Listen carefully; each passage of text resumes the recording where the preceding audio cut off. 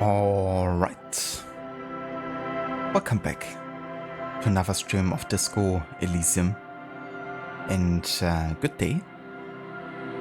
Today we're going to continue with where we left off last time, where we had some major breakthroughs of the Hardy Boys and them essentially giving in to the truth and telling us basically about the 8th Hardy Boy, the Instigator.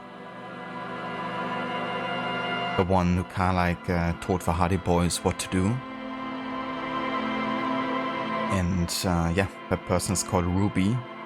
And we have to basically search the coastline to see where she might be hiding, because she will be an essential suspect. If not, you know, the shooter herself.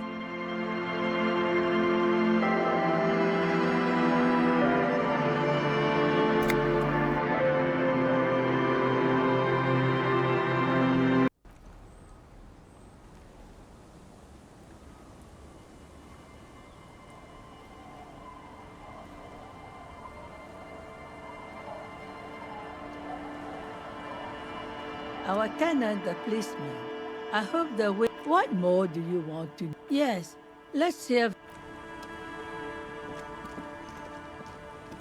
The scruffy-haired little boy kicks a stone while the other watches him do it.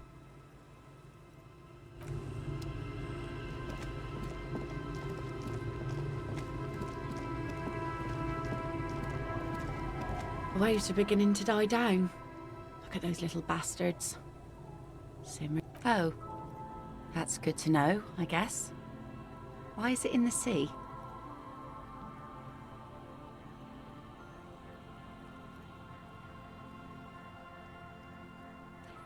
Yeah. Let's just be truthful. This calls for a funeral, if you ask me.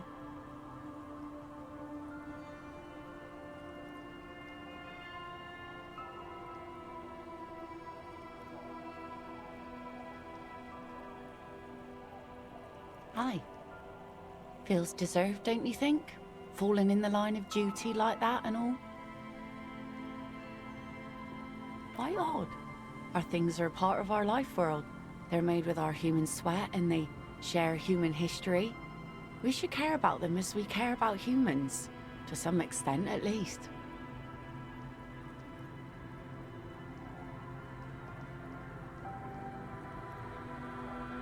Oh yeah? You won't even be able to get it out of the water before early June. And where are you going to bury it?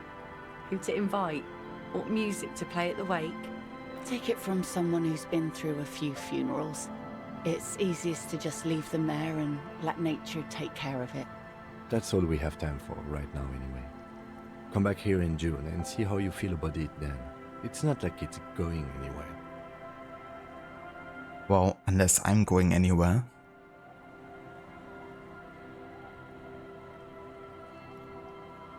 Absolutely. Things like what, for example? Oh? Who? Okay. When did this... Oh. I've been out on the sea for... Yes, sorry I couldn't help you out. Well, how can I assist you then, officer?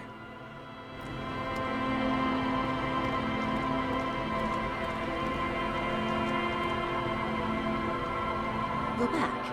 Good. What can I help you with? You have? And how did you like Mr. Clare? Finally, time to choose sides.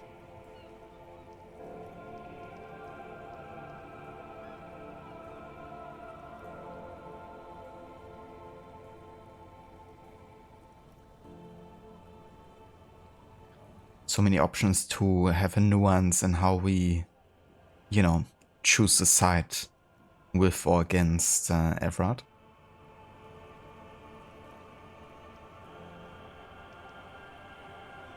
But I've been always taking a very neutral stance, you know. Especially when it came to like talking to either side. If I'm talking to like Kim, I might give a different answer. But we have to stay neutral, I think, in this investigation. It's not really about us, it's about like trying to solve a case. And we don't really do us any favor by choosing sides. But not choosing a side can also be a huge disfavor, of course, depending on the situation and who you have to deal with. You know, standing with Efrat might make some parts of the investigation a lot easier, because he might give you like advice or information that he clearly has, given how well connected he is. And yeah, it would be interesting to actually see like if you could go that path, you know, like fully embrace like the worker side of you. Kind of like side with Revel in a way. And the main organization behind it.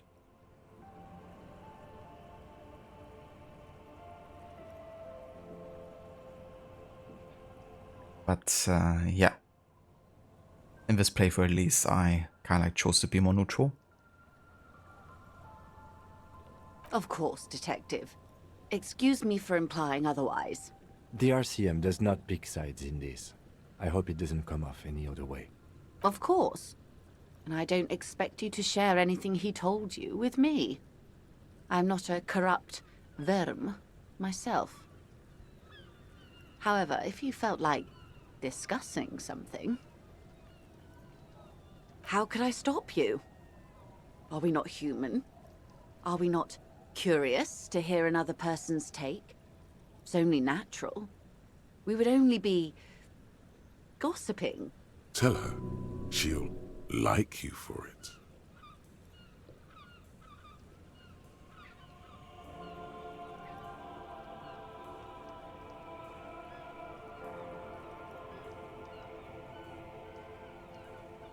Of course, Detective.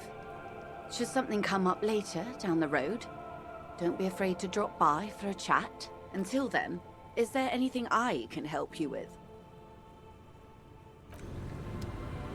Actually, hold on. You're back. Good. What can I help you with? Yeah, I guess she doesn't or hasn't seen anyone.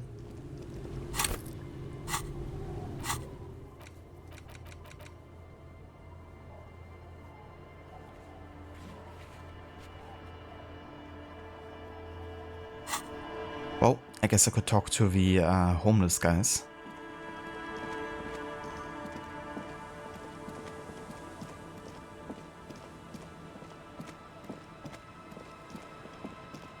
He must like wait for me. He's pretty fast. What wonders you can perform if you're not like drinking heavily all day long.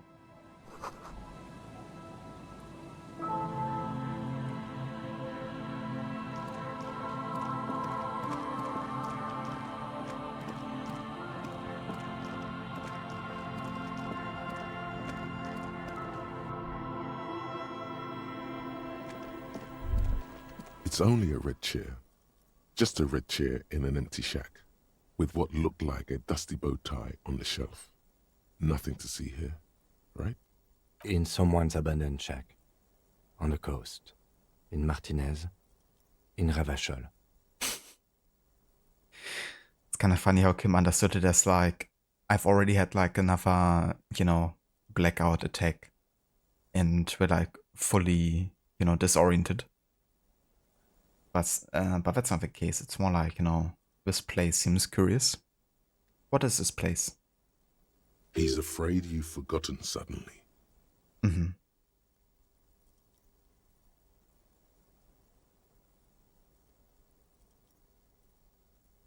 Here. I don't see signs of recent habitation. This place is abandoned. See? He doesn't like the vibration from the red chair either. Nothing. It's just a piece of furniture. Red paint is peeling off it. Looks like blood, no? Okay, it's just an abandoned shack. All we know. Fair enough.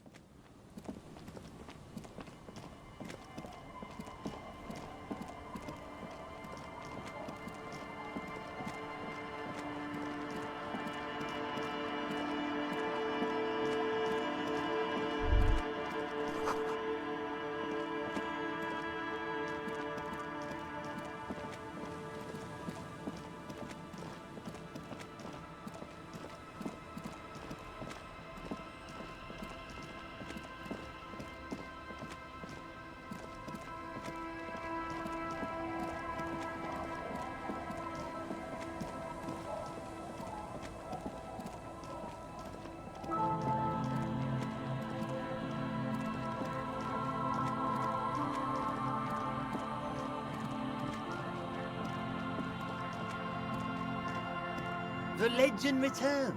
You know the dance. Smokable smokes, pissable pilsner. Drink it, then convert it to piss. And there's spirits and speed too. My kind of guy. Here you go, friend.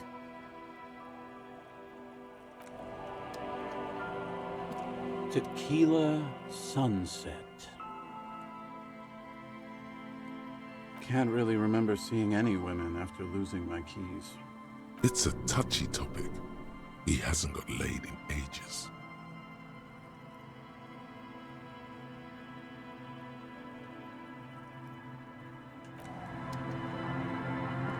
Time to call Abigail. Abigail? Abigail, where are you? Time to call Abigail. He's fine. Okay, so it seems like nobody knows here. I guess I have to go maybe look for the scientists further north, if it's still there.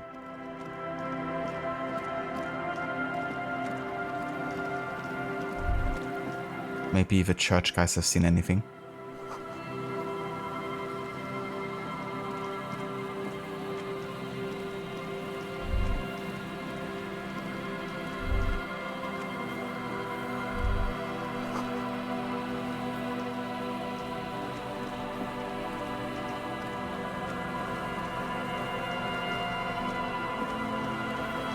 Hello again.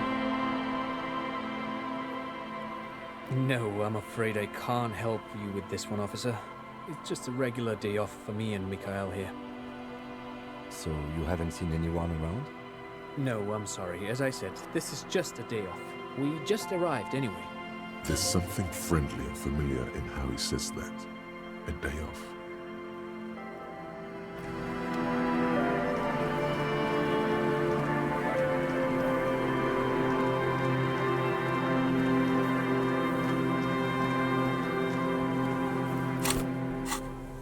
Okay, let's also change our look. I'm just going with a look more than kind of like the stats.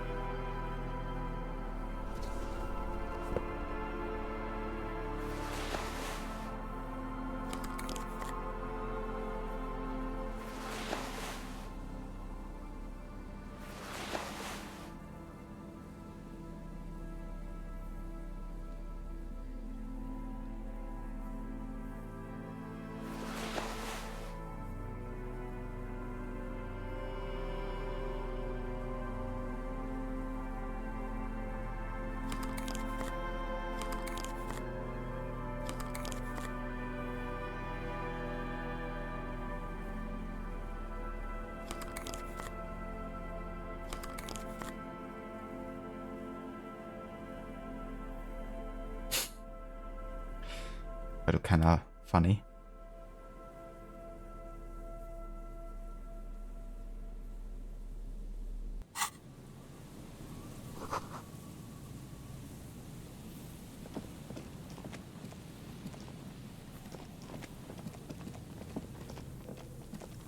A metal payphone under a yellow plastic dome. You could use it to call someone, unless you're out of change. You hear the tone. The machine is inoperable. Calling. Still calling. This feels wrong. Should you be doing this? End of tone. Someone picks up. Pierre? Is that you, Pierre?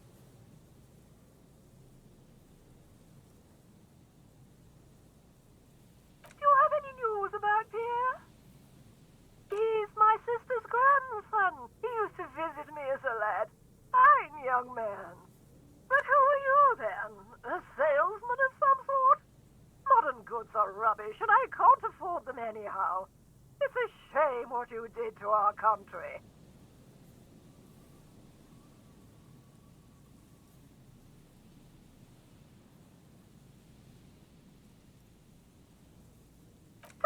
hell with the police. To hell with you. Her voice is drowned in white noise. Sounds like waves washing a beach, growing in volume until the call suddenly disconnects. You get a sinking feeling. It makes you look if Lieutenant Kitsuragi overheard you. To your relief, he did not. Would be kind of like funny to just call random numbers over and over, like during the night when Kim has said goodbye. There's like quite a few things you could do in the night while Kim is asleep, but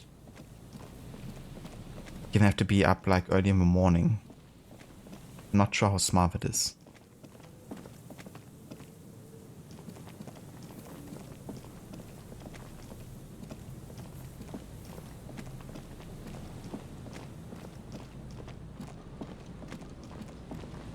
There's some tear, an empty cigarette package, and a crumpled kebab wrapper. 2 empty bottles of Tallulah vodka and a can of black potent porter is all you find. No, there's more in there. Livis strawberry liquor, plus some Pilsner bottles too. Better not pick them up.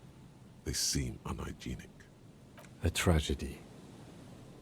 He shakes his head with genuine sadness.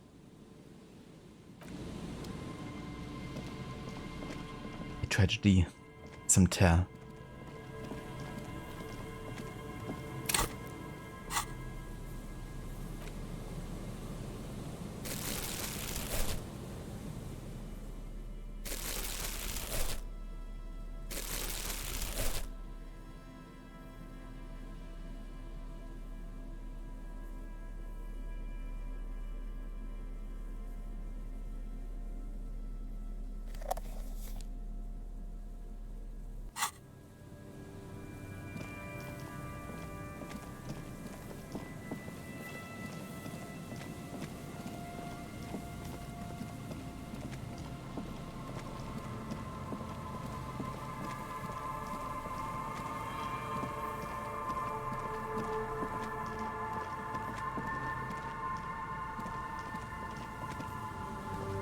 You see, a slogan used to intertwine with, above the mural, a collapsed roof, broken windows set in walls that are cracking and will soon also fall, and the coastal breeze rustling and sighing in the remains of the edifice.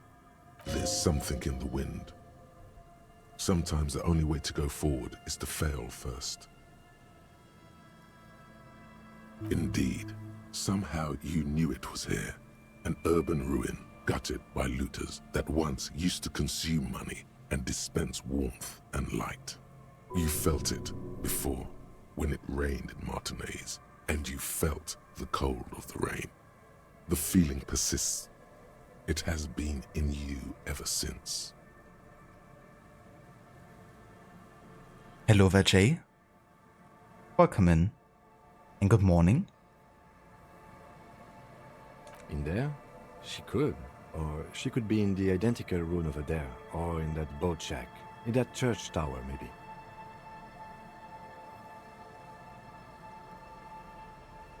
Listen to the wind. A 3% chance though.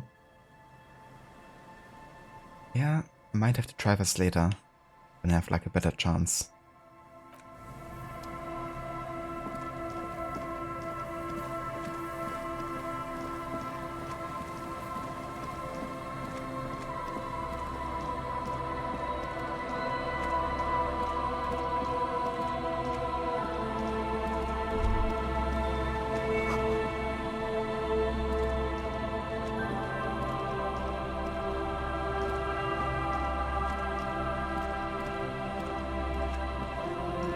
This is the trap Morel just set. Checking it over, he said, is just a technicality.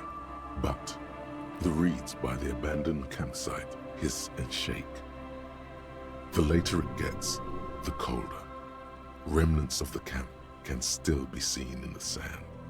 The fire that's gone out. You feel strange, somehow. This trap is also full of panicked locusts. No sign of any cryptozoological beast inside.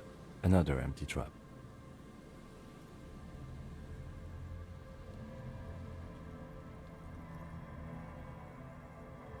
Neither does The lieutenant, he just raises his collar.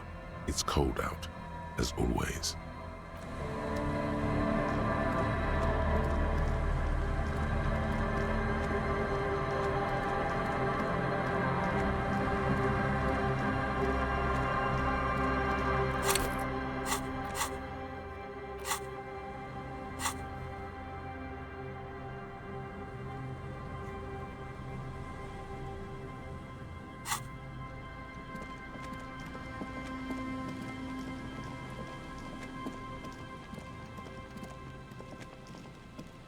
This trap's not too hard to spot, once you know what to look for. Keeping it hidden has not been a priority for the cryptozoologist. Hello, Val Grace. Welcome in. Wie geht's? Wie steht's? Ich hoffe, du hast einen guten Tag. Und ja, bei mir ist alles gut. Ich habe heute einen entspannten Tag. Behind you, the ruins of a residential building rise over the reeds, shielding them from the wind. The reeds rustle confidently. When this district was booming, the reeds were kept at bay. Nothing obscured the freshly painted facades. Nowhere for drunks and adventurous teenagers to hide. Now only the wind blows. Nothing but locusts in this trap as well. Definitely no cryptozoological monstrosity. Empty as all of them. One more of these and we're done.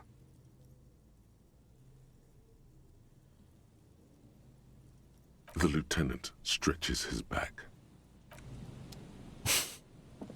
Poor Kim is being made to come with me to check all of these traps here of like invisible monsters that probably don't exist. Can't blame him. A scattering of bullet holes is spread across the cracked wall, reaching from one corner to the other.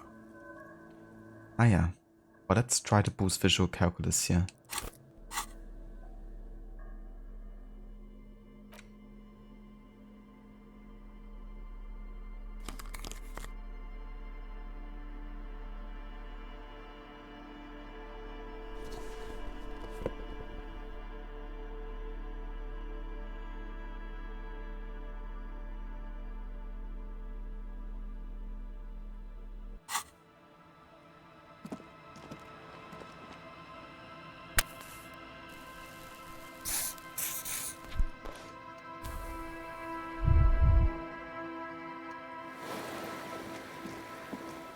A scattering of bullet holes is spread across the cracked wall, reaching from one corner to the other. Yeah, that's definitely a lot better.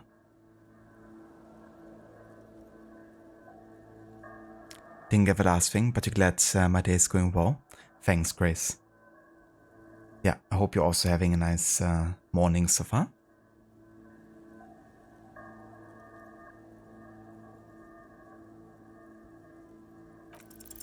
A row of ghostly shades stand facing the wall. There are many of them, a dozen at least, their heads lowered and eyes blindfolded. It's quiet, no sound, no movement.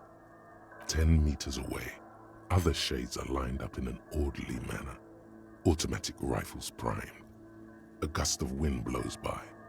The coats of the firing squad flap slowly in the breeze. A single person stands on the side. An execution. And as far as we know, such a rifle was used to kill the victim that was hanged. So, given how important this kind of like history is about the, revolution and this kind of bloody conflict, it could definitely be kind of like something that lies all that way back, that our suspect is like politically motivated in a way, because the mercenaries, stand for the Wild Pine / the companies, I guess, because they're being paid by them to, kind of like establish their power and order towards a working class. So maybe one of the persons who has been executed here is like a relative of our suspect. Like a parent or a grandfather, mother, whatever. Who knows?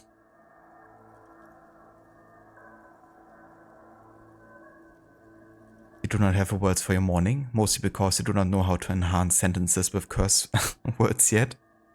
As is kalt is not a sufficient complaint. I gotcha. Yeah, I know how that can be like, especially right now. It's been getting quite cold over here. So we don't have the heater on, then it's gonna be definitely a bit on a colder side here in the apartment. I do actually right now not have the heater on. But that's mostly because today is a bit milder than it has been the past couple of days.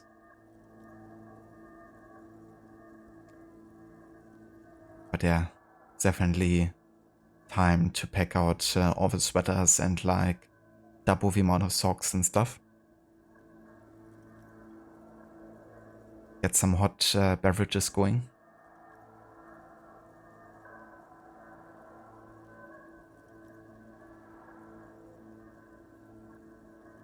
The sun blazes high up in the sky, baking the planks, the sand, your skin. The order was carried out in the afternoon. A long time has passed since the moment of this fusillading. Rain and brine have since washed all the blood away. Not a trace remains. The abundance of bullet holes leads to two options.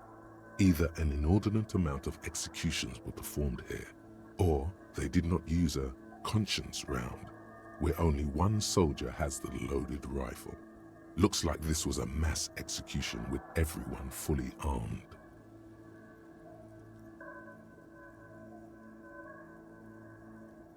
Get a really significant temperature drop overnight, so you woke up very cozy in your bed in a cold room, which you love except when you had to actually get out of your bed, which you do not love. Understandable. Yeah, I do like that sensation as well of like having, you know, a nice cold room and like lots of fresh air. But like, you know, a nice warm bed. We did also kind of like took out our like actual winter blankets, I guess. Because when we have like double the amount of blankets on like one, because you can like take them off, I guess. So it becomes like half of a blanket basically from like its thickness. And it's really good for like summertime, but when in winter, it really helps to kind of like keep warm. But yeah, it doesn't change the fact that you have to still get, you know, out of the bed into the cold room eventually.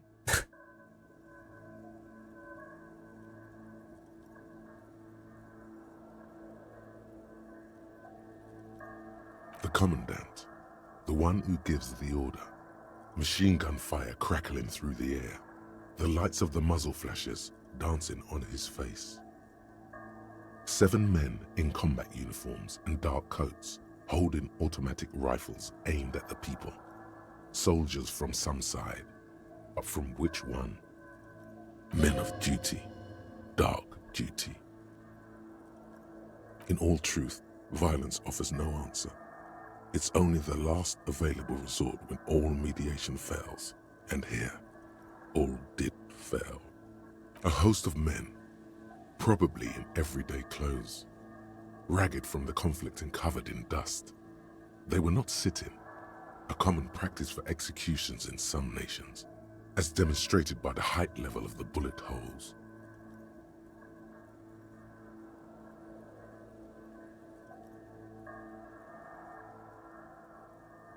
Being in a warm bed in a cold room is the best, but then having to go walk around in the cold is unacceptable.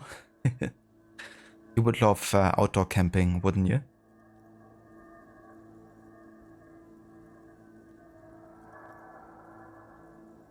Yeah, that honestly wasn't my favorite as like a kid. Like sometimes it was, you know, exciting and nice. But mostly like in the summertime, but when it gets like, you know, a bit on the colder side. And then like, you know, rain may be happening on top. That's definitely the best sleeping experience. The only thing topping that is like when you actually have like a slight angle, you know, like the ground you're on is like not entirely like flat.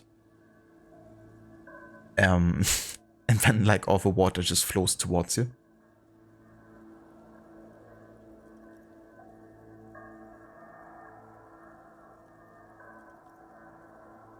They stand, facing the wall.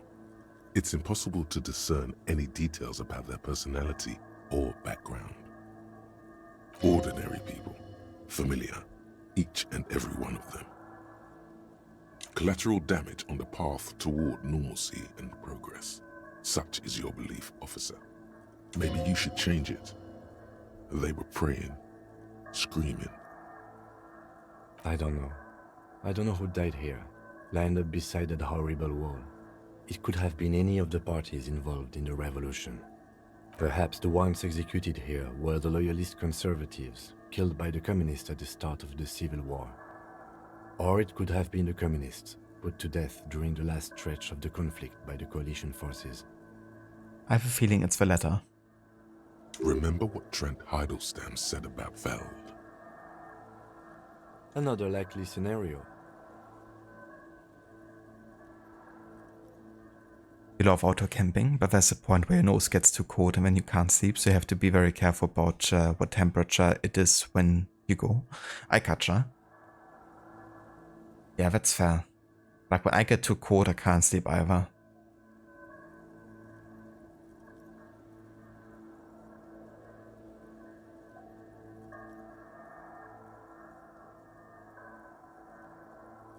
Yeah. It's very unlikely the coalition forces were the ones who died here. They were always the last ones against the wall. To be honest, if a coalition member was anyone in this situation, it was a commandant, the superior giving the orders. A cold sea wind blows away the figures. Behind this building, the other one, once filled with engineers and designers of Feld Electric, now collapsed and dead, but for some rats. You feel drawn, for some reason, to the faded mural again.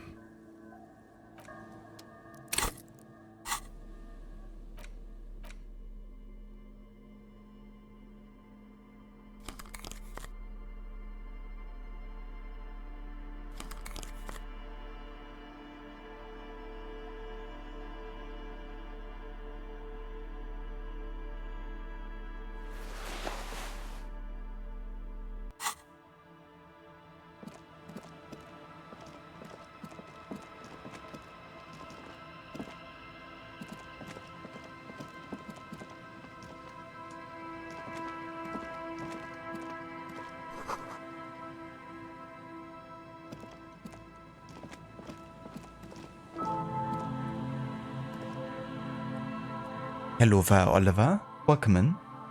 Guten Tag. There's no way the perp isn't here, officer. Look how scarred the boards are. All attempts to pry them off have failed. Can I try to get involved? Not this time. The opposition is insurmountable, but I like the spirit. Have some points. It's lonely and cold without points. Well, as long as I have points, I guess. And dangerous. Dangerous too. The suspect? God, I hope not. I can't see a way in, though many have tried.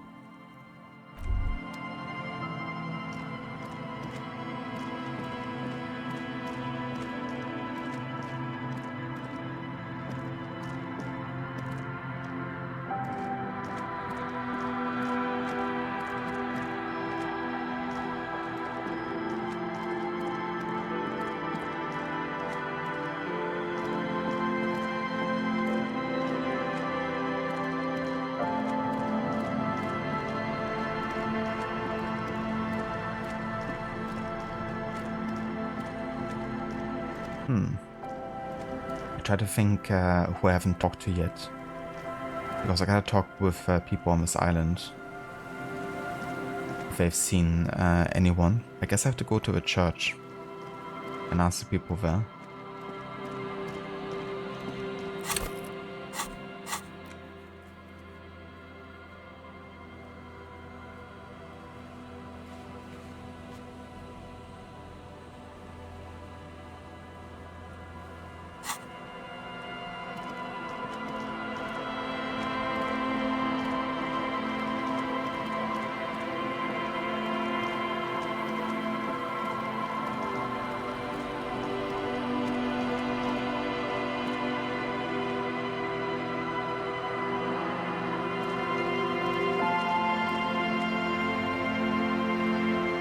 That sounds like a nice idea, Grace. Get like a pop-up camper. It's been a while since I actually went camping. We usually did it in like Sweden and Norway. But yeah, it was definitely like a nice element about it. Like sleeping not in the confines of like wards, I guess.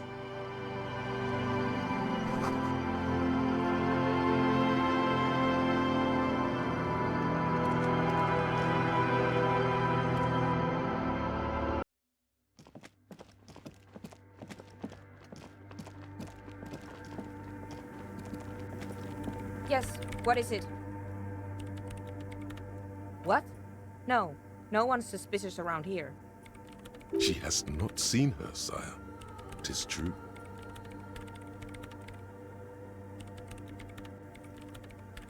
I don't want to make anything work.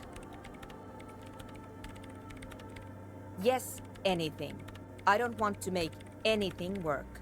It's not the anodic dance music that's made her bitter. It's the failure of Fortress Accident. That's right.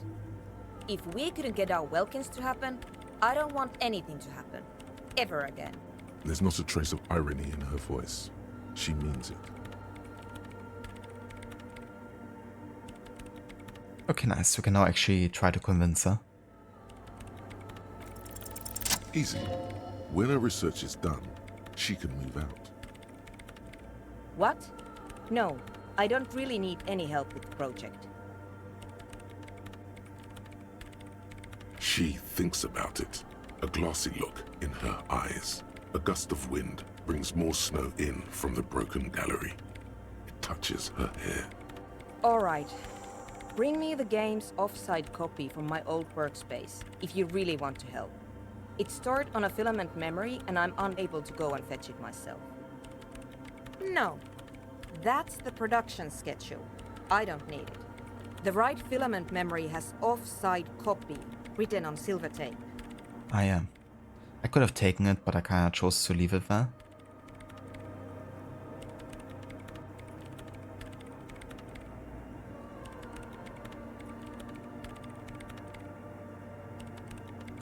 Yeah, that's not a bad idea either. Like getting a cabin. It's still like, you know, very, very much like based in nature most of the time, I guess.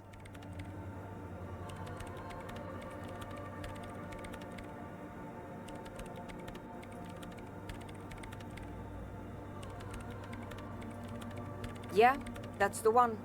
You can get in through the bookshop. You just have to do some explaining to the bookstore lady. Good. Then you might know the giant ice bear fridge in the building's cellar. The filament is inside the fridge. Just go and get it. In the giant ice bear fridge. I just told you. It has red glowing eyes. It's impossible to miss. You just need to get the offside copy from the ice bear. Wait. A note from whom? Did it specify where they took the filament memory?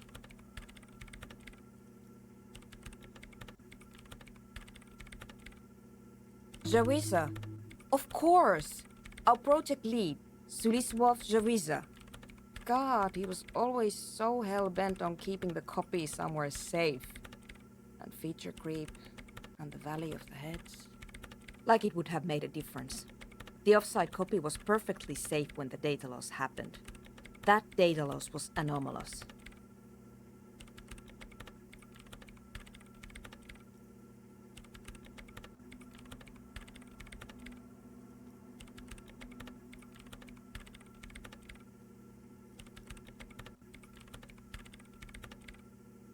I mean, that sounds really nice, Grace, you know, like being on top of a beach, basically. And getting to go to the, you know, seaside anytime. I love it. I wouldn't mind actually, you know, living really close to the ocean at some point. At least for a while. And the heads. I won't even get into the heads. Millions of them. Go find that copy from that ice cream maker, will you? Thanks. Valley of 1,000 Heads. You like the sound of that. This is getting ridiculous. Can't you just defrost it? Or, I don't know. I don't know about the ice cream maker. Just figure something out. There's a solution, but she doesn't want to hand it over to you yet.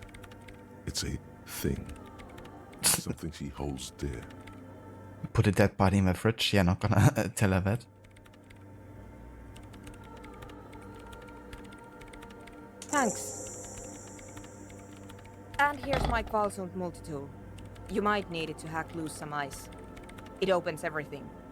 If you get me the offsite copy, then you can keep the Qualsund. Ah, interesting. So I guess like defrosting it like I did was one way. But this, you know, will guarantee opening it pretty much. It hurts a bit for her to say this. She's not too happy to be parting with the Kvalsund. This glorious multi-tool makes a regular pry bar completely obsolete.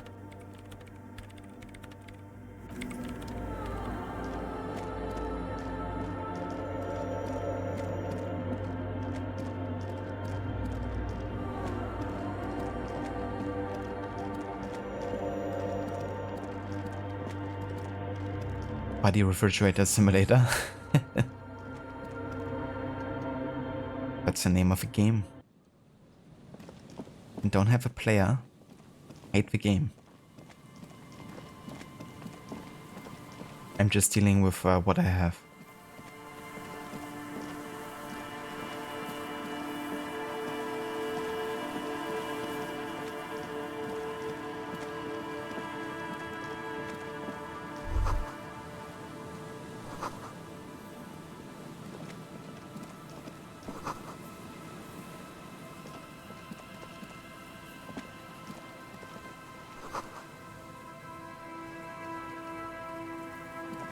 An old door, worn by elements, guards the depot.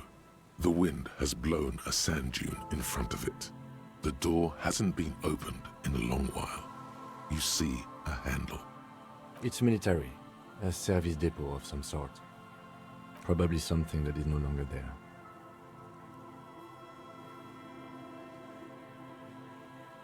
You have a lazy first part of a day today. I mean, that's not a bad start into the day sometimes, you know, where you can just like do what you want for a bit. It's one of those days for me today as well. Had some pretty busy 2 days behind me, but yeah, today's pretty chill. So looking forward to just, you know, play some games and some other fun stuff.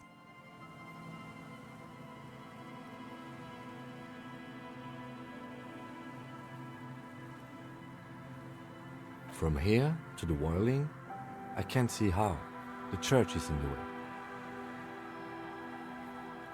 I got you, Oliver. Yeah, that's definitely fair if you have to like work outside or like spend some time outside.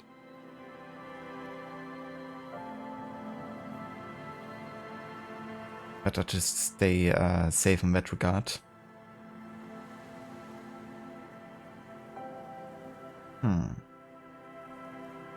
I wonder if I can actually use the pry bar to open this that she gave me. Would be funny if I actually end up breaking it. Because then I would have to use the defrosting method to get the filament.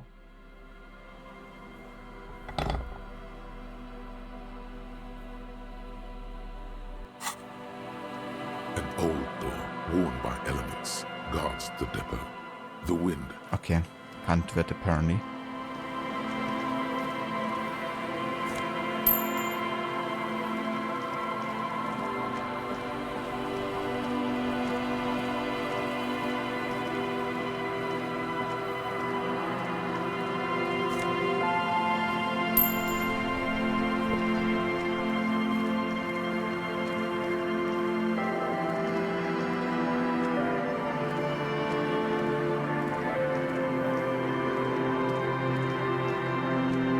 Takes you a moment, but finally you spot the last of Morel's traps.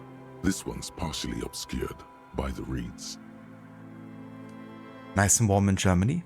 Not quite. We had also like really close to freezing temperatures here. Definitely felt like minus degrees. But it was like 0 to 5 most of the time. But yeah, in the next couple of days in Germany, it's gonna be like rainy snow, I guess. And like sunshine, pretty mixed. Like -2 to 6 plus degrees.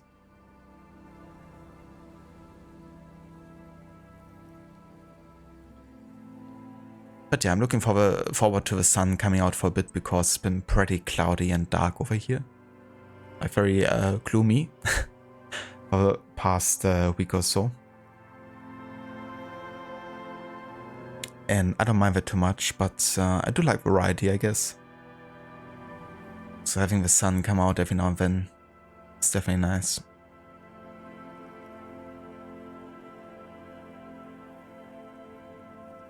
Same here, rainy snow and temperature, November 100, yeah.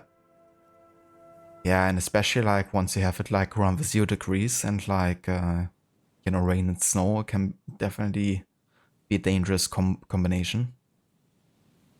Especially if you then have lots of rain and then like freezing temperatures.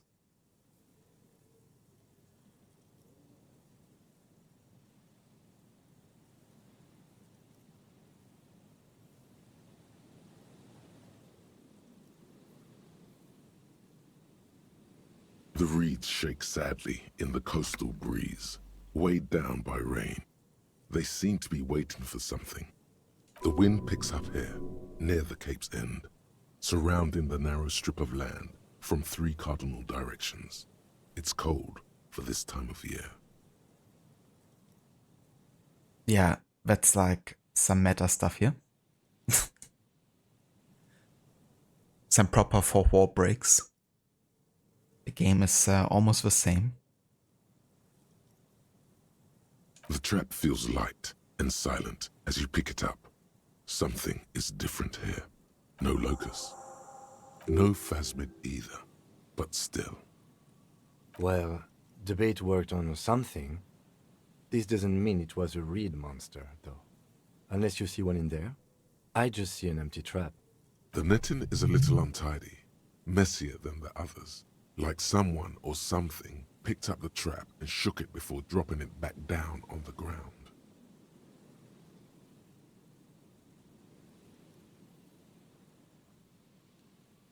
Perhaps our cryptozoologists have competition in the form of an actual entomologist, or someone else is sabotaging them. I could present more theories, but then I would be taking this on as a case, which I'm not. It's kind of funny how Kim gets more and more invested and interested in this, even though he doesn't want to admit it. But given that he already spent time on this, he's like, okay, might as well, you know, show some interest just to prove that I'm in the right.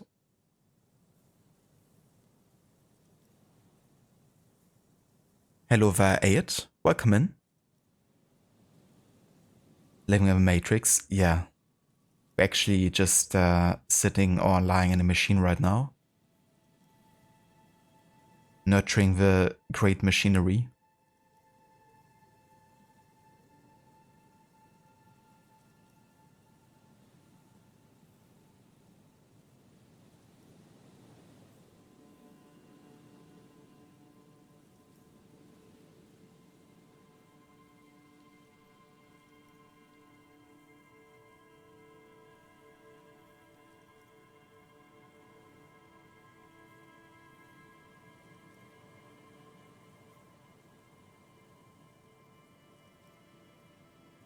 We did, sort of, promise to tell them, didn't we?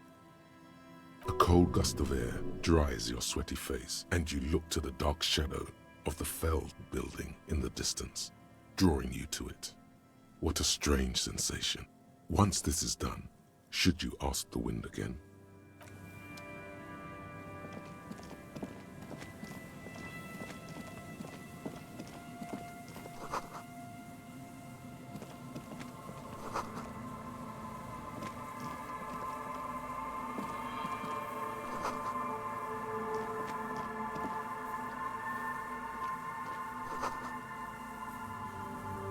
A letter? For me? A rusty letter.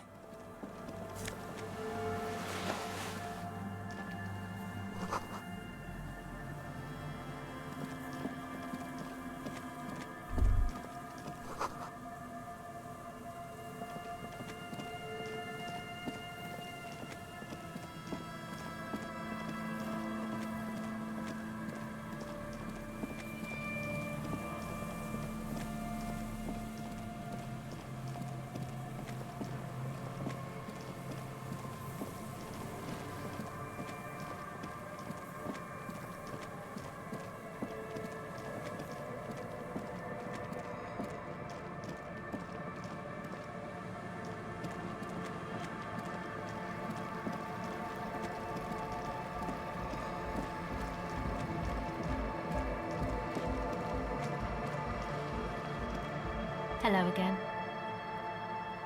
No, Just no? it's pretty desolate here. I only hear the dogs bark at night and see the shadows move down the coast. Superstition. We can turn the grim desolation into a fun dance club and thus also help turn this hellhole around.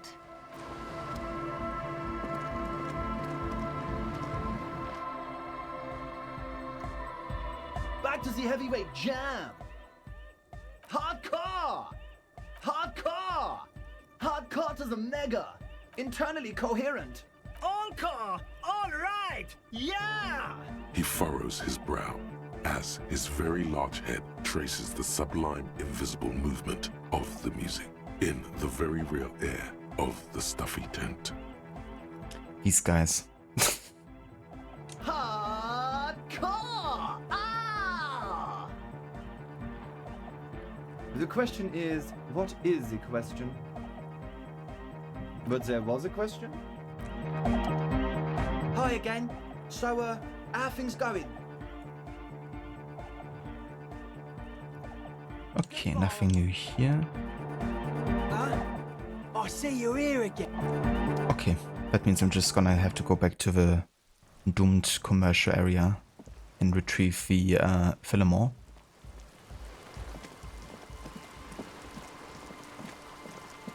But yeah, it seems like really nobody on the island that I can talk to right now knows anything about Ruby. Unless I missed anyone.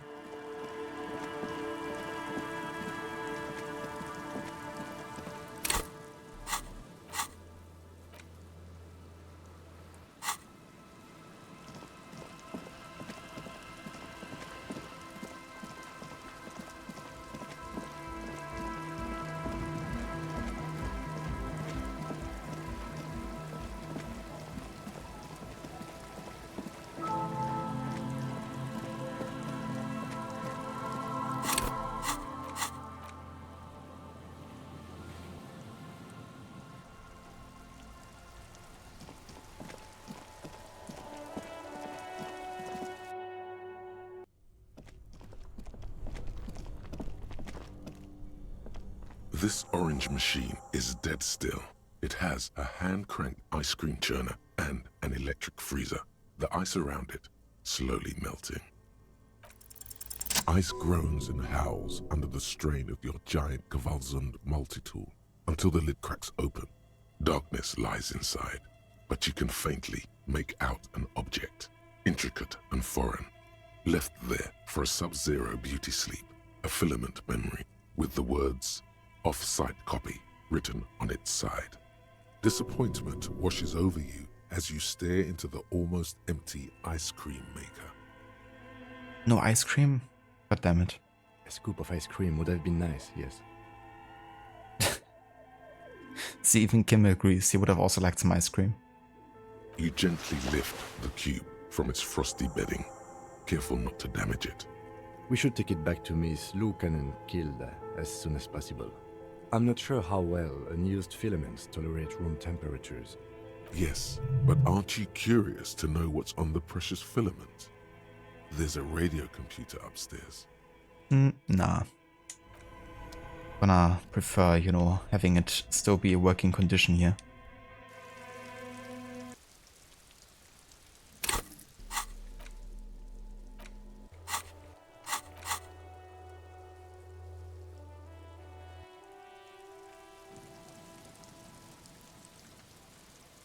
Yeah, why is there like no ice cream in the ice cream maker?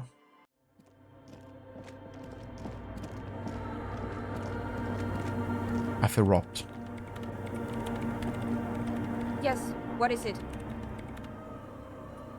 Yes? Thanks. Looks like it's the one. Now I'm going to print it out to see what's left of it. Wait, no. That's dangerous. She shouldn't do it. I have a theory. Lintel was able to divine the location of the anomaly from this broken copy.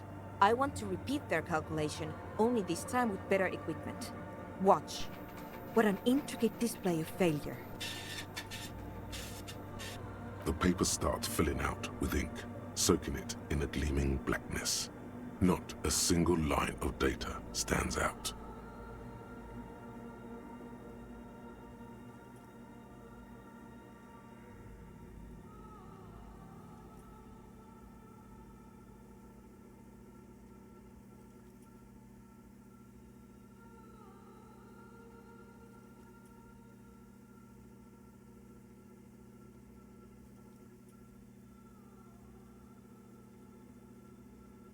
Sona doesn't reply, her hands running over the printout.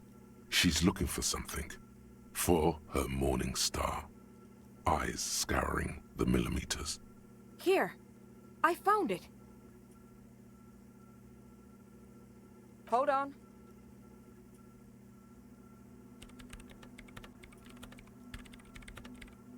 Just give me a second. I'm almost... I've never witnessed a programmer work before. Kim being such a fanboy right now. He's like, this is so exciting. Done. I've got it. I found the location of the anomaly.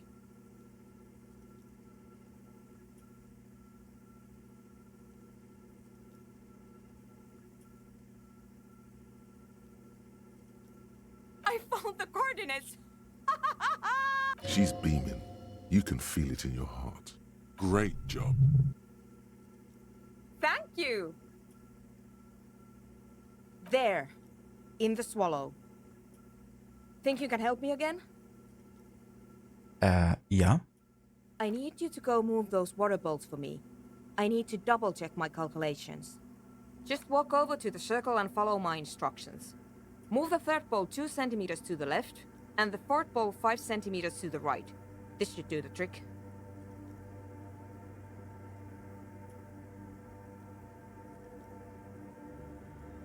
Thanks.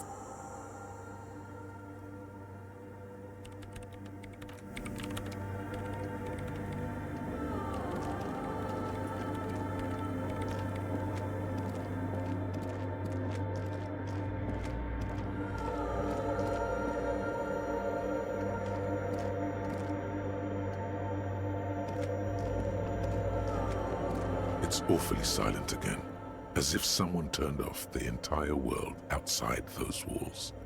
Water inside the bowls stands still. Measurements have been marked down around the bowls, each chalk-drawn line representing a centimeter on the floor.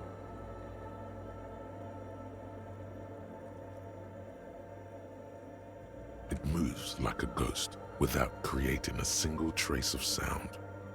Some water spills out of the bowl, wetting the floor.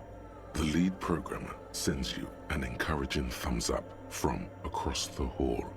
Time to run back, or maybe walk. This is a sacred place after all.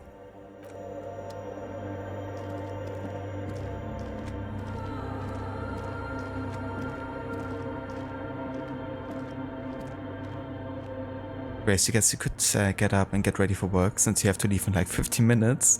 That definitely fair, Grace. Yeah, you do that. Get ready and everything. And I definitely hope you have a good start into your day. And yeah, hope you have a good one. Thank you also for being here and for saying hello so early in the morning.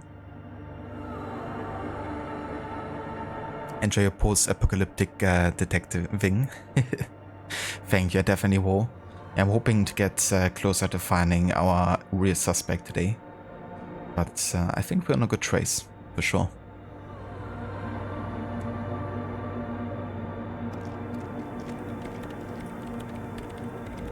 Yes, what is it? Great. Everything should be aligned now. Miss Know-It-All is hesitating. Yeah, nothing. Now the only thing left to do is to unmute the headphones. If we got the location right, we should then be able to hear whatever sound this anomaly makes. Honestly, I'm a little scared. I don't know. That's what I'm scared of. I don't know. It could be anything.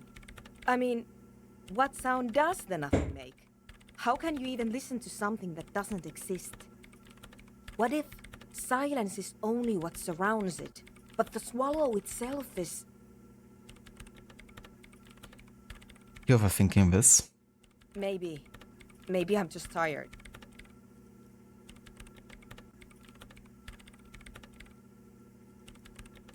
Ava Ogoki, welcome in.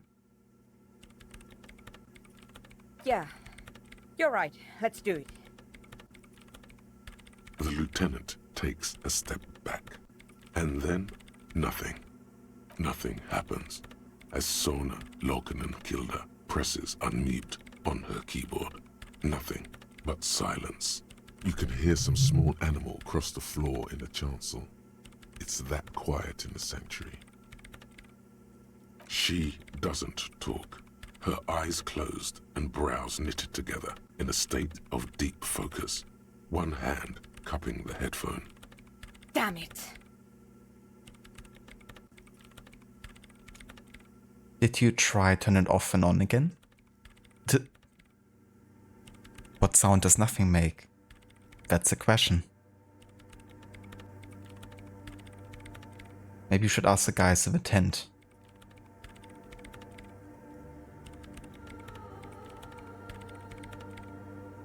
No, of course not. Nothing happened. Let's move on. Despite her fear, she was hoping for something extraordinary to take place. No. No. My hypothesis was wrong. According to this, I should have heard something, if I got the coordinates right. Like I said, silence is only what surrounds it. But this is just another failure. Silence sounds like silence. That's all it is. You can try on the headphones. See if you can hear anything. But don't get your hopes up. Silence is silence? You're sure there's more to it? This can't be it. You should have a listen.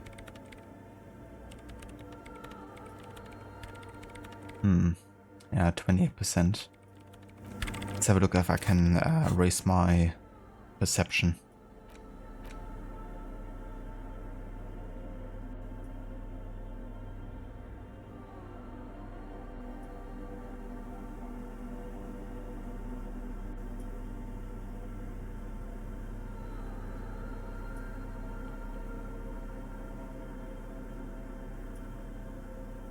Well, I guess not really.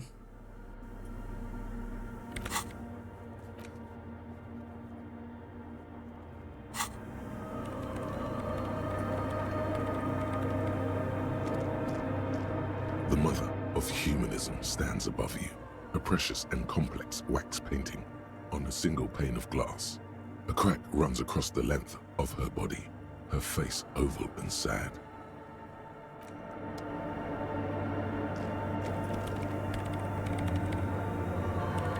But yeah, I'm not sure if that's another way of like raising the chance for now, so I might as well just try this and then get to try again Yes. at a later point. Everything disappears. You are draped in silence like a drowning man staring into his puny little headspace. Damn, we actually succeeded. I didn't expect that.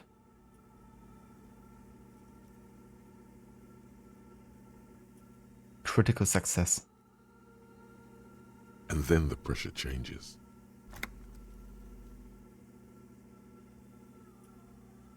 It feels like flying on an aerostatic, or when your ears pop, or like a subtle difference in the atmosphere, a weather change hanging in the air.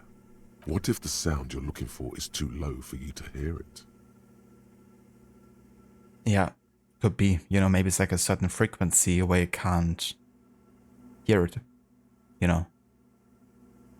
Especially if you maybe have like a system that, you know, doesn't allow you to listen to like all frequencies fully.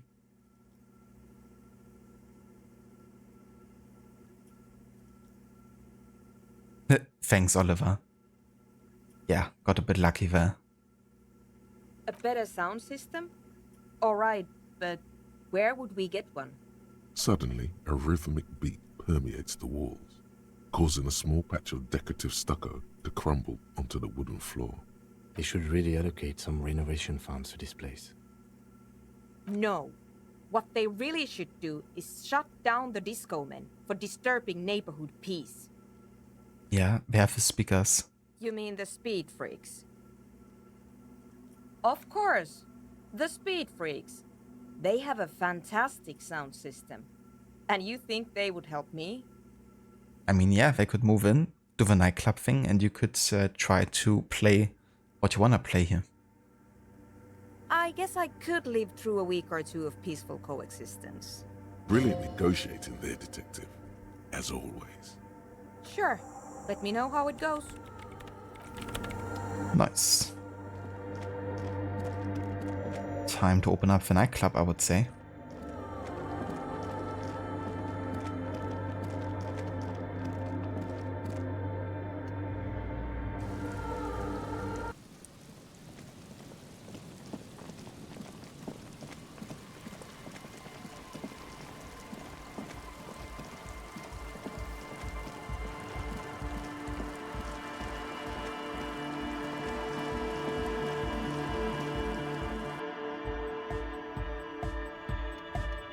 We're close.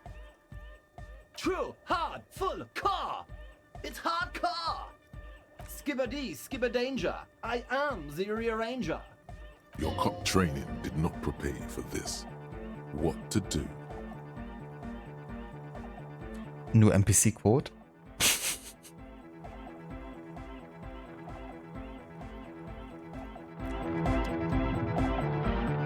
Hi again. So, how are things going? Yes?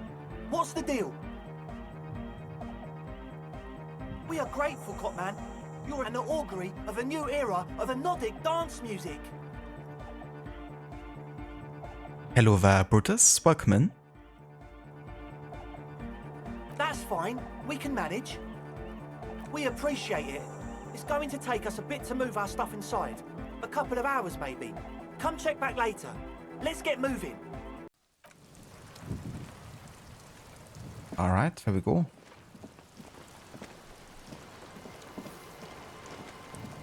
Let them not remain motionless. Let them not corrupt. Oh yeah, I'm not gonna be motionless. Got out of a tent into the church now. Opening up a nightclub. They're gonna be moving all night long. Hello there, Dr. Darling. Welcome in. Run! Go! Get to the chopper! Head to the church.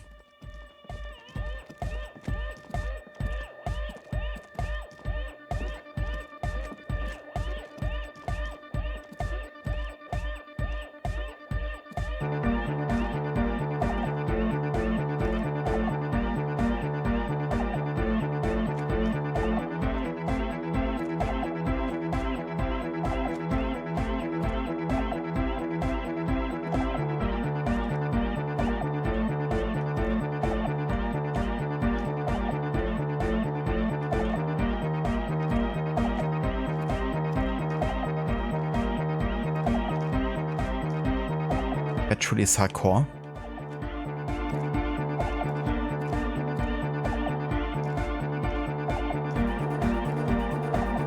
Motionless in a snowstorm.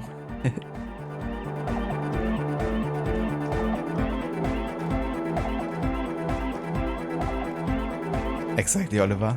Classic Arnie. Yeah, it's all set up, man. Can you already imagine 1,000 people in here? 10,000? Ecstatic vibrations, totally transcendent. And I've finished setting up the new compressor too. Now the only thing left to do is the name of the club. Will you do the honours, detective?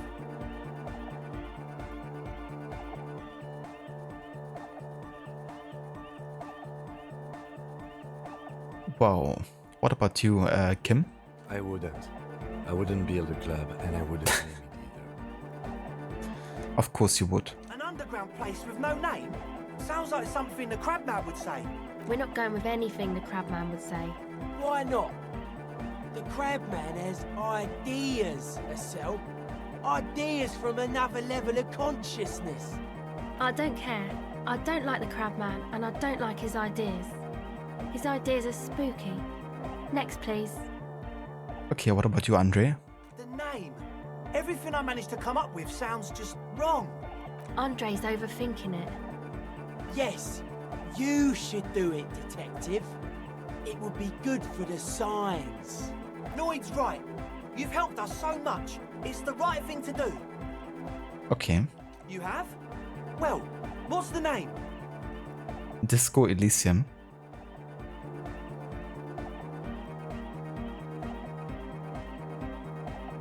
So I can actually name this place Disco Elysium. I kinda have to. Like that DeLorean word for the world, you mean? Elysium. But Disco Elysium? Isn't it wacky? Disco's kind of gone, isn't it? Forgotten. The past is the future, but the future is dead. No, it's beautiful. Beautiful and brave. Like we want it to be. And short. And memorable. Well, I didn't think that Disco Elysium was meant to be this place. Potentially, at least. It's settled then. Everyone welcome to Disco Elysium.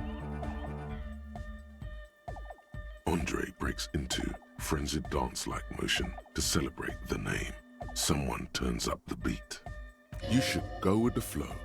Join in on the experience. Well, start tapping your foot, I guess. It feels good. It feels right. But what is this? What is this thing that Andre is doing with his limbs? What are you doing, Andre? What is this? This is hardcore.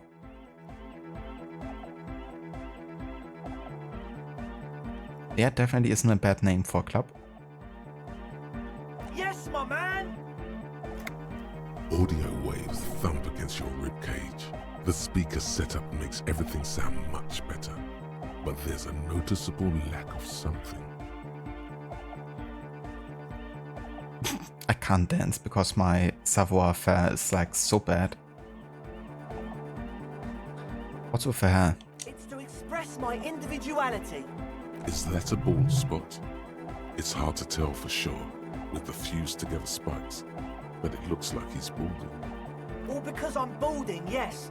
I want to fuse the remains of my hair together before it leaves me. I want to show my hair. I don't give a fuck how old you think I am. I'm 20. Not 20. He's probably more like in his late 30s.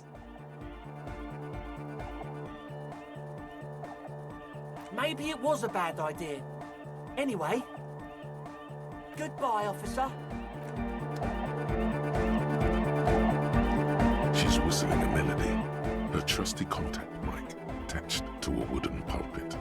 At the sound of your footsteps, she stops what she was doing and turns to you. Hey there.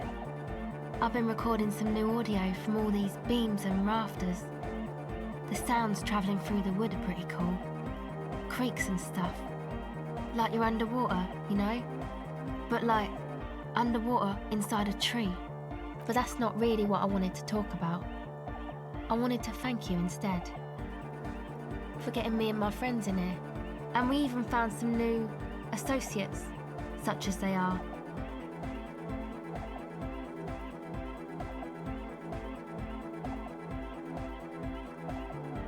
Good, I think. Noid is getting a read on the place. I think he finds the carpentry very impressive. Andre's been setting up the compressor and dancing. Egghead's been keeping the party up. He's got the stage under control.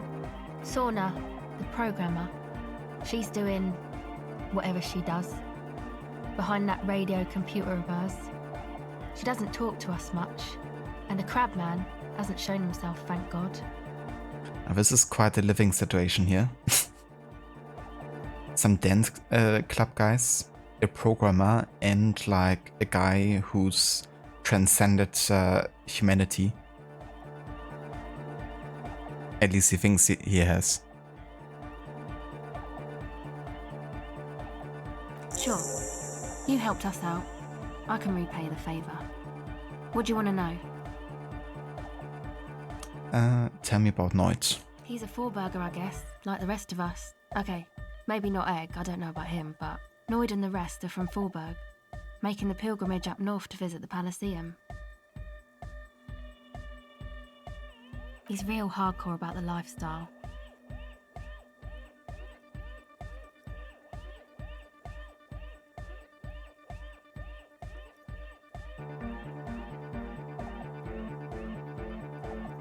What do you mean do? Like for a living? I meant for breakfast. He's a carpenter, trained and all. He's very good, he just doesn't have the mindset to work like that, in a shop somewhere. Party, hardcore. Very hardcore, much party. He abides by the hardcore, sir. You would have to ask him yourself. See, what did I say? Sir, I abide by the law. A strange feeling. Every now and then, something feels off about the way she speaks. She doesn't change tone, but you feel as though there's more about her than she lets on. I don't know, Inland Empire, maybe it could be, what would you say, sarcasm? Irony? Foreign concepts. That's why it's called Inland Empire, yet not Outland Empire.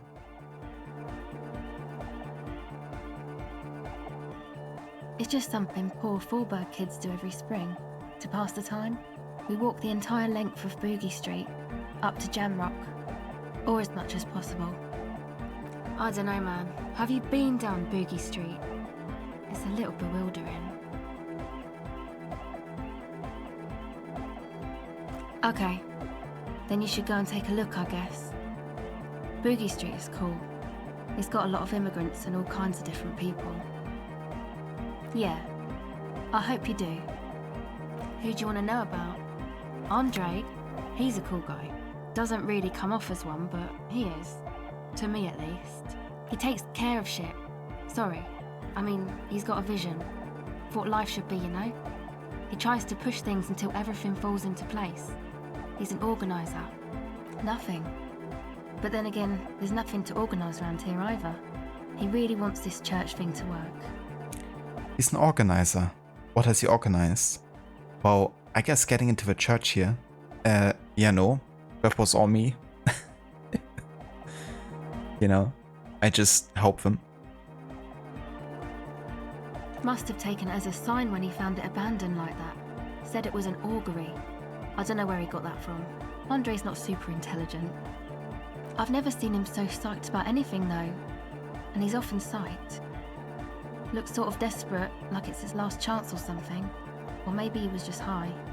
I mean, not that he does drugs, just high, you know.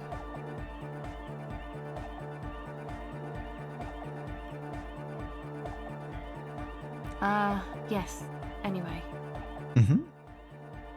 Yes. Who do you want to know about? What do you mean? Actually, we don't know where he's from, or who he is, really. Well, according to his accent, he's very likely from a German country, or German-speaking country. One time we were out partying somewhere in backwater Forberg.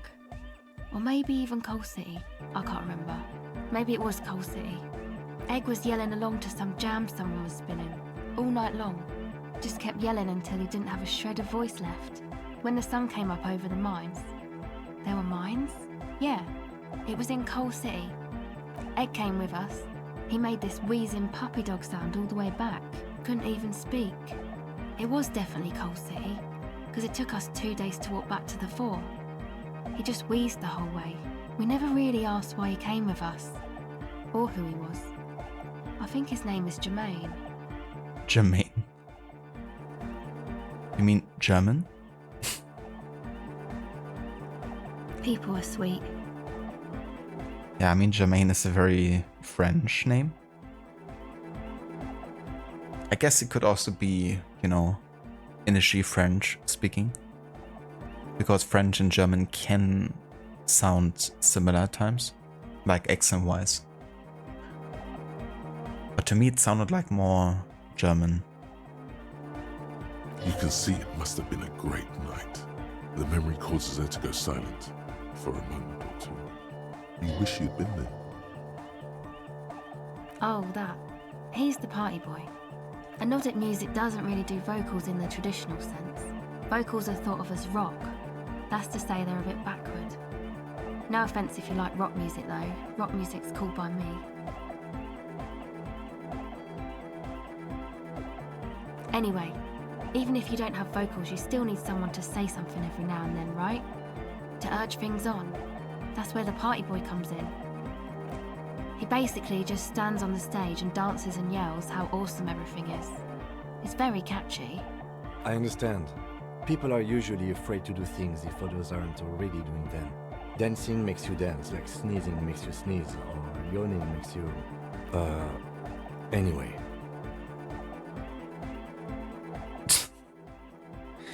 Kim being embarrassed. Who do you want to know about? Oh, the crab man. Still gives me the creeps the way he moves. But he doesn't actually come down that much, just climbs around the rafters. I just tried to stay away from the crab man. But he talks to Noid. They seem to have some thing going on. Beats me. Noid said they get along somehow. They're both crazy enough, I guess. Who knows? He doesn't really answer our questions, see? Not that it's easy to ask them. What are we supposed to do, yell up at the tower? Who do you want to know about? Ah, she's a bit odd, I have to say. Doesn't talk much. I'm not really sure how to vibe with her, you know? Seems like she's not in a very good mood most of the time. But earlier today she told me about Welkins? And she seemed oddly happy, like she had some idea with those little creatures. Some artistic idea. I didn't really listen, I was busy with my mic. Me? Again? Yes, better that way. Sure. Okay. That's everything here. You got us in, cop! I can't believe you got us in! With wonder in his sharp eyes. Between you and me, I don't know if you've noticed this about me. I'm a little suspicious of authority. But you really came through for the hardcore underground. Yes, you really came through for the hardcore underground. How come? Andre is busy cutting some slightly less lame, but still quite ungainly shapes on the church floor, sweating profusely. Estelle using her contact mic to listen to a tree underwater. The one with the large head is blasting the dance track on repeat, while the stained glass window behind him is rattling from the bass.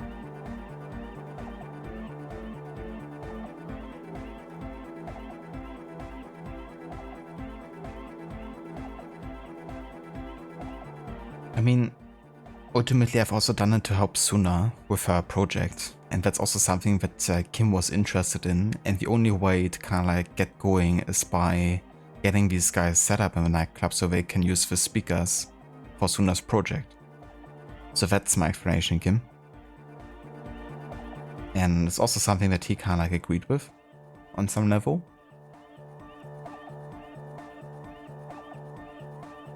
But yeah, that's not an option here, you know, to say that we did it for Suna.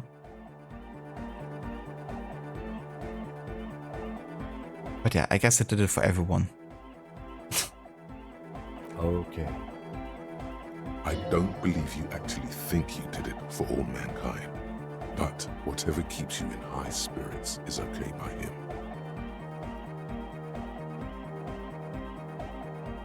It's a miracle of carpentry. Dead bodies carved into total shapes. Now it can be something more. I don't say much anything as a carpenter anymore. They tried to make me into a reckoner and a leveller. Made me a bit manic, you know. I regret the time I dedicated to that profession. And that worker collective. I say things more as a member of the hardcore side dance community these days. Why? You're a cop. I carry carpentry tools. That's right. The first settlers built it, plus 6 more like it, on the coast here. Was one of the first things they did. Must have been really scared of something, but I understand. Alone on an uninhabited archipelago, forced to face themselves and nature. Pre-industrial quantities of solitude.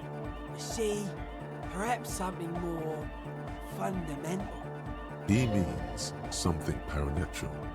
He must... I would want to build a safe place for myself and my own as well.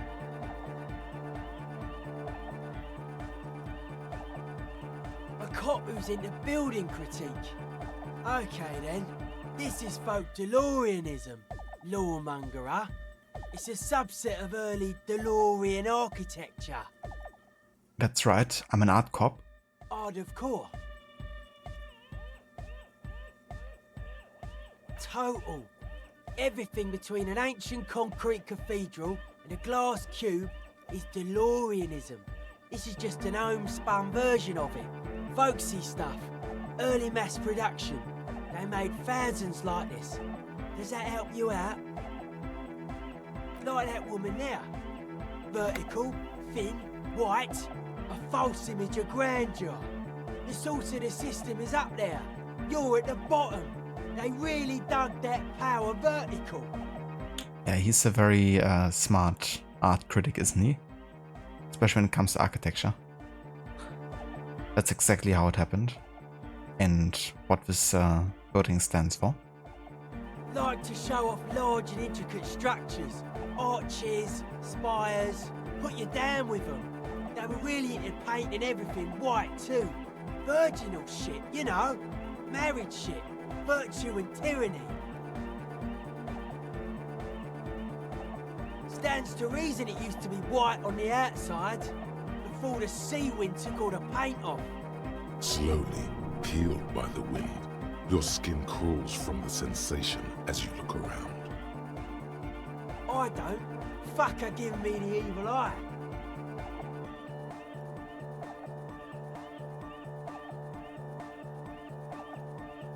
Mind your words. That's the Innocence Dolores DE. You defend her, law minion. She was a mass murderer. What's up with that? Mellow, man, mellow. No one's a mass murderer. This is a house of love. Mass murder on the floor.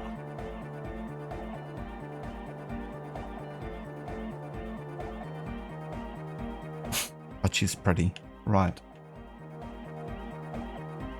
What a strange choice of words. Caustic. Overflowing with negativity. That can't be healthy. What's happening here? Why do you keep coming back to this window? Why do you keep saying that if it isn't making you feel well? Don't come back to this anymore. Stop talking about that damn window. Sure.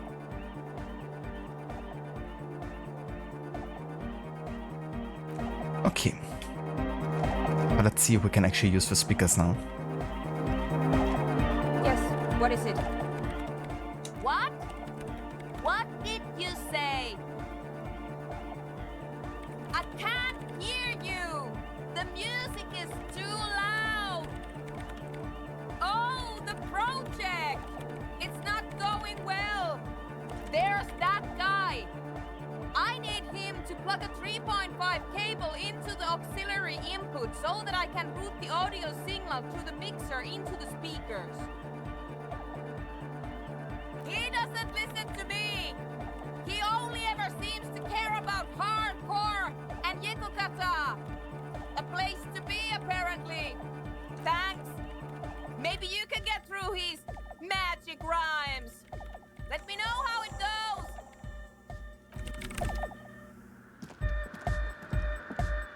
We're close. Sie, wir sind schlecht, wir sind in Gefahr, wir machen Pornos. Which is German, saying we are bad, we are dangerous, and we make pornos, I guess. Or like porns, I guess. But yeah, he said it in German, so that confirms it. True.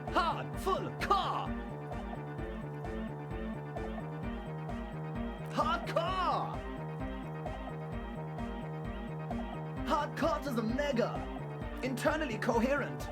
All-core! All right! Yep! He furrows his brow. Hardcore! Ah! The question is, what is the question?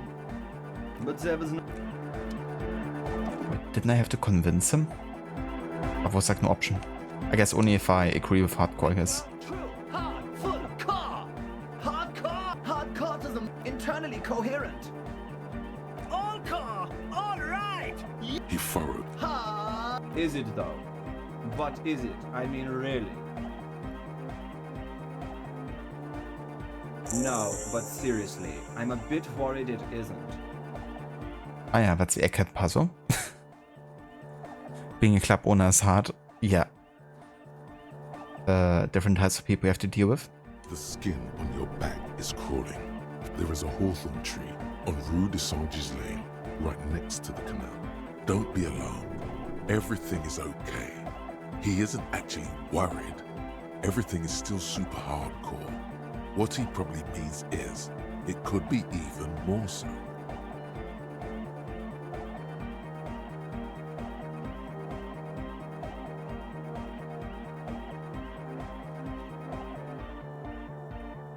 To the mega! Yeah! I can route it through auxiliary! What kind of a cable does she use? 3.5 or 4.5? Oh, she uses 3.5. Yeah. The auxiliary lining is 4.5 millimeter. These two don't mix. Oh no, we're going to be in this church forever. Don't worry, I have an adapter for it right here. Hang on, this is a 4.5. We're all good, people! Whoa, thank God. Adapters noticeably degrade the sound quality. Great! Someone got through to him. Okay, let's get it all set up. Can we turn the music off, please? Everybody! Everybody! Don't panic! I'm going to turn off the on-off for just a sec. For a special scheduled event. The on-off will be back, but we're doing something else for one moment.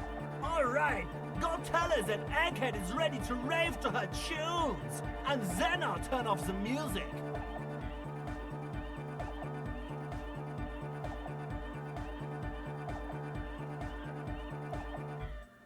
All right. Yes, what is it? Okay, but think you can ask him to turn the volume down a bit? Just in case. Maximum! Maximum is the only way! I know it is, but could you please turn it down just this instance? Just this one time? Maximum is not the only way, okay? Pump it to the brick! Pump it to the hard master! There's no other way! Glue style! Glue style? Okay, there literally is no other way. The mixing desk is glued to metal. See? He pumps it to the hard master. It's hopeless. He's funny. He's a very unique fella, that's for sure.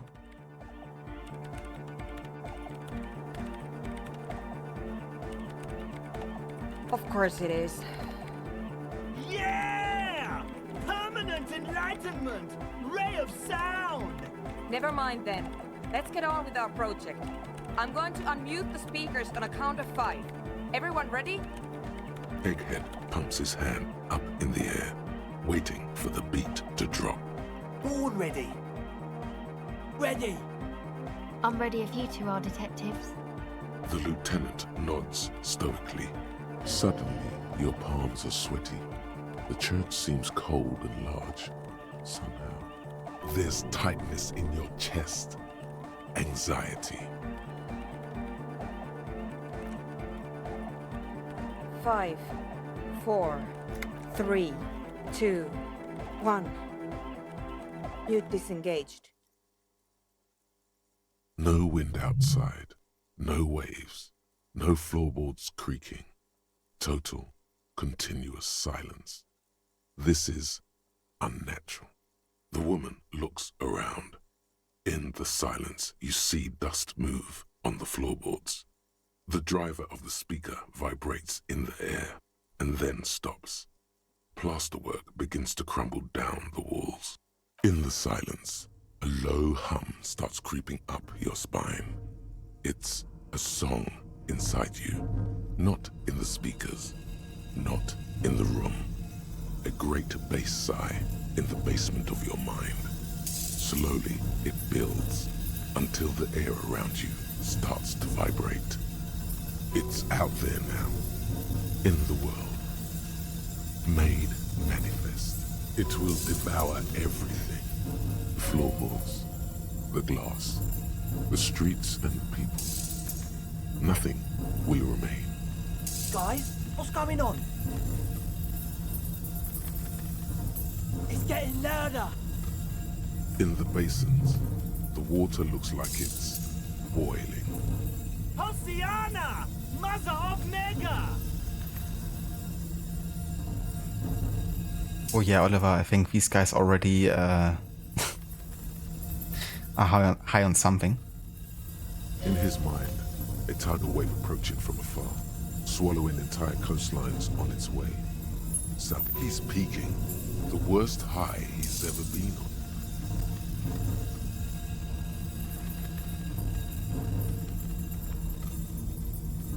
The beauty and the beat!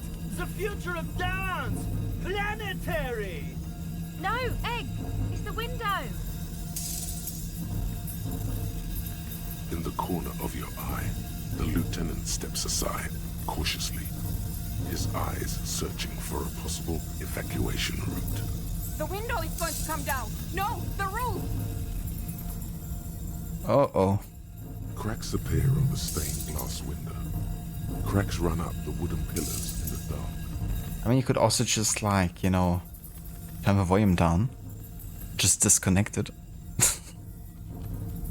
I mean, the volume thing is, like, included, I guess, but we can just, like, you know, disconnect the auxiliary. Come down to us! Love! But I guess Egghead has no interest in that. Below it, all the bass grows, like the jaws of a giant compressor gnawing on metal and wood. It does not sound benevolent at all. That's it. I'm muting it.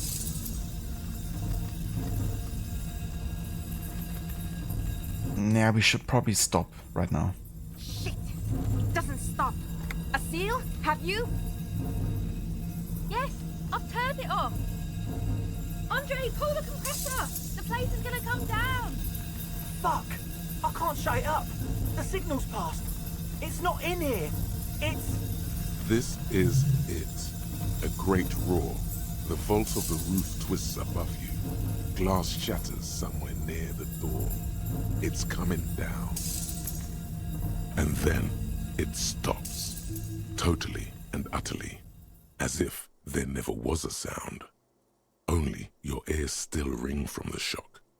Everybody is staring at Egghead, holding a dangling cable in his hand. A black 3-pin connector. Egg. I pulled the plug. It was getting too hardcore. You did good, Egg. Most of the place seems to be intact. Fucking hell. Programmer lady, tell me you were recording that. 4 years. 22 people. Millions of reals. All that time? This is what we were up against. Just erased it. Suliswolf isn't gonna believe this.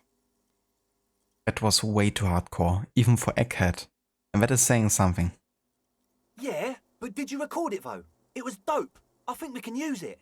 Yes, Andre. I recorded it. Damn, I need to send some letters now. Thank you all for doing this. Eggman, you too. And you, officer. I don't know what we've discovered, but I know what it sounds like now. It was mathematical information from the anomaly, presented as a waveform. That's what it was technically. Theoretically, I have no idea. I've never even heard of anything like this. A voice seems muffled in the silent church. It's your ears adjusting after the exposure. Yes, our lead designer. And maybe some of the producers too. And some of the writers. If they're sober enough to open a transmission. They need to hear. That it wasn't her fault. Or theirs.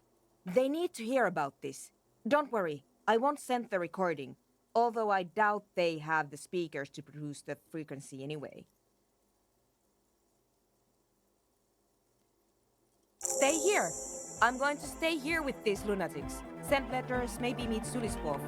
Also devise further measurements. I want you to know that's totally chill with us. I don't care, but thank you anyway.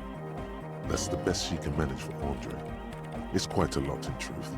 For her, at least. Now, I have a theory to come up with. Some kind of preliminary explanation to all this. Or the letter will sound like I've lost my mind. Yes, and we have to get back to stabilizing Martinez.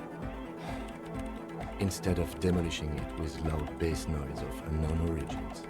Some tiny hard thing lets go in your stomach. You're still alive. You have an explanation for all this. Somewhere deep in you. You just don't have the pieces yet. Alright. I think that's all of the quests or tasks done for the nightclub here.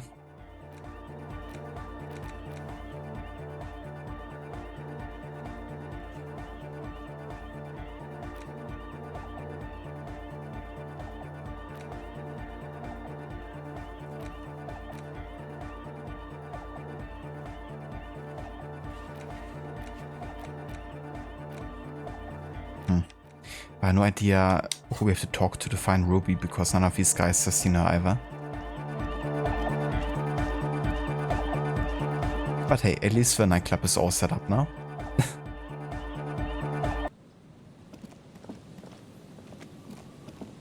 Yeah, I mean, someone must know.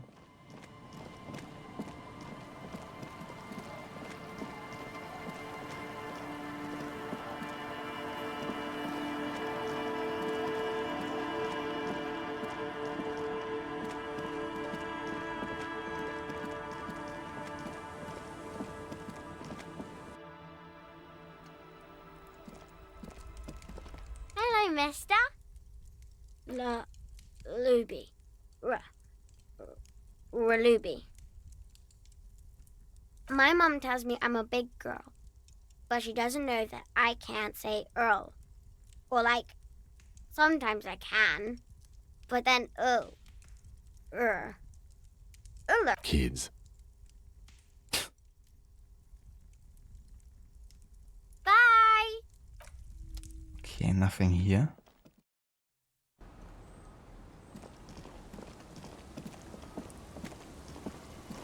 Our tenant, the police. What more do you want to know about? Yes, let's hear first.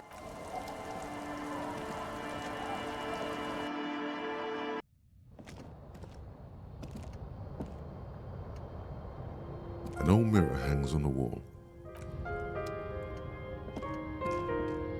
On the table, you see the water, the beardless nature.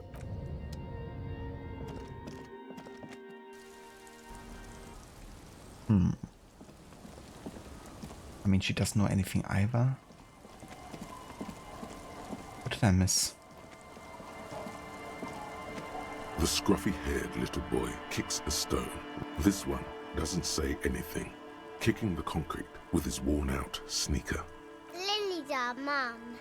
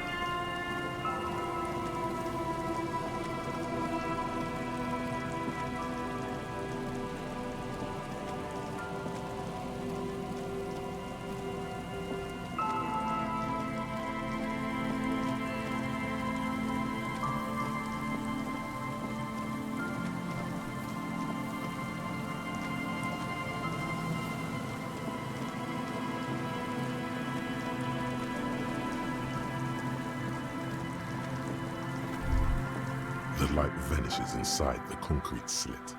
The structure goes deep under the earth. Maybe it's just a storm drain for the sewer. No idea. Could be connected to one of the buildings around here. We might find her down somewhere. There's an old storm drain system beneath Martinez that's mostly collapsed. Revachol sewage system has been built and rebuilt 4 or 5 times now. In conclusion, she could be under any building. I hope not.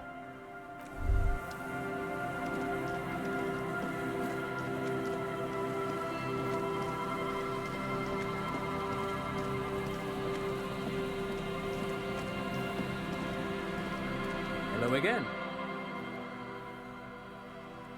No. No, There's something friendly and familiar.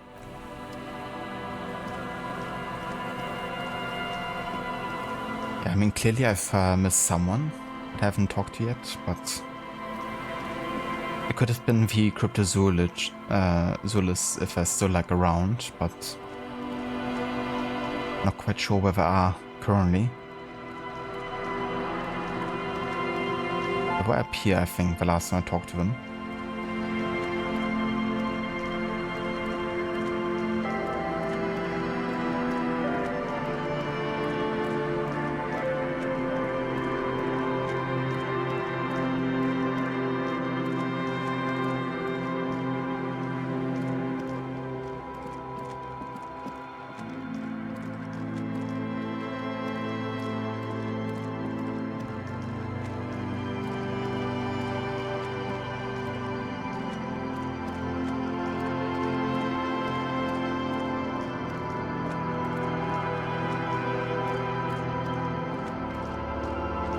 But yeah, there's a dead end over here.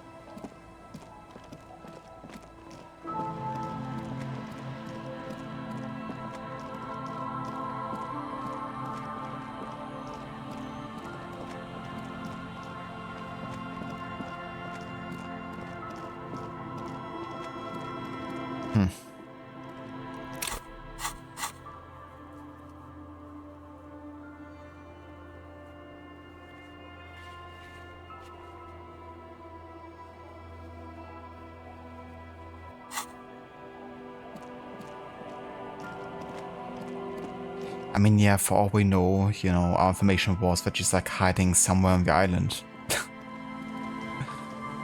But where, you know, that's the question, and we talked to like everyone here already. The one who knows the most is definitely, you know, this one. Our tenant, what more do you want to know about that poor girl? I don't know. Further up the coast, she tried to leave quietly. You'll never find her, you know. I wouldn't worry about that, man. We are persistent.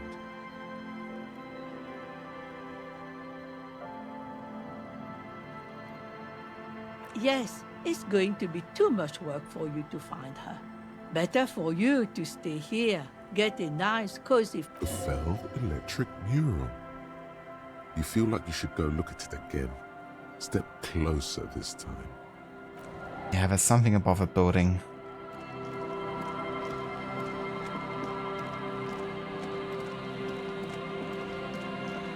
There must be a way to get inside. It just locked so well. You know, maybe someone has found like a weak spot to get inside, knowing that no one else would actually get in, you know, into it. The once bright mural towers above you, saying, Feld Electrical, R&D. Tomorrow is just a whisper away. Ah yeah, interesting. So we now have a really high chance here.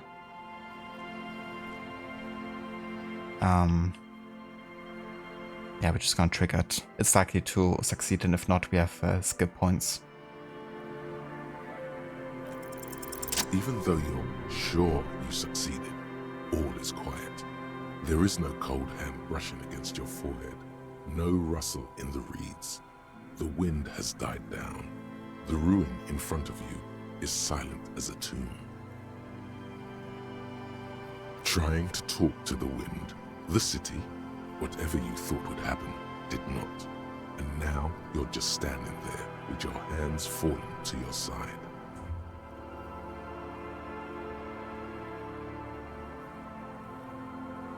A prayer of sorts to Revachol. How do we? I was really hoping she'd be in the village. Okay. She's probably north of the village, and this place is a peninsula. We already scanned most of the outdoor areas on our wild cryptid hunt, so we have an understanding of the geography, at least. And then there's the church. We've already searched that and can rule it out. I know it doesn't feel like progress, but exclusion is a step too. Okay, so she must be north. It's very likely in the bunker, I guess. But how do we get it open? Anyway, we do it the old-fashioned way, sector by sector. Go over the whole peninsula, ask the locals, enter the places where we can enter first, like we did in the village. Ah yeah, so succeeding with still finishes the ask about Ruby in the village part of the quest. Then, if we're desperate, we can look where we can't enter. Bunkers, storm drainage, this place. I'm sure it won't come to that. Well, about that. Walk the coast, the old boardwalk, the reeds. You can always come back here and talk to the wind again. Look where it already got you. Listen to a wind again.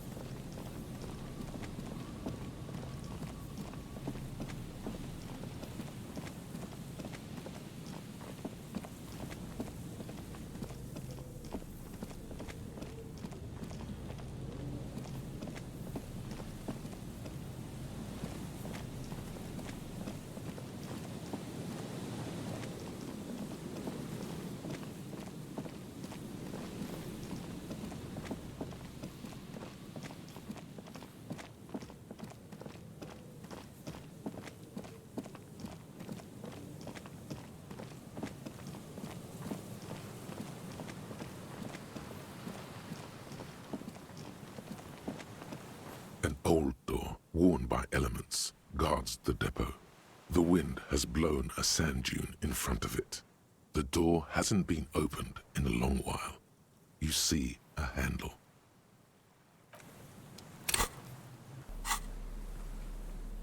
Yeah, and I can't open that handle.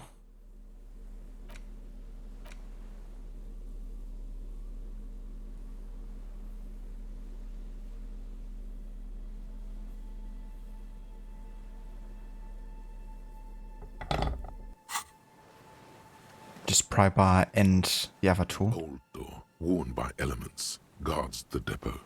The wind. Yeah, can't do anything here, unfortunately. 3% is just too low to try for a red check. But who knows, might be important later. Is there something here that would indicate a sniper used this place as a nest for taking the shot? Just some urban detritus, a bottle, and a dilapidated old comms tower. I don't see it, Lieutenant W. Freitor. I don't see a person take a shot here and hit something there. In the whirling in rags.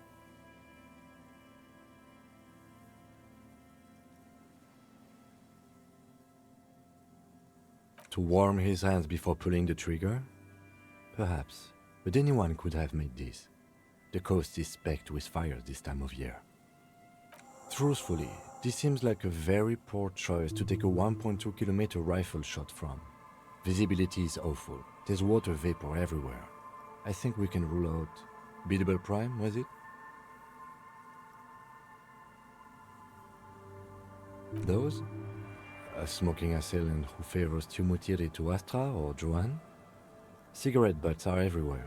This is a common brand for all men.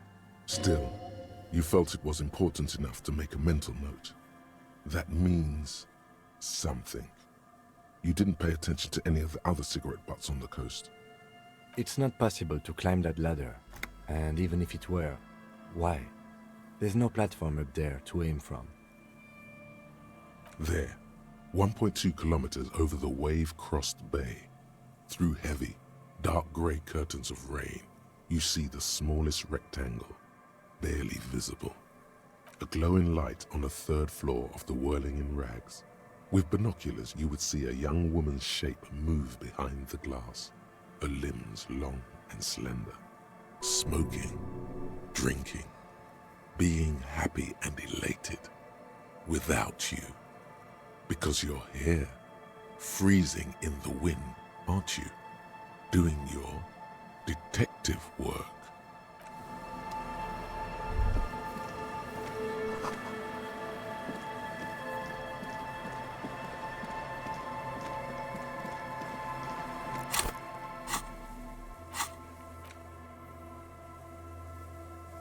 So I would definitely have the furthest point in the north right now. This trap we definitely checked, I believe.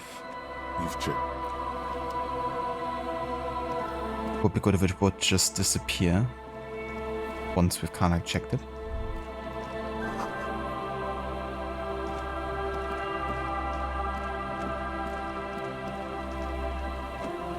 And the boardwalk was another place you had to check as well, wasn't it?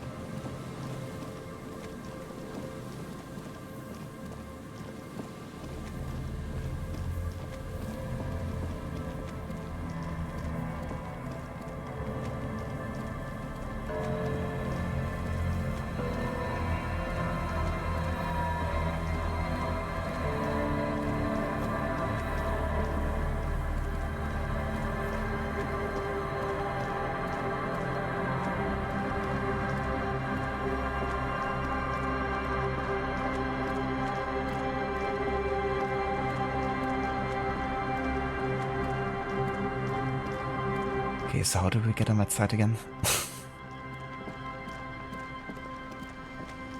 And navigation in this game can be a bit tricky sometimes when you have to go somewhere very specific. It's like as intricate as here.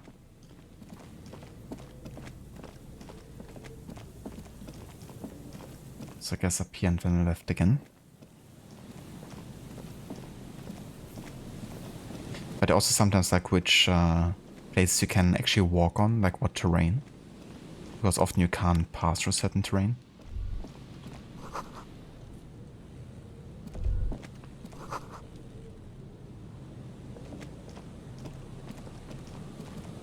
Didn't we have to check the boardwalk?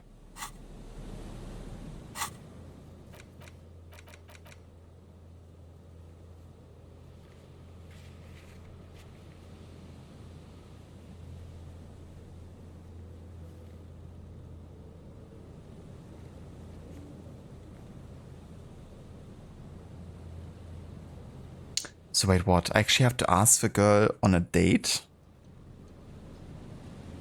I could take her to the disco club, to Disco Elysium. I guess that could work. Yeah, check the boardwalk for bullet traces. Let's have a look inside here again. There's some tear. Whoever tossed it here was a heavy smoker. The brand name reads Red Astra.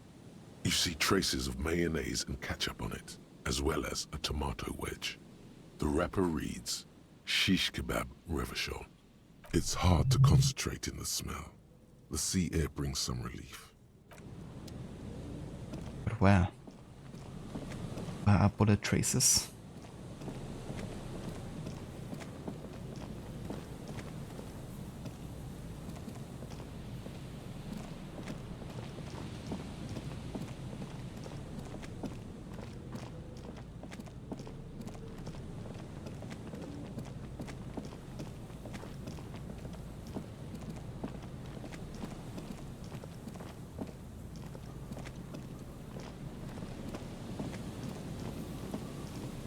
It's especially tricky because for these apparently I just have to stand at the right spot.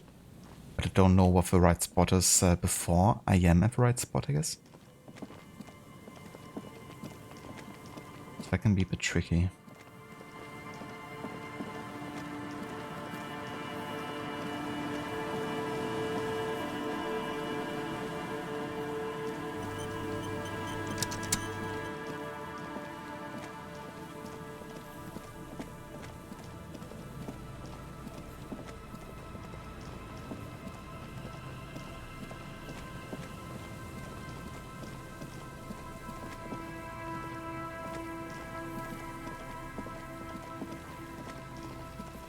I bet you she's like hiding in that freaking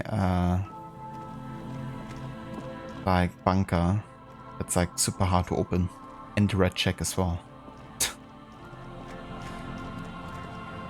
And it's like, well, I guess you failed, you can't retry. Good luck finding Ruby now. You know, there would be another way, of course, but yeah, I'm not too sure where I haven't searched yet. I've been like pretty much everywhere, unless, you know, I can find a way to get inside without electrical building here.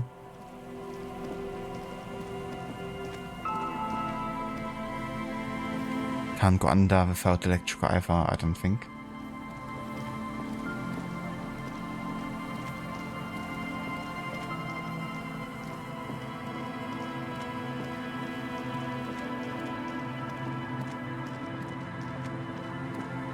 But yeah, I guess you could ask someone out for a date, technically.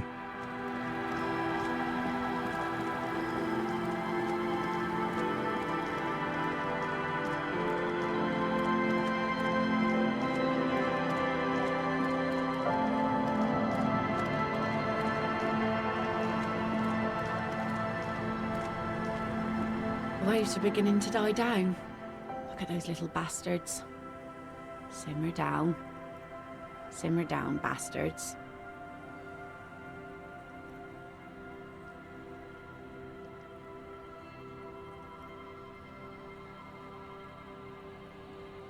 Okay, so there's a very bad chance here. Especially because Kim is also there, so I would have to wait until like late in the day to talk to her. And maybe that it's night, you know, also makes it like more likely to succeed. I guess you could technically sit down on a bench and just let time go forward and then ask her out.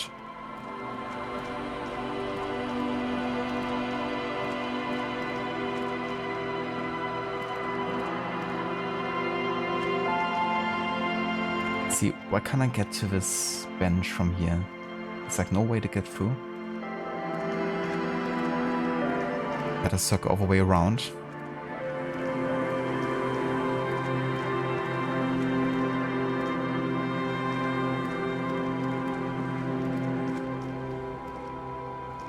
The worn and beaten wooden planks of the bench do not look overly comforting. We can sit on benches after we've solved the murder. Let's go. You can revisit the bench if you ever need to pause. Okay, so I only pass time when he's gone. So I guess that means I have to like do this later. Unless I have like really good ways of increasing my stat otherwise.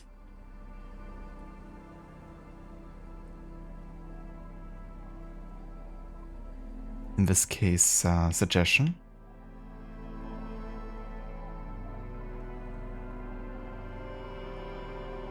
But yeah, we don't even have anything to boost suggestion further, except for spending skill points on it.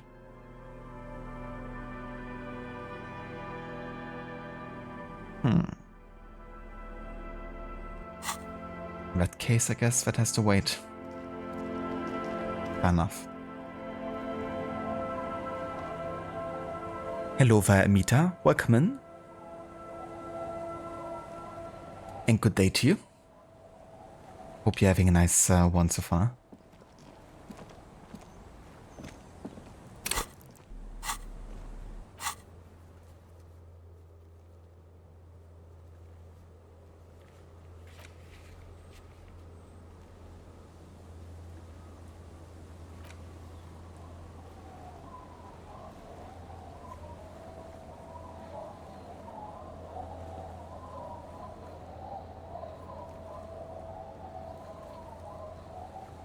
It's going well so far. What about you? That's great to hear, Amita. Glad you're having a nice day so far. And yeah, it's going pretty good for me. Having a nice chill day over here today. Getting to play a bit more Disco Elysium. And yeah, definitely getting closer to finding our main suspect here. We're currently on the trail of the Instigator. And should be getting closer and closer here of finally finding her. But right now I'm kind of like at a point where I have to like go around a lot and just like recheck certain places if I missed anything. Talk to people if I kind of like missed any kind of like dialogue choices. That might lead me closer to finding her. Our tenant, the policeman. What more do you want to know about that? Yes, let's hear the...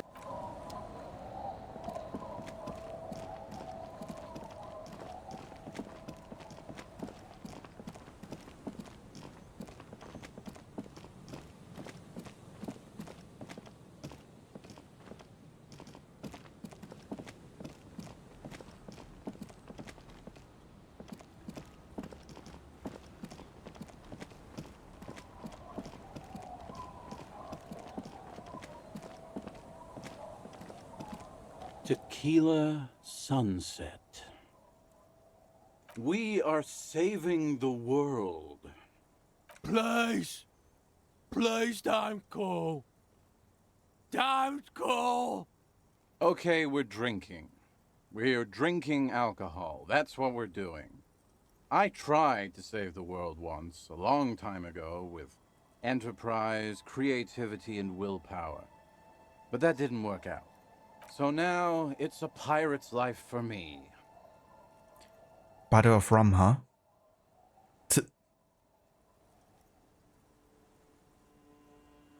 Whoop-de-doo. So now I'm a fucking storyteller. Right. Why not? Better than a beach bum. Yeah, how did you become Idiot Doom Sparrow? It depends, really. Are you willing to help me out? The gleam in his eyes and the slouch in his posture is so incredibly familiar. Booze. Did you already forget our party? The thing I relayed to you earlier. So, have you got anything for good old Idiot Doom Spiral? A bottle for a story. Seems fair to me. Yeah, here's a potent Pilsner. Not much, but it will do. Hey, Spiral Boy, you gonna share that? Don't call Abigail! Shut up, guys. I'm telling a story here. Something happened to you. Something happened to me, too. My actual name is George, but around here, you already know. I was once a reasonably high net worth individual, a founder/junior partner at a high concept creative services agency. When my story begins, I had just landed a major contract with an insurance firm. I used the profits from my agency to finance what I called a cultural incubator. Abstract value generation, value per person, high concept stuff. I developed the paradigm, worked within the paradigm, but the burden of leadership weighed heavily on me. So I went jogging every so often to keep myself sane. 22 full-time employees, an all-star team, a potentially historical set of individuals. Worrying about them often kept me up well into the morning hours. It did. With my trusty Sansarique tracksuit, I felt like I could conquer the world.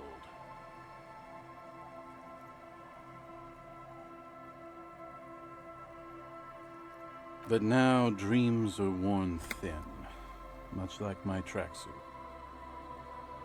One day I left on my evening run. As you may know, it's impossible to clear your head when you're distracted by the sound of keys jangling in your pockets.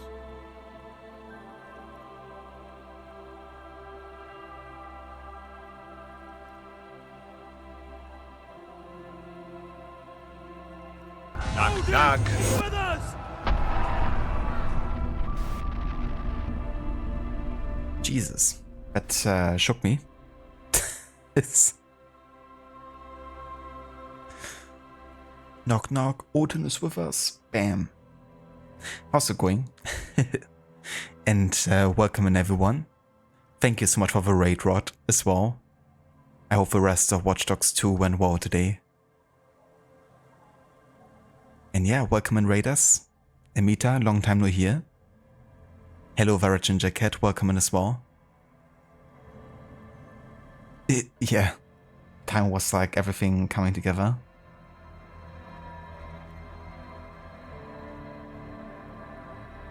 Hello there Disco Senny. Hello there Hacker Senny.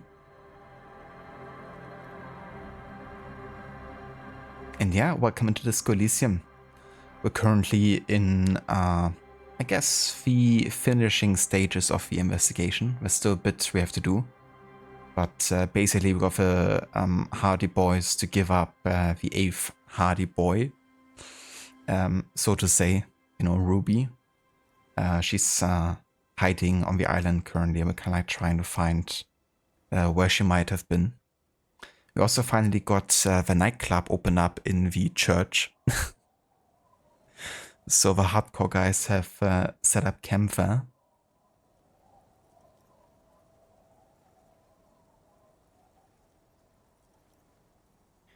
It went great, thanks. You got up to the main mission with Lenny when Lenny messed with DedSec, and before ending the stream into the side mission with the Aiden cameo and unlocked his head, mask and coat. So for the rest of the playthrough we'll have Marcus wearing that. Very nice, dude. That's awesome. That's a nice quest to get done. It's kind of cool as well, the reference to like the Blackout in that quest, you know? It's just such a nice ability, the whole like, you know, Blackout, especially often in Watch Dogs 1 during the night, you know? Because it really turns like the entire city like pitch black, pretty much. But yeah, it's cool how Marcus is like helping Aiden in a way there.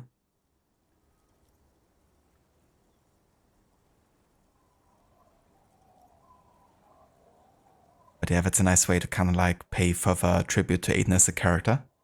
Given that, you know, his game is now also 10 years old.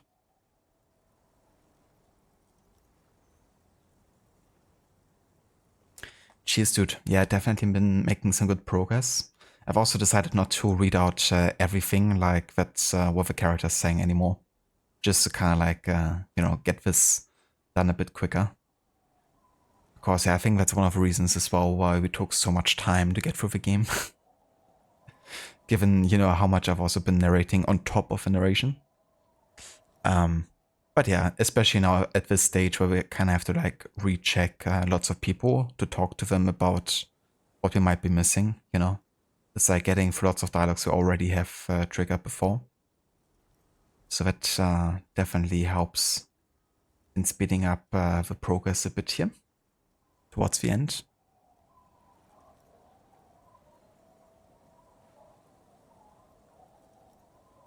The only things you don't unlock of his are his pants and shoes, and he didn't have any satchel anyway. But he found some pants and shoes that look similar. Don't blame me for doing that. There's so much stuff to cover and read. You definitely have increased the progression rate of doing the story. For sure, yeah. Yeah, the first day in comparison, you know, that took us... I mean, in my first stream, I didn't even make it out of a whirling in Rex. I spent like hours and hours just like talking to people there and getting familiar with that place. So, yeah. But yeah, at that point I've also, you know, had like viewer choices for like literally every choice. But yeah, now towards the end, I'm not doing viewer choices because we already had the impact, you know, across the playthrough, steering us into like some directions and outcomes. But yeah, for the end here, I wanna kind of like keep it consistent with how the character has been so far. Like, it would be weird, you know, if, for example, I've been kind of like taking no sides on like political stances and stuff, or like in this whole conflict between the workers and the companies, and then all of a sudden, you know, being like foreign communists or something with like another choice. So I would try to keep it consistent with how the character has been played now that we have reached kind of like ending territory.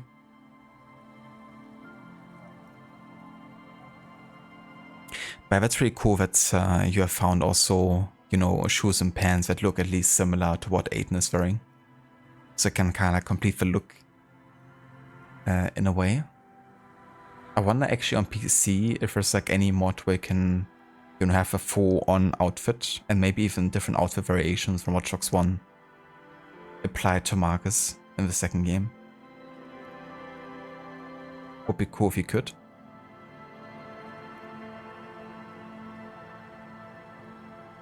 No worries, Lizzie. Thank you for dropping by with a raid. I hope you have a good one. And thanks. I definitely will.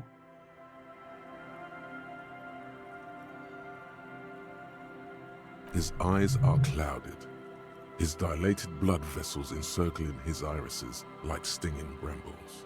So I removed the key ring and put the keys for the front gate and the apartment into different pockets to stop the jangling, you see. At least, that was the plan. I was halfway done with my usual lap when it started to rain. The reality situation became very wet, very quickly. It was a day not unlike this one here. I made my way back home and discovered that I didn't have the key to the front gate. I'd mixed it up with the key to the letterbox, which was useless. A letterbox? For me? Naturally, the situation required me to climb over the gate, which I did. There was no climbing down because I slipped and landed on my ass. Reality was looking rather grim just then. Me lying on my ass in a mud pit in the middle of a heavy shower. But when life knocked me down, I always got up. And yeah, if you haven't heard of Rod yet, which I guess I doubt with most people in chat, but in case you haven't, and if you didn't come over a raid, there's a link in chat to Rod's channel. He's a really, really good streamer, playing lots of games that I also enjoy, like the Assassin's Creed series, games like Watch Dogs currently, also Rockstar games, lots of narratively driven stealth games, action adventures. Definitely more focused on single player games, and always comes up with really cool ideas to play through the games in a very unique way that you probably haven't seen before game being played through. And yeah, definitely great content to catch.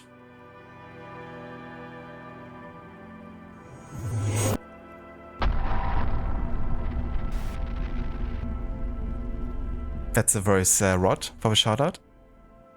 You definitely have never heard about Rod. Never, ever.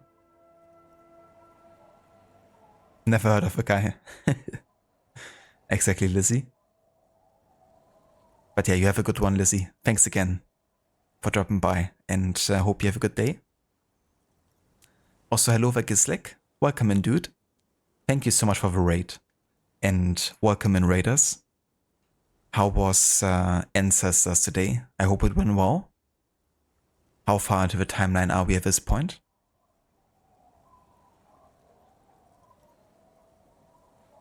Hope the evolution of your tribe is going well.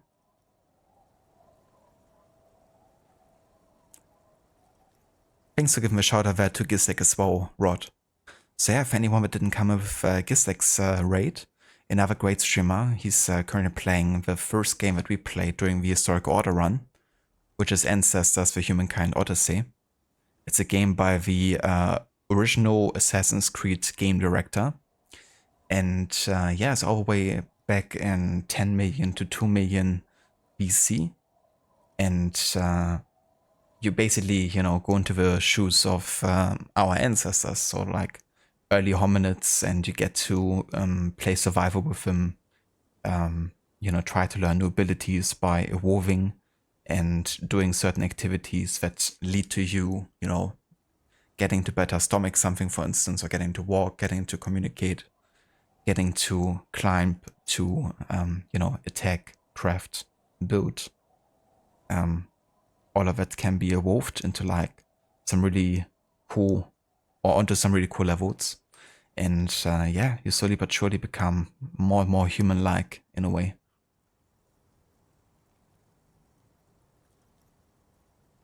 You're gonna murder an elephant next week, two-shot a rhino, and Artie Savannah. Very nice.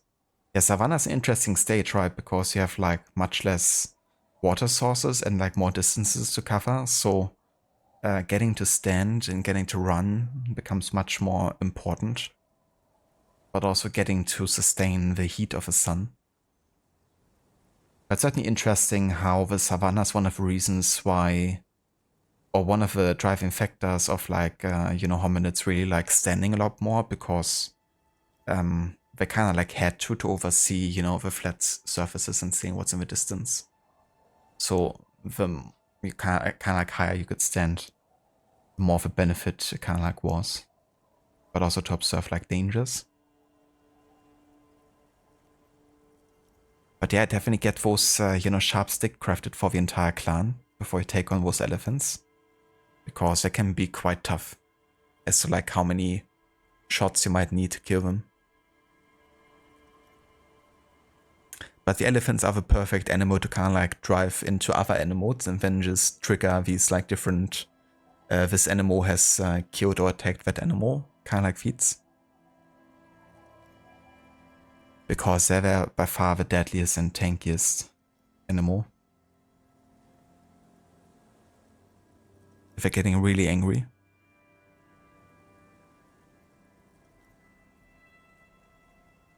The gazelle's giving you a bit of trouble, yeah? Yeah, they can take a bit sometimes to be scared away. Plenty water, but getting the apes to drink it is hell. Yeah, they definitely gotta, you know, assimilate the nutrients and kind of like be able to stomach not the healthiest of water sources. So I made my way across the yard. Standing in front of my apartment door, fumbling with my pockets, I realized that I'd also forgotten my apartment key. You always stock up 30-ish sharp sticks. Damn. That's definitely more than I did. I usually just had enough to kind of like sustain my clan like fully.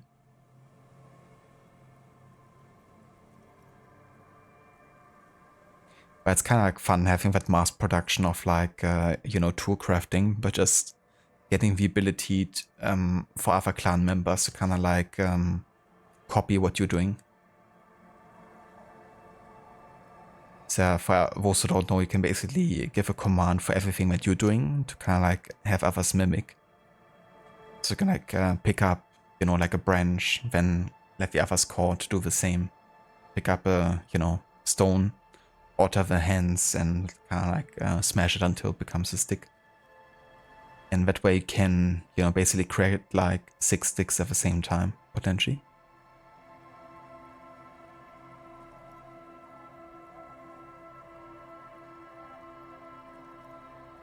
Yeah, and some tools are definitely much better than others, especially when you have the... How was it called? It was like one type of like material, like stonish, that was like much better than others, both to sharpen things but also to attack others. Might have been granite, I'm not sure. Ah yeah, I think it was obsidian. So once you make the obsidian really sharp, I think it's like one of the best things. Or Baser Chopper. I think it was Baser Chopper. Now that you mention it. Yeah, I think it was a Baser Chopper.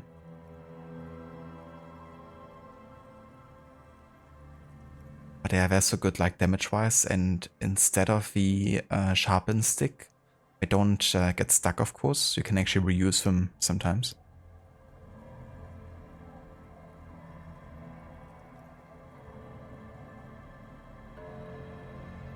Use bones.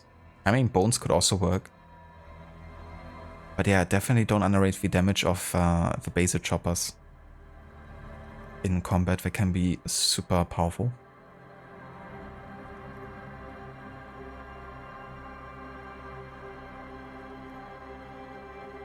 I rang my neighbor's buzzers. It was late, and most of them didn't even answer. Those who did assumed I was trying to sell them something and hung up before I could even explain the situation.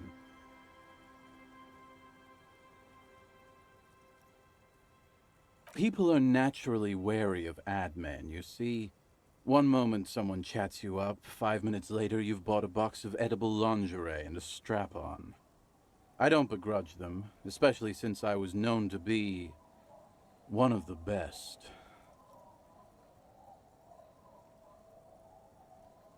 Heavy is the head that wears the crown. Just then, I experienced a moment of clarity. I still had the key to my office. I could wait out the storm there.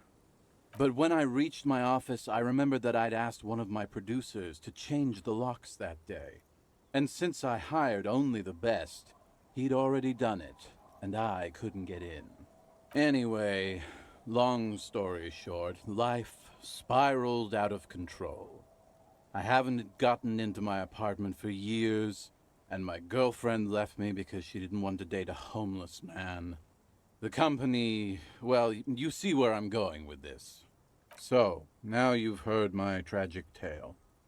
What do you think? Like nothing you've ever heard, huh?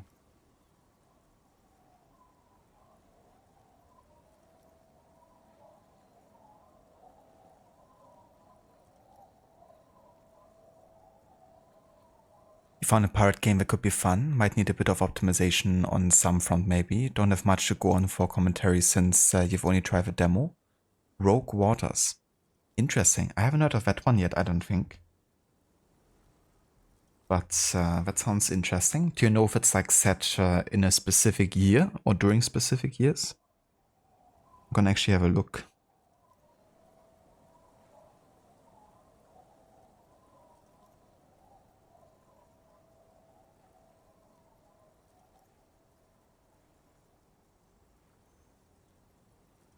Oh yeah, it's pretty recent and has some very good reviews. On Steam at least.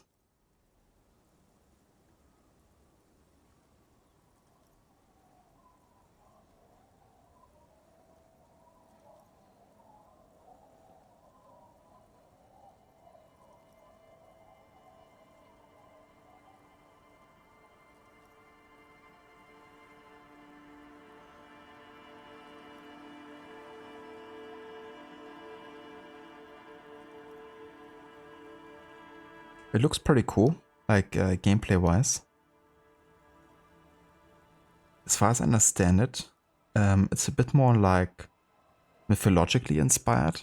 Like you have like mythical sea creatures, I think, and stuff that you have to fight, and like the captain as a force, like who can't die. To be fair though, you know, you have that in Assassin's Creed as well. But also to be fair, that's mostly Odyssey. That kind of deals with those themes of like immortality and mythology in like an extreme. But I'm gonna check it out. Have a look, you know, how heavy that is, because if history is still like the main focus of the game, you know, then I don't mind, you know, like some other fantastical elements that it might have.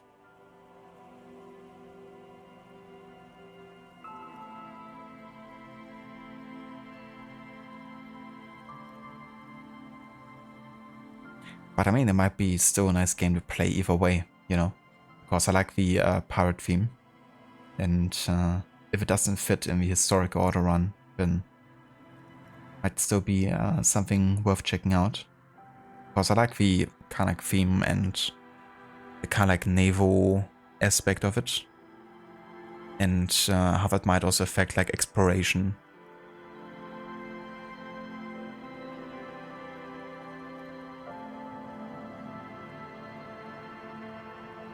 Just a standard Caribbean setting. It's a bit of a turn-based puzzle where the melee utilize collision mechanics to deal extra damage, or outright throw the target overboard. A bit of Davy Jones. And it's a roguelike format. You sail out, get as far as you can, and you sail again. Ah, okay. So like a replay aspect more like.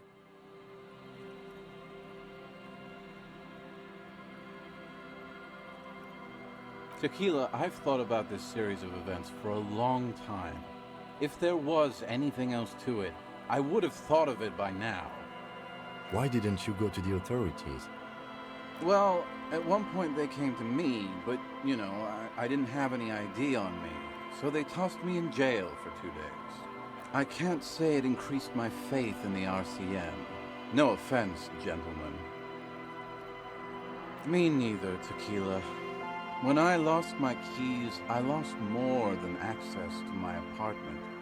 I also lost my leverage over humanity. I wasn't a high-concept creative director anymore. I was just some homeless asshole with a premium Sansari Greekra tracksuit. You can't imagine what that does to a man's confidence. Anyway, that was all the story one bottle gets you. Almost empty, this one.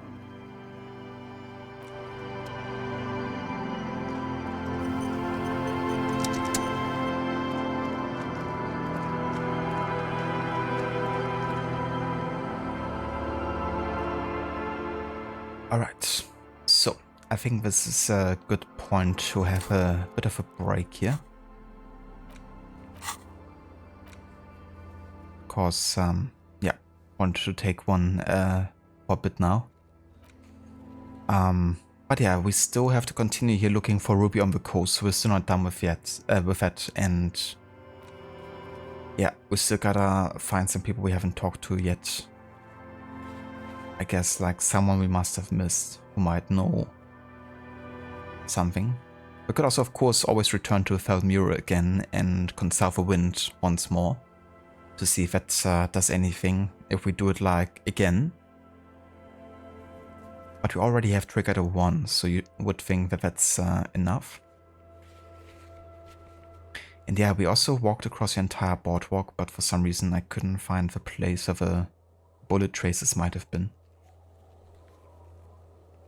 But yeah, it could be that I have to find a very specific place that the game isn't showing us. Similar to the Land's End when we looked there. But yeah, just have to be more thorough, I guess, and really look for some places we haven't fully investigated yet.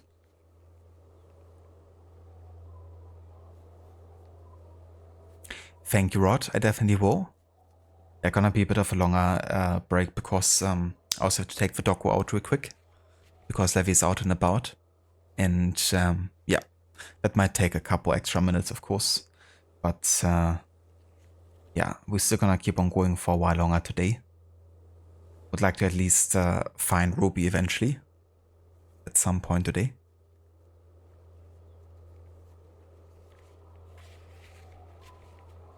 It's like the combat loop is basically ship versus ship for 3 turns. Deal as much damage as you can without getting your ship's equipment or crew too damaged. When we're boarding, which is set combat above. I gotcha. Well, at least you have combat for, you know, boarding. Unlike some other games. Unlike some other quadruple A type of games.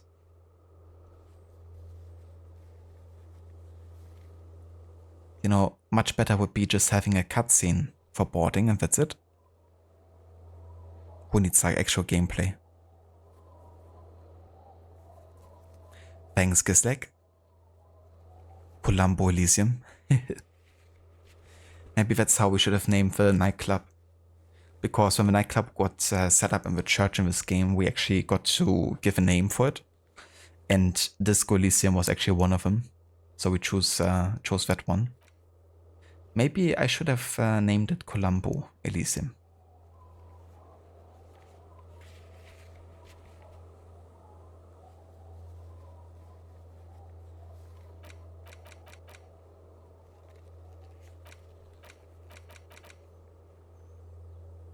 But yeah, I'll be back in a while. Not gonna be very soon. But yeah, if you want to get something to drink or something to eat, or, you know, maybe have some other things to take care of, then yeah, that's definitely a good point, because I'll be gone for probably at least half an hour. And then we're gonna continue here with more of Disco Elysium.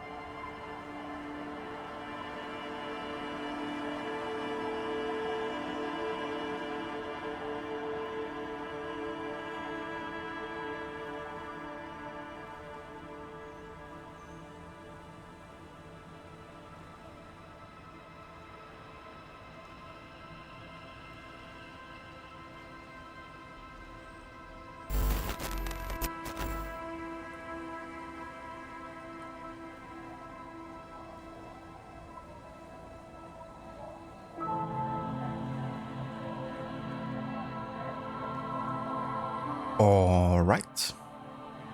We are back. I have returned.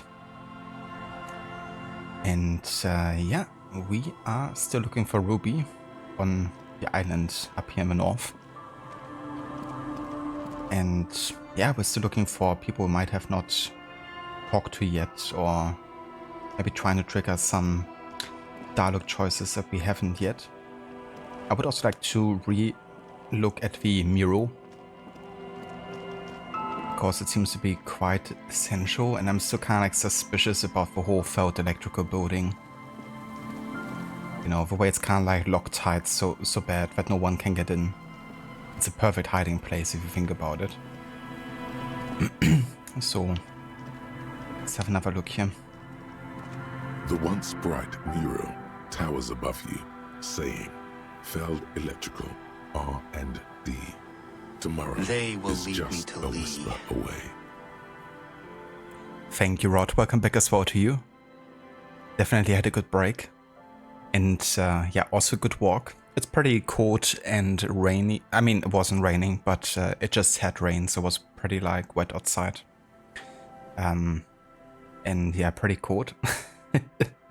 So she wasn't like overly stoked about it, but at least it wasn't raining. Because when it rains and it's like this cold, then she's like, I don't even want to go outside. Can't blame her. But yeah, it was definitely still a good walk, you know. Also good to like just stretch your legs a bit and get some fresh air. It's like a nice break for sure.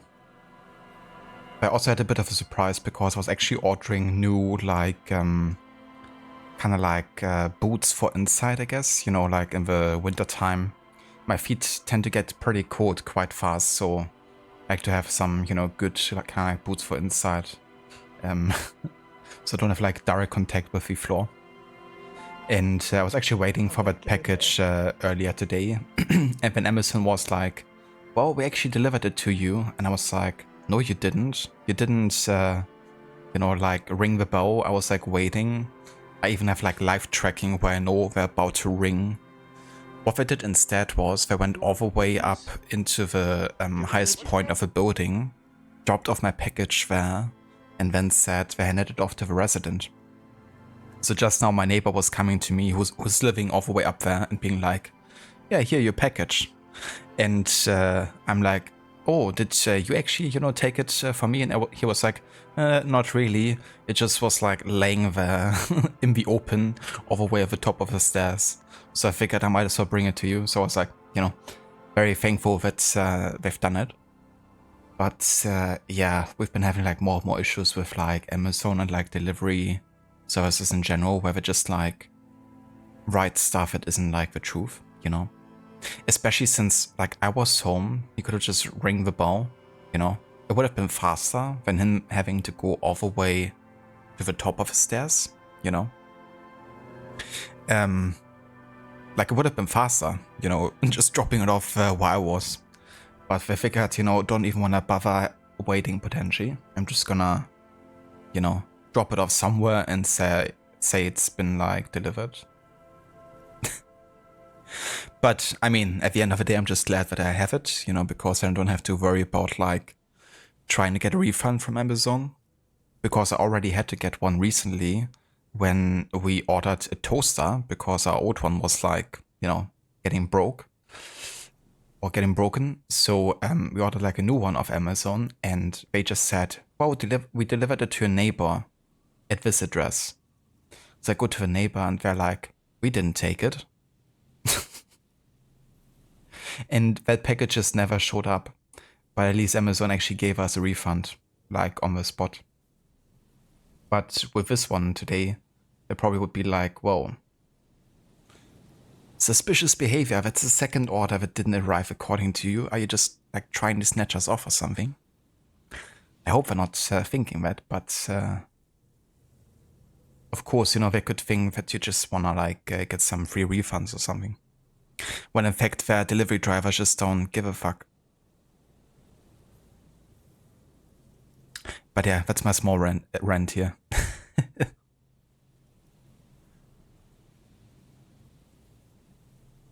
You know that feeling? Yeah. Usually I'm fine like the winter time, I can deal with colder temperatures, but my feet and legs, like if I'm not moving, I tend to get coldest the fastest. Like when I'm just like, you know, not moving or something, so it's definitely nice, like especially when you have to like sit at a desk for longer times.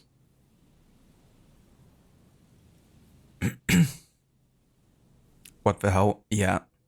Also, hey there, Mr. Godi, welcome in, dude. How's it going? Amazon is terrible. It used to be really good here, but they've been kind of like outsourcing their delivery services to like private firms and individuals, you know, that are more like hired by Amazon, but they're not really part of the official, I guess, chain of command in that sense.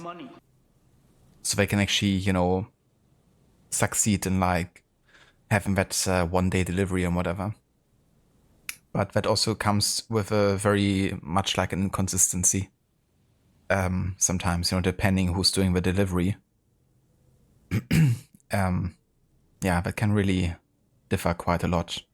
Especially, you know, like imagine if there's like something valuable.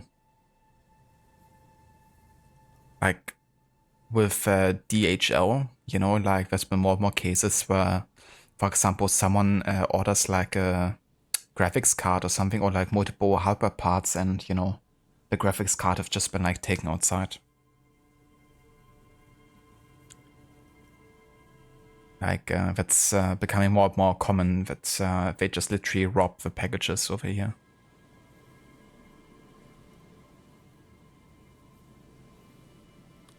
And yeah, if you then don't have like, you know, maybe warranty or something on your like delivery, then that can definitely backfire quite quickly. So you gotta be more and more careful over here.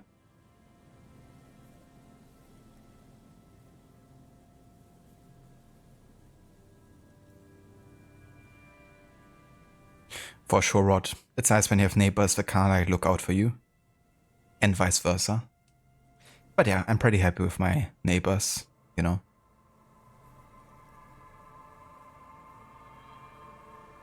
Definitely don't have any issues or something. Which isn't always a given. High quality service, Oliver. Yeah, very much so. It would be typical of a company to think something like that instead of looking internally. Yeah. Especially if it's like, you know, another company you're more like working with, instead of like them being like your own actual employees.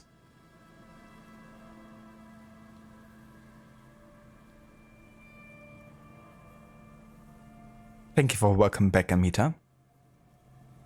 That's what you think when clients contact us more than twice about the same issue. You are like, this person is a fraud. Yeah, I mean, that's understandable. You know, sometimes that might also be the truth, of course. There would certainly be people that try to abuse the system, you know, just to get like free stuff or something.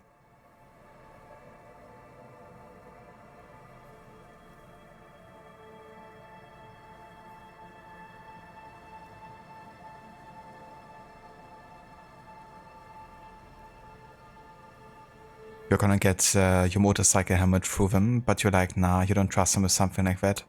Fair enough. Yeah, if you have like more value, you know, deliveries. Another thing is they won't always know what's inside the package. You know, and often, of course, there might be things like, you know, throwing the packages around without really caring, you know, much about if something might break, you know, or like get damaged inside. So probably good to just go with a delivery service that you know, kind of like gets it done well. I have to say, like over here, unless I'm going with like a private delivery service, most of them have been pretty bad recently. Like I had some stuff ordered to me through work, and it had to be delivered through UPS, and it was like an actual, you know, big package because it was like a monitor and all that type of stuff, you know, like some very valuable electronics and like pretty heavy. And I also knew like when it was coming, like live tracker wise, but the guy also just didn't ring and just like dropped it off like somewhere in the city, you know? So I actually have to like go there and drop it off myself. Because I can't bother actually carrying like heavy packages like a couple stairs. And yeah, then we have Hermes over here, which is notoriously bad as well in like communication and keeping to delivery schedules. DHL has like lots of fraud and like robbing issues, you know. Amazon, you have like things like what I talked about. So yeah, there's not really many alternatives, I guess, that actually are like consistently good.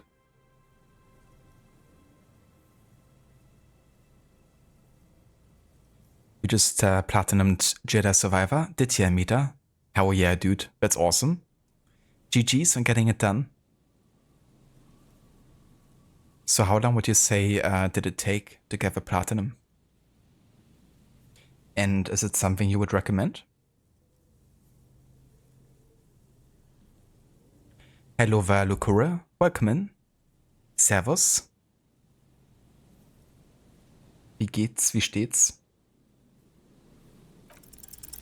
Suddenly, there's a sigh, carried on the molecules around you, moving, flowing from high pressure to low pressure, like that of a woman emptying her lungs.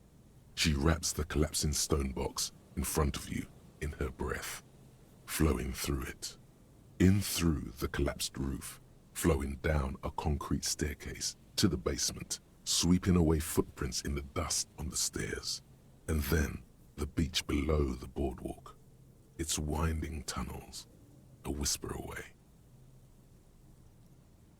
Good, you're fine. How about you? Nice, that's great to hear, Lucura. Glad to hear you're doing well. And yeah, doing quite good. Playing a bit more Disco Elysium. I was actually playing some T-Words yesterday. Some GCDF. Won a couple games, so that wasn't too bad for, you know, having had a longer break. But also had someone carry me hard.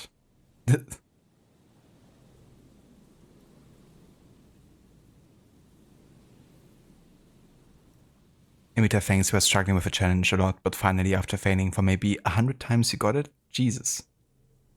Hope be really frustrating. Like 100 attempts to get it done.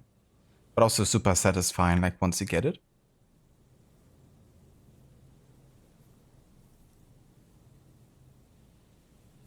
Took you 90 hours to get all the achievements and 100% the game. Damn. Yeah, that's quite a hefty game. Like quite a lot of content. But yeah, I mean, if you're enjoying it, that's great. 90 hours well spent.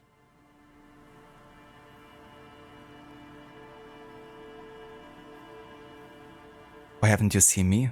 Well, I guess because I was playing under a different name against you. Yeah, I was just like, I don't really play very often, so I've been just like, you know, having a different name when I actually play. But yeah, yesterday I was called Komodo, and I was in a team with Sammy, I think, for 2 games.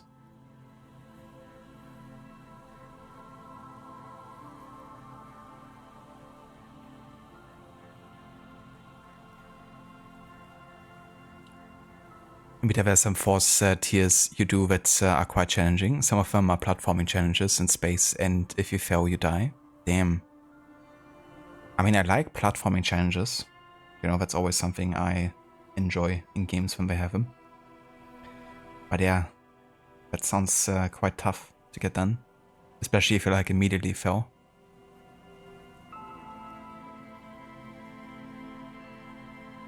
That was such a troll game.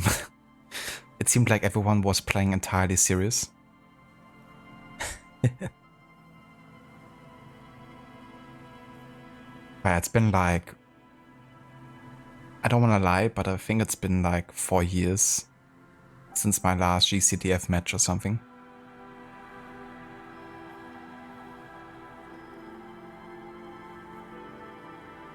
But yeah, it was pretty fun though. I kinda miss playing it sometimes. But I especially miss playing set catch, and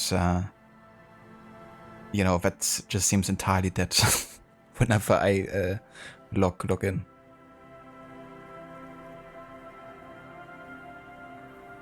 She's down there. Okay. Why?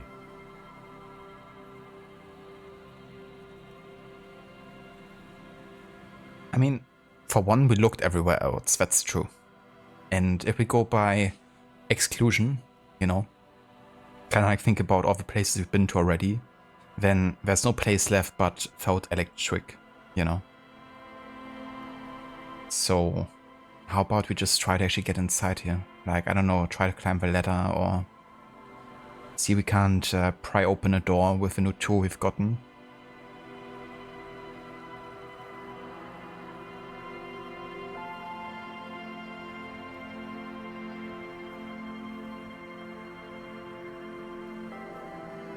It was a great game, but challenging.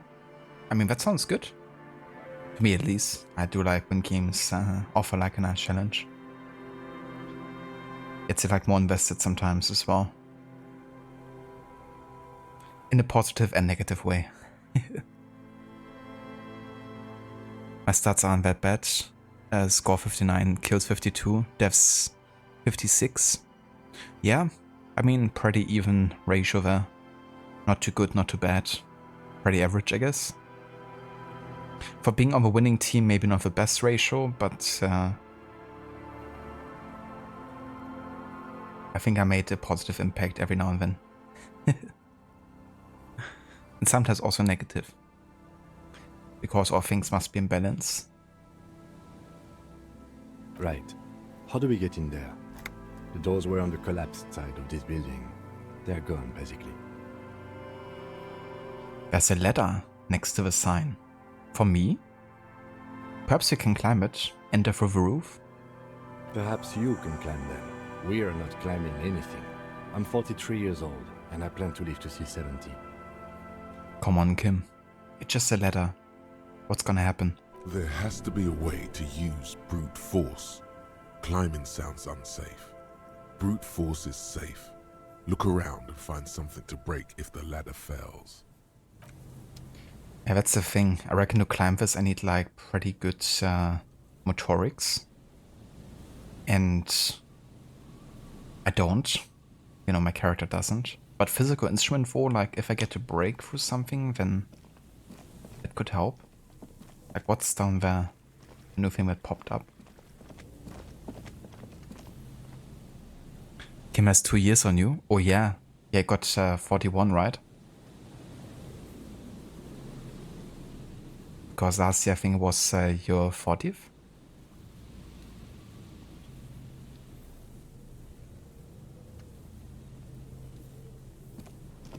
An old pipe peeks out from beneath the rotten boards of the boardwalk. Could this be an alternative path into the felled building? Definitely like a milestone. Same for me. I recently got 30 actually.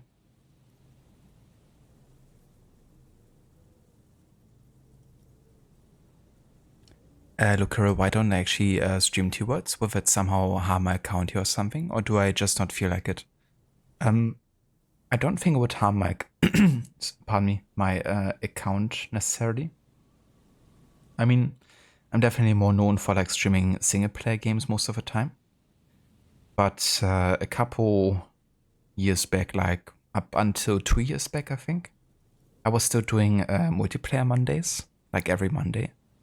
And I played different multiplayer games, including T-Words, but also Rocket League, League of Legends, and games like that. So yeah, I used to stream T-Words, but not really like primarily, I guess. What I also noticed is whenever I did stream T-Words, I didn't really feel like streaming more than maybe 2 hours max or so. So yeah. I guess, you know, it's just like something that I kind of like stopped doing eventually with the multiplayer Mondays because, like also having more limited, days per week to dedicate to single player games, which is like make certain playthroughs take longer. So what I do instead nowadays is like when I'm not streaming, I usually tend to dedicate that time towards like multiplayer games, like later in the evening, for instance, when I'm just like, chilling, hanging out and the day is done. Then I usually tune in some multiplayer games, whatever I feel like playing. And sometimes that's T-Words, but, these days not so much anymore. For a couple of years now. But yeah, when I actually have time to stream, especially right now, I kind of want to focus more on the actual, like, bigger projects that I'm doing, like single player wise. Because especially right now, like games like Disco Elysium and Assassin's Creed Valhalla, they're quite long, at least when I'm streaming them. So yeah, that means more stream days are needed to get through them. And yeah, Disco Elysium, we've now been streaming for 2.5 months already. Actually, even a bit longer. So getting close to 3 months now in the works. So yeah, I definitely, am ready to get it finished and done.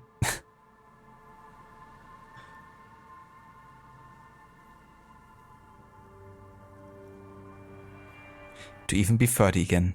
Yeah, I bet. And then, once we're like 50 or something, it's like, but I would give to be 40.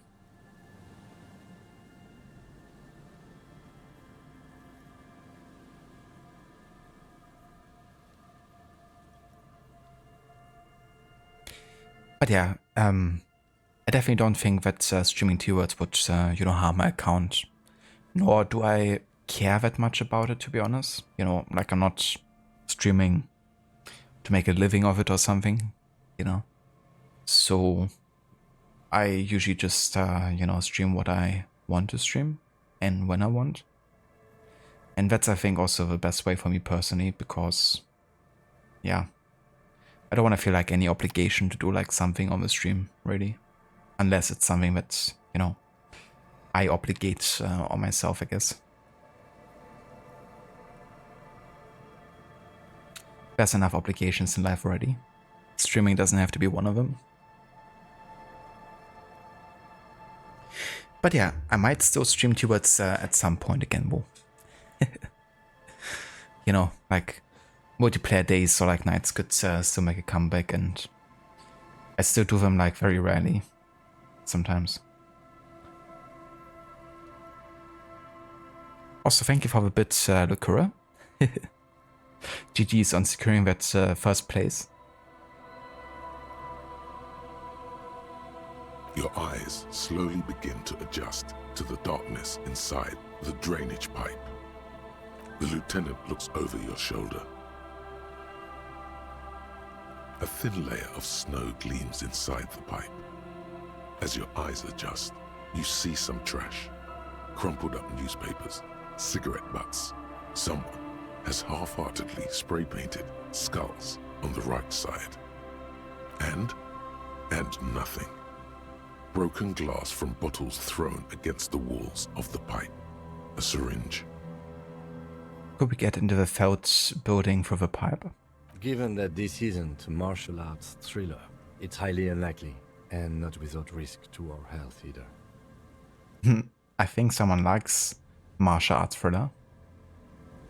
I wouldn't mind watching one with Kim, once we're done here with the investigation.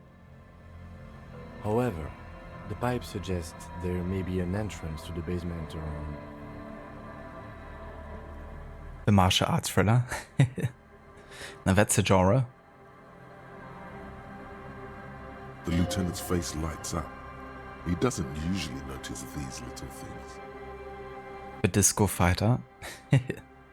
That's pretty much me, with like how strong my physique is. Well, it's not quite as strong as my psyche, but still pretty strong. Especially my physical instrument rating is like my highest stat, pretty much. Definitely embracing that disco fighter style.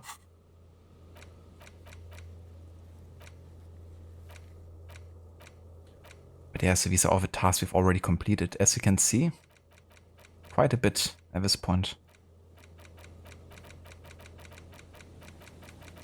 Just a few steps in the investigation. And it's right here. A maintenance door. Ah yeah.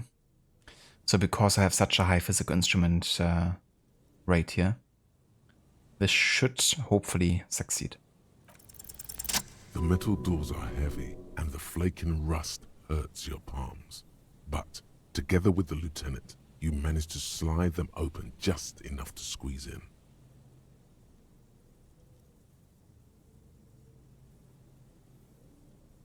Look, at some point you thought about whether I would theoretically be interested in streaming commenting on a League game, but then you thought to yourself that I probably don't want to have T-Words on the channel at all, because you've never seen me stream it there, or rather never seen me stream it since 2020. Fair enough, yeah. I used to stream that tournament back then. We did like a set catch tournament. There was also like a GCDF tournament at some point. So that was pretty fun, actually, doing that. But yeah, beyond that, I haven't really streamed any official tournaments. I mean, I wouldn't be opposed to like, you know, setting up like a stream or something for people interested. But the thing is, it would probably not be the best idea for me to do the commentary, given, you know, how out of the loop I am. Because I probably don't know half of the community right now that's, you know, playing the game. At least if there have been any like newcomers in the past 4 to 5 years, which I reckon is the case. So yeah. But I mean, you know, that doesn't mean that somebody else couldn't do a commentary potentially.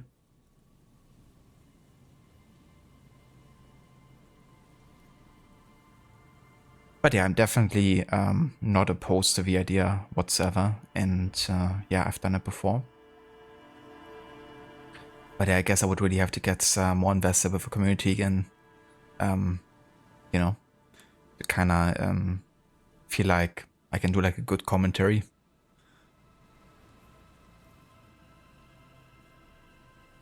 Good work. Shall we? Yes, finally. I'm waiting for this.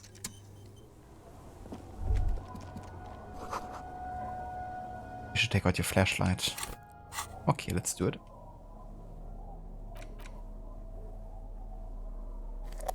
I have a bad foreboding feeling here.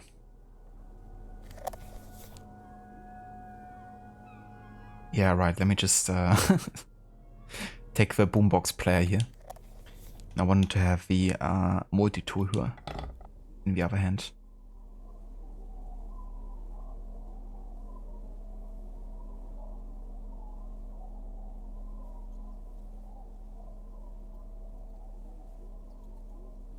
Yeah, that's what I thought as well, Lukura, you know, like maybe someone who doesn't have a setup to stream, you know, or maybe don't know how to, but they might be really good for like commentary, you know.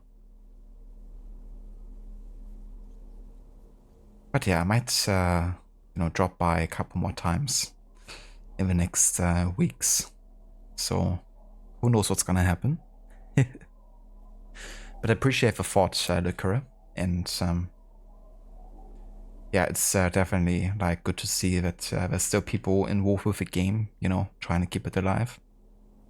Because yeah, the game is definitely quite close to my heart as well, you know. I mean, I've been playing it for such a long time now. Like, when I first played T-Words, it must have been like, I don't know, 2000... I don't know when it even came out, but I would reckon like maybe 2006, 2007, roughly. Like close to 20 years. At least approaching, you know, and then like playing it on and off and like getting to know so many like people, you know, in the community, which I would say is definitely one of the best aspects about the game. But yeah, made many friends there as well. who I'm still in contact with. But yeah, also from the gameplay side of things, you know, I think it's a very kind of like unique game in lots of ways.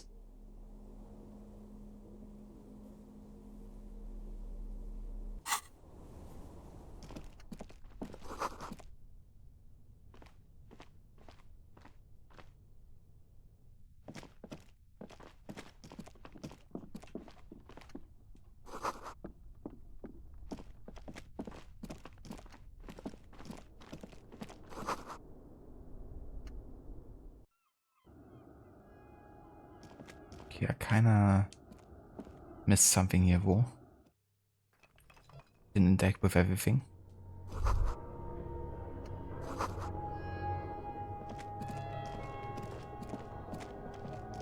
Okay, that music is a bit eerie here.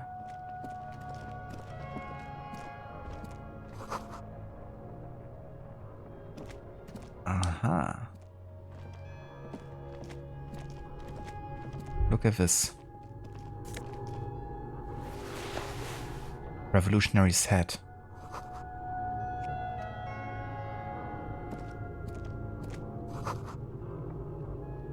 Revolutionary propaganda.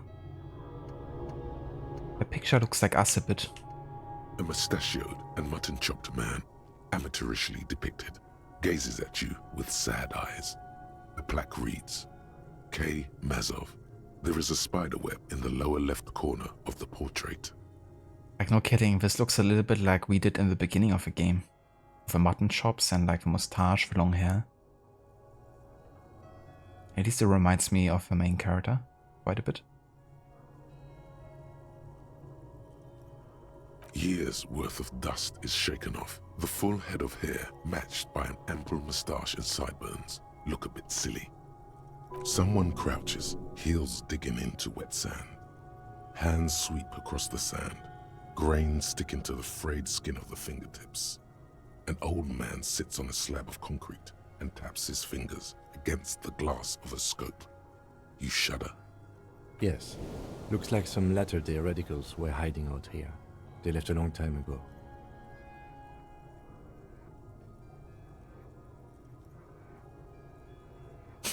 We could move in here.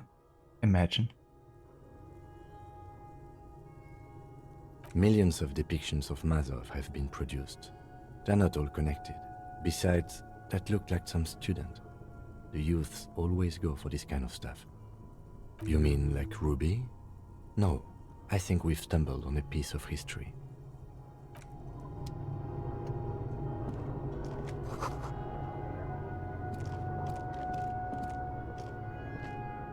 Okay, so Ruby apparently wasn't in here then.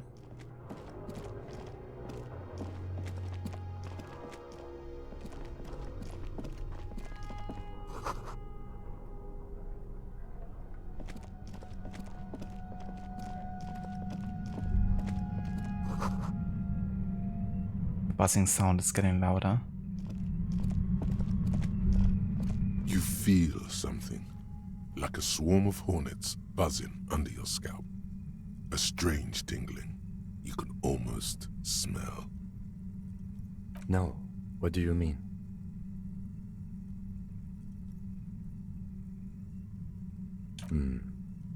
Either way, we ought to be careful. There were footprints back there, and I'm pretty sure they were fresh. Looks like our suspect. If she's in here, we need to plan our next step carefully. Once we detain a credible suspect, who knows what the Union and the Wild Pines will do? We'll set in motion events we have no control over. Yeah, I feel like it's already a bit out of our control. But sure, I mean, you know, this will kind of like determine how much it escalates. How much of information, you know, passes the outside. Keep calm. Go over the whole situation in detail.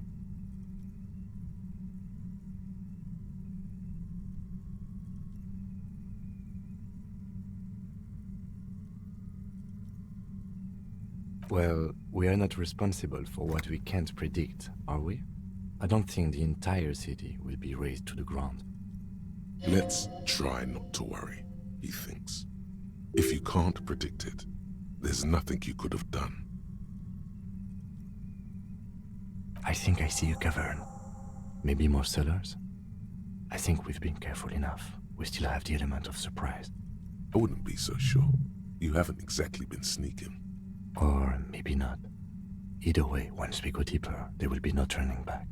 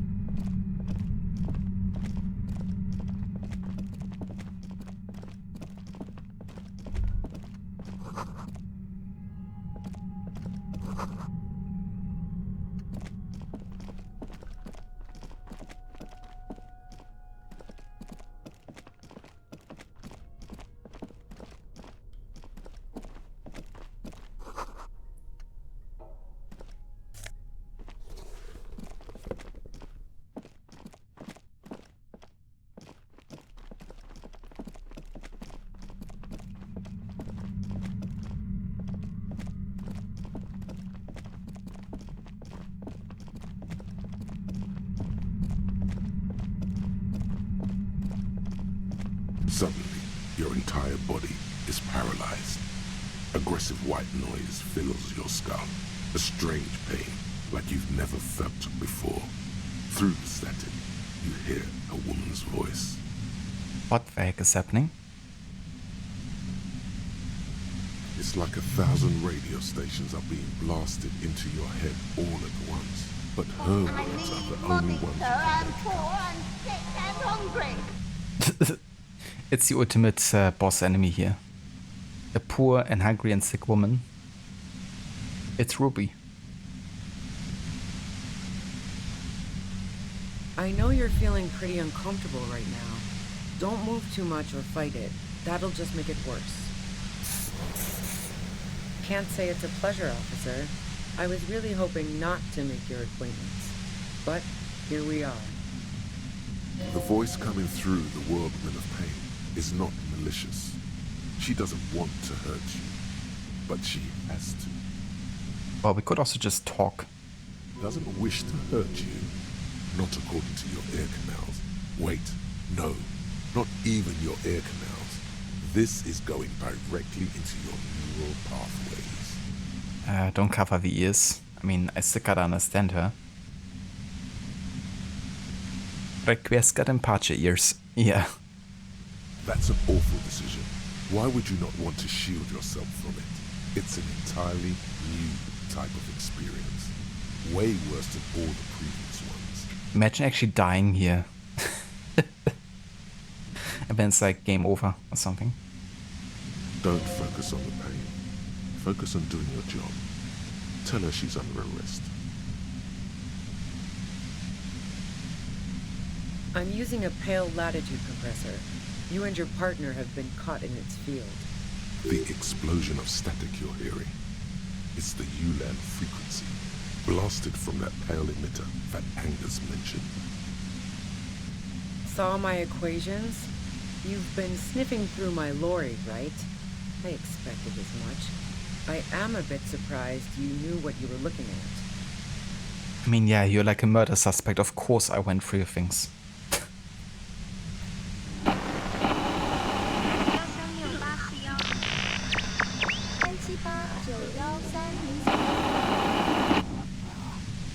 You should probably check on Kim.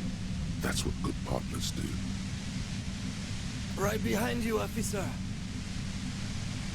He's still alive and breathing. Well, that's good. A pale latitude compressor is used to sort of make the pale more manageable. With a lot of these, you can force a radio signal grid on the pale, literally crunch the distance across it. Signals are relayed across a series of repeater stations fixed to buoys. Not a fun job manning those stations. All alone out there in the pale, people lose their minds in just a few years. So, what we are experiencing is A concentration of radio waves. Precisely. This is an industrial strength paraboloid. It's meant for forcing dimensions on something that doesn't have them. Needless to say, the frequencies used are out of this world. Great, can you make it stop now, please? At the upper limit is the large prime number generator station. It's used specifically for pale latitude compression. That's why you may be hearing some numbers. But you might also hear, or think you're hearing, local radio chatter. She's been holed up in here for a while with no one to talk to. Keep her talking, and you just might get an opportunity to break loose.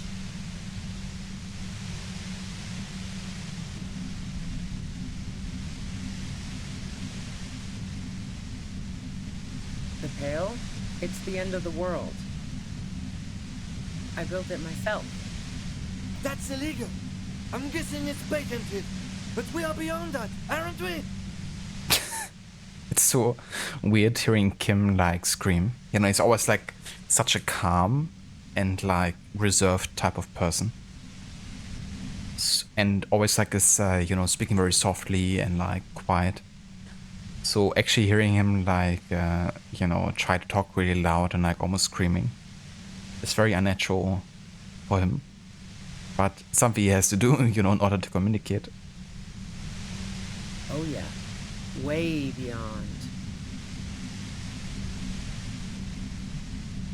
Yeah, I stuck my head in there before using it on you. It seemed like the ethical thing to do. Can't say that I enjoyed it. The field was weaker, but I can imagine what you're going through. Yeah, let's not talk about that shit. You were hunting me and fell into my trap instead. That's all there is to say about it. If you've got something really important to say, you can do it through the white noise.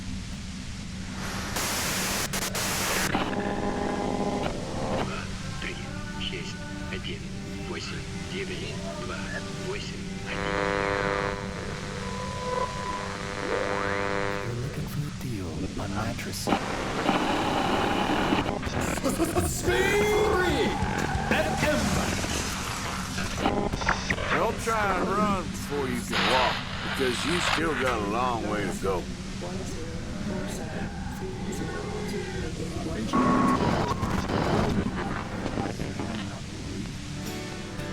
Where is Charles Lee?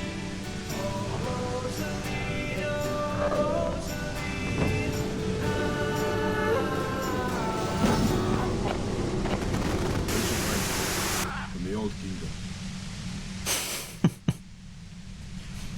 This was some ancient writing.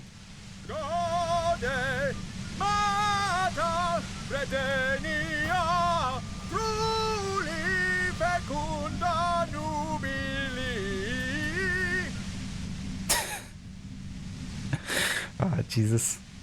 Amazing. We even have the Retaining Guard song. But yeah, but if you're looking for a deal on mattresses, that is very much ancient writing there. At least in this universe, it is.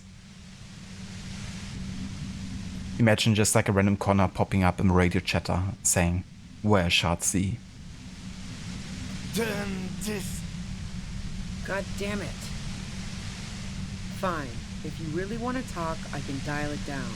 I've also got a gun, by the way. She's carrying a 2-barreled front loader. Remain careful. Well, it doesn't feel much better, but she can form sentences now. Thinking doesn't seem to hurt as much. Just keep her talking, and you'll get through this. I can just drive a machine. Ooh.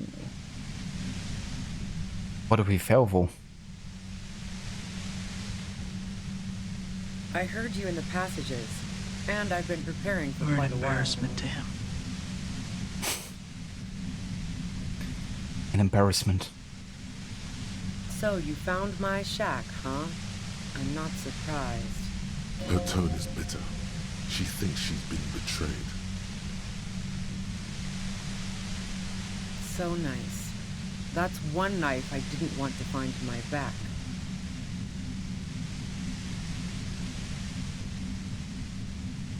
This could have turned out pretty bad for me if you hadn't walked right into 25 bands of ultra-high frequencies. It was dark in the shed. The waves outside had calmed down. She looked at the loaded gun. Then she cracked the barrel open and took the bullet out. Not today.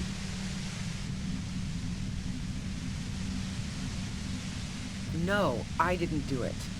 I only helped stage the lynching, though I doubt that makes much of a difference to you. Who ratted me out, by the way? Was it Titus? No, he wouldn't have broken first. Oh, I knew the kitten had claws, but not like this. I don't know if I watched a video someone made with starring Bully McGuire and Skyrim. I've seen like so many Bully McGuire videos at this point. So I might have seen one at some point in Skyrim.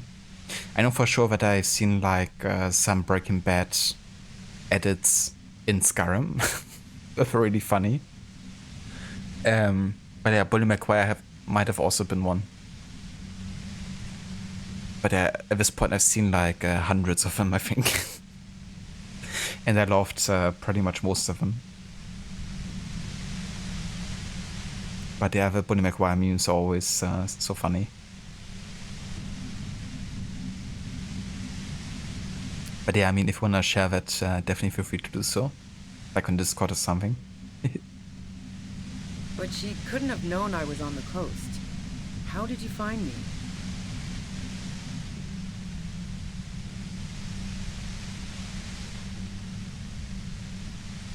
Titus and his boys, man. They told us you were on the coast. Even now, Kim is a paragon of professionalism. He is trying to make a clean cut of telling her she was betrayed. Exactly, Oliver. I missed the part where that's my problem. Yeah, I mean, in the movie it almost felt justified, you know? Because the guy was like ripping him off with the winnings from the Westing match. Some sweet vengeance in that moment, you know, perfect time for Bully McGuire. Well, fuck. Those guys liked me, I know it. If this is what happens to people whom people like... A dull despair is creeping into her voice. How the fuck do the rest of you get by?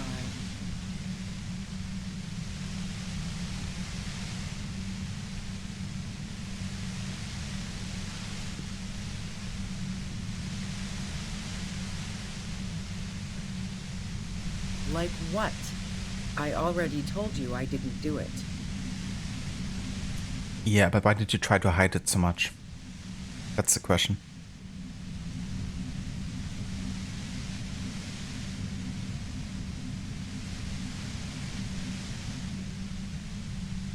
I didn't like him. Hardened mercenaries aren't particularly likable types. Yeah, sure. And I didn't like Wild Pines sending in those foreign hirelings. Me and a fuck ton of other people around here. She didn't hate it, okay? I'm listening. Man, I was with the boys the whole night. I hope they at least bothered to impress that upon me.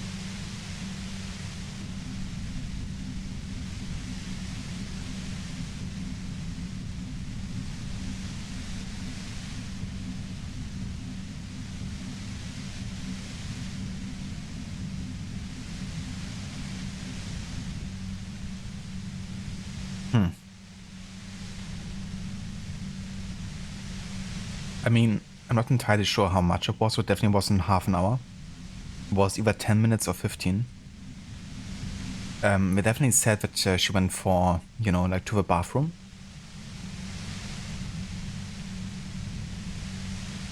I'm not sure if it was 15 minutes. But given that I also mentioned the whole like bathroom thing, I'm just gonna go with 15 here. Yeah, and I'm sure they also made some funny remarks about it. They always do. I've driven a lot of long haul and chugged a lot of beer, man. Right. You chugged so much beer that you had to pee for 10 minutes straight, huh? I mean, that's a really bad excuse. Can't do either without some power of mind over bladder. And anyway, that wouldn't have been enough time. Look, fuck you, man. I might also have stopped by the bar. Right, fair to mention that, huh? Yeah, once they start insulting you, you know that you fit a nerve. And that you probably have said the truth. 2 or 10 beers could be 2 or 10 minutes of pee, depending. Yeah. You probably did like a drinking competition with Claudius.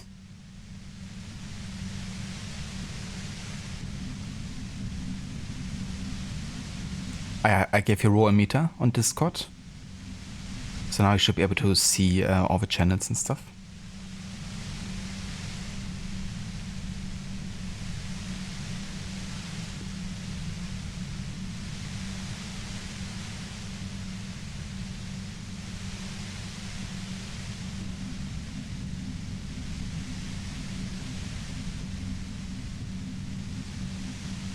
Oliver, homeless man, Spider-Man, I'm dying. Bonnie McGuire, I'm gonna put some dirt in your eye. Classic Buddy McGuire. He always has to rub it in. Even in the eyes of a dead man. Or almost dead man. About to die man. Wow. Now I'm curious. Please, explain.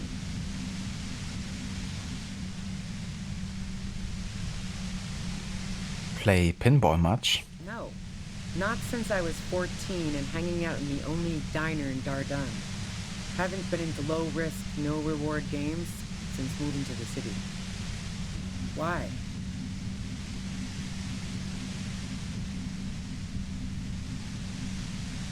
Don't know it, but also, the shot couldn't have come from the roof, or we would have all heard it downstairs. She has a warrant there. No one mentioned. That didn't go super well. You've got to lay something better on her. And?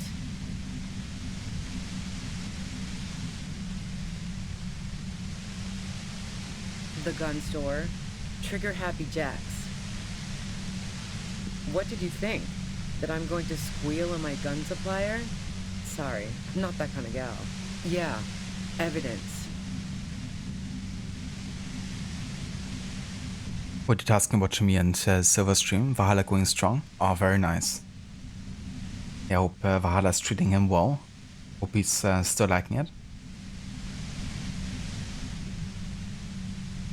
Who doesn't? Oh, you probably mean Claudia's rooftop. Sure, I've hung out there. She's got this great antenna. The view's pretty bomb, too. But you might say the antenna was the main attraction there, yeah. Along with Claudia. It's very powerful. I used it to tune into RCM frequencies. That's how I knew to be prepared for your arrival.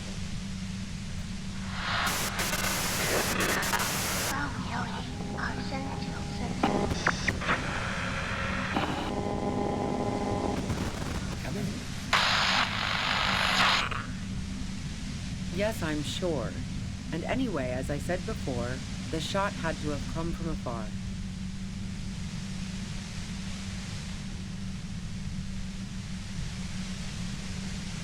You say one of those pesky powerful witches again? Hell yeah. That can be quite difficult.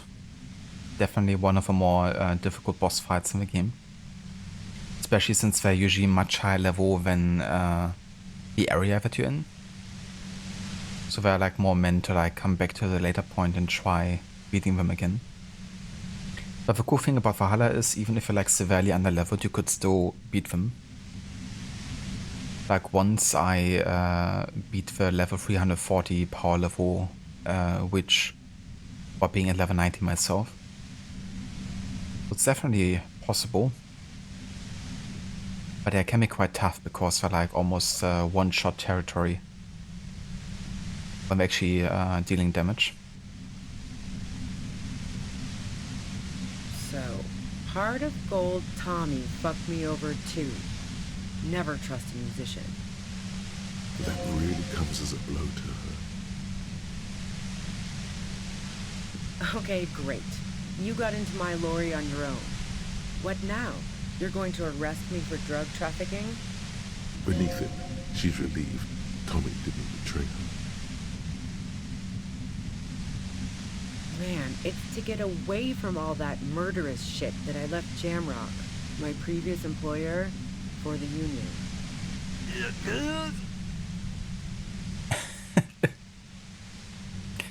Kim. It's kind of funny that I have an easier time talking to her than Kim. I guess we're more used in being like in situations like this, you know, where our brain is like barely able to comprehend what's happening. I got lucky being a dispatcher. Never had to do any of the really dirty work myself. This gun has only been used for self-defense against serious scum.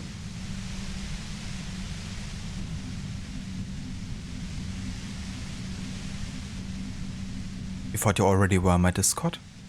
Yeah, I wasn't too sure actually if you were or not. Definitely seen your post on, I think, Rods and Lucinda's. But maybe that's why we thought that you might have been there.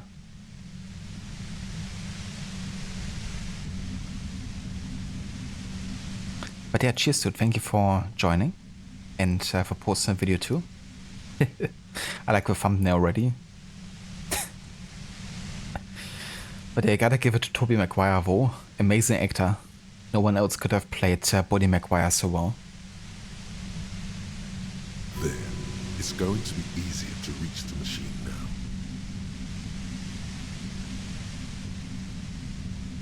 Yeah, I guess we should have maybe found our gun before heading here. But it is what it is. Based on what I've heard about you, you are serious scum. Wow.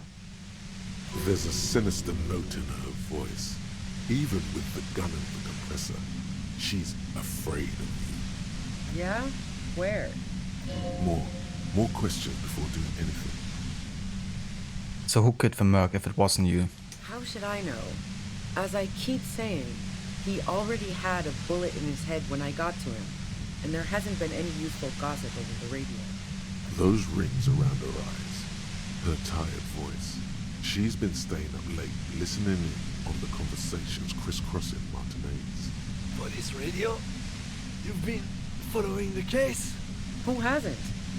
You know, I can still see him there, in Claus's room, lying on his side. He was still warm, but the bluish light coming through the broken window made him look as though he'd been dead for a good long while. She eyes you warily, as though gauging your sincerity. It's okay. We just want to... All right, don't kill yourself over it. I was shooting the shit with Hardy and the boys over a few beers, like always.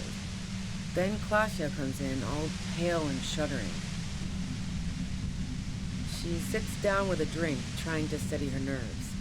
So I grab a seat next to her. Oh yeah, super. But I didn't think too much of it at first. I'd seen her party hard before.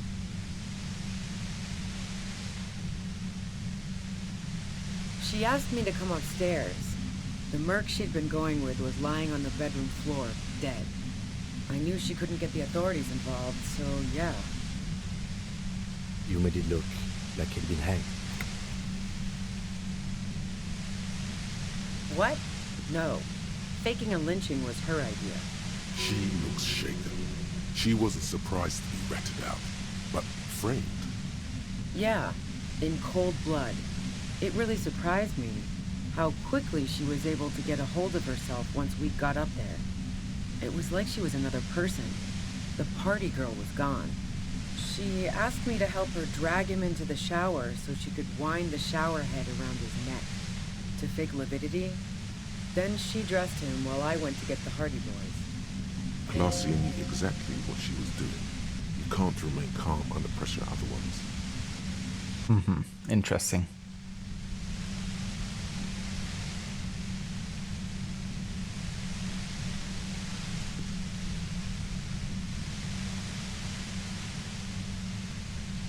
Yeah, I wasn't sure whether to admire her or be disturbed.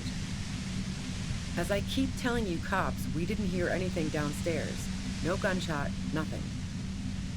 But even if this is true, weren't you worried this niche might lead to... War? The thought crossed my mind. But the mercenary's death was going to have repercussions either way. Although the way things are going, fuck it. I'm not responsible for these people after what they did to me. Her grip on the gun is tight, her arms toned, her posture solid. Martinez lost a valiant defender. Okay, I'm gonna try destroying the machine.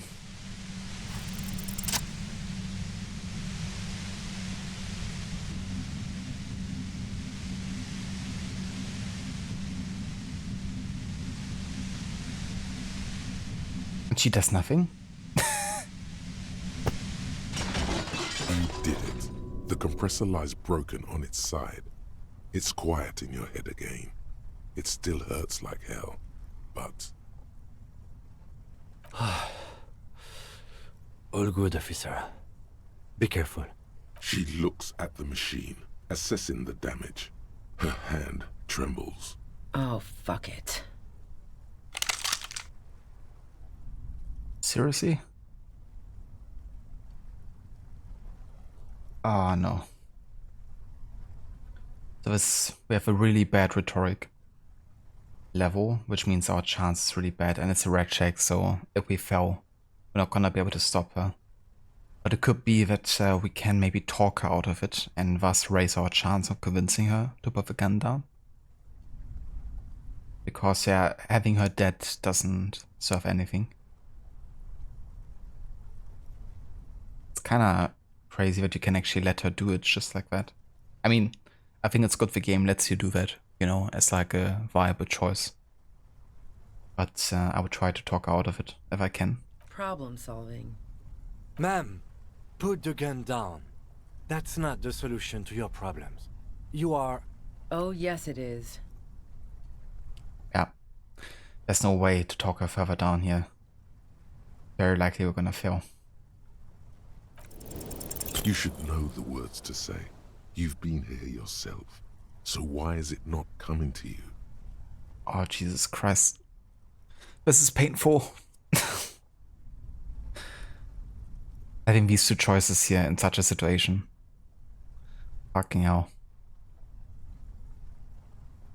Because you've misread the situation from the beginning. And now her finger squeezes the trigger.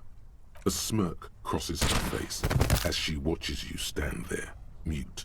Then she exhales sharply, shakes her head, and pulls the trigger.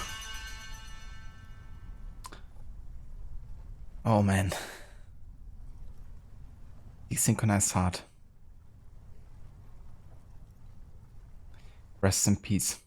You watch as her brains trickle out through her neon hair.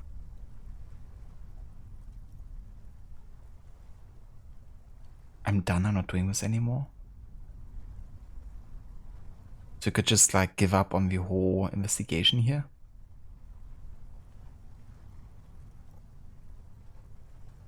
Lieutenant Yefreitor Dubois, control your emotions. We did our job. This won't be the worst thing that happens on this case, believe me. You can't let this break you. I mean, it's not about breaking me, it's more about like, I should have said something to stop her. What a fitting these things sound, that's true. Considering that's usually the sound that plays if you die as John.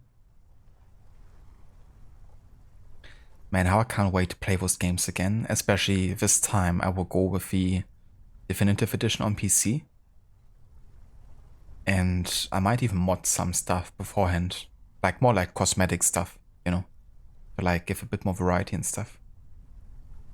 But yeah, who knows, maybe there's also going to be some nice gameplay improvements, you know, that increase kind of like realism or aid us in other ways. There is no coming back from this one. It will stay with you in nightmares. We clean up. It may take days for processing to pick up her body. We need to move it somewhere. That tent there.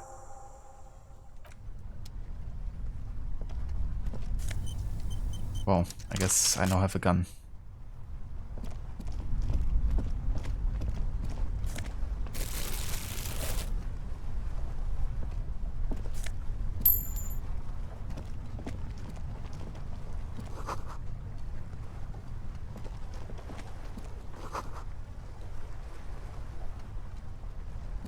The plain red tent stands by dispassionately. That would be awesome. A solid plan. Absolutely. Yeah, it's gonna be really interesting getting to that time of history as well, you know. When I jumping back between different kind of like settings. But I'm also looking forward to play some other like Wild West cowboy themed games.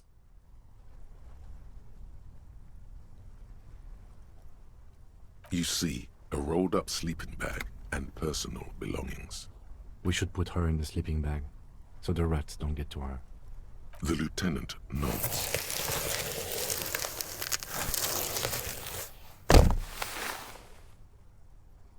There she lies, cocooned in the sleeping bag, surrounded by empty cigarette packs, books, and half-read magazines.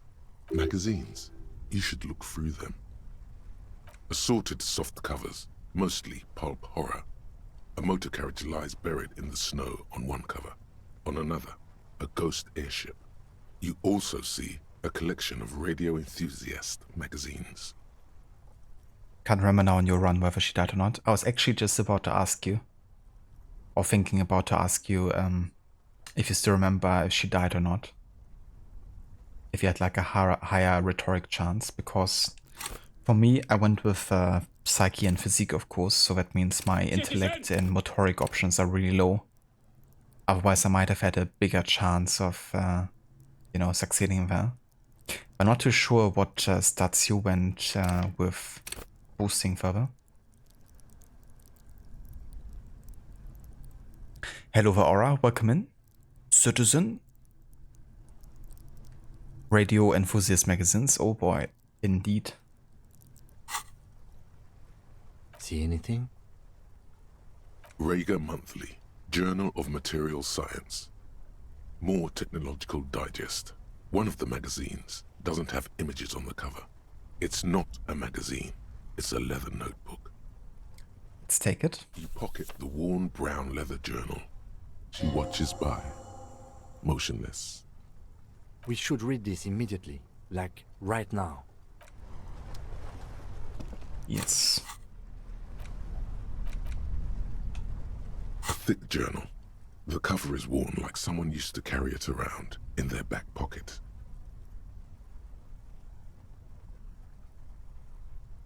Who died? Well, the Instigator died. At least the supposed Instigator. But yeah, it turned out that, you know, Classy, the woman on the rooftop, has been lying to us once more. But yeah, unfortunately, she committed suicide and I couldn't stop her. Because my rhetoric level was so low. And, I mean, it's also a question of, even if you succeed with rhetoric, is it enough to talk her down? You know? She seemed pretty convinced. But I guess I could have saved her life by just walking away. You know, like I, on purpose, smashed a device that she used to stun us. And if I hadn't done that, and if I would have just gone away, then she wouldn't have died, I guess. Amita, you guess I can try Evil West? Never played it, but you have seen some gameplay. I heard of the game, but I didn't know that it was historically based. Like, based in actual history. But yeah, maybe I have to look into it.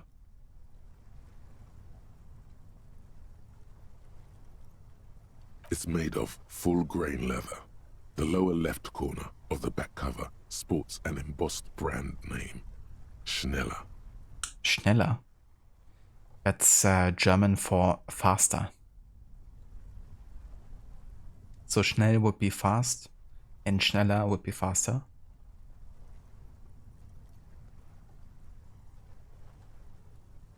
This was important to her, when it was still hers. The journal falls open. About 2/3 of its ruled pages have been filled. The large cursive of someone who writes quickly and confidently. Perhaps too confidently.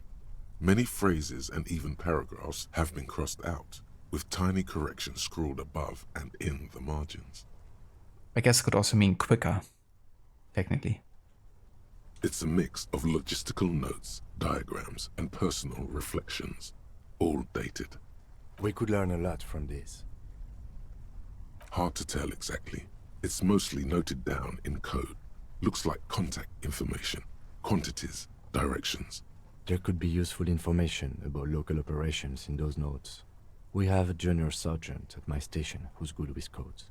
I can give this to her after we finish this. Professionalism is his coping mechanism. Esoteric radio technology. The most recent ones probably pertain to the latitude compressor, sketches, calculations of distance and density. You make out a familiar spiral shape. Short, wry observations of people and places, probably a way to pass the time on the road. Also, what appears to be attempts to sort through some difficult decisions. There are a few passages with many questions in them. Staff issues, always tough on the leadership. You smell traces of betrayal. The first entry is from August 2nd of last year. It reads simply, I know my position is precarious. All I can do is make myself as useful as I can while looking for a way out. Remember, no one is indispensable.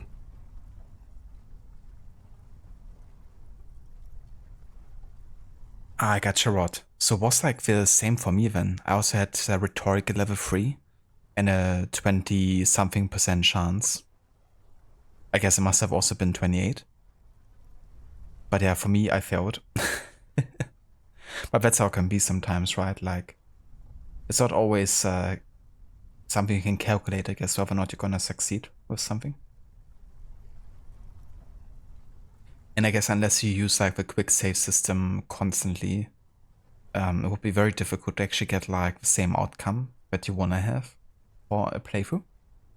But that's really interesting that, you know, she actually survived and ran off for you. But yeah, I wonder if you actually had a gun at that point, you know, when you said or told her to put her hands up. Because for me, I didn't actually receive my gun yet, so I'm not sure if I even would have had the option to tell her to put her hands up if I don't have, you know, anything to threaten her with.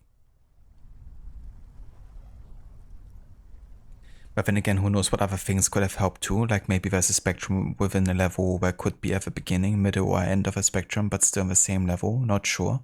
That's true. It really, you know, there's like so many aspects that could have had an impact on the situation. Also depending, I guess, how far you maybe get with Claire Everard or Everard Clay and, you know, the Wild Pines lady. They all seem to have had an influence here.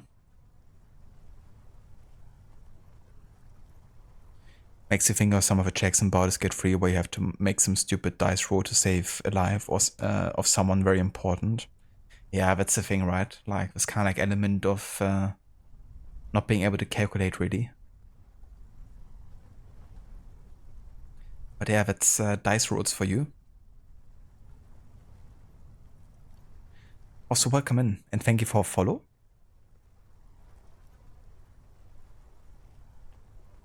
Nothing on March 4th. March 5th, though, well, that's bound to come back and bite me in the ass. I'm bad at this. Loyal to a fault. But that's another matter entirely. You have no idea what she means. These are personal notes. Don't expect to understand all of it.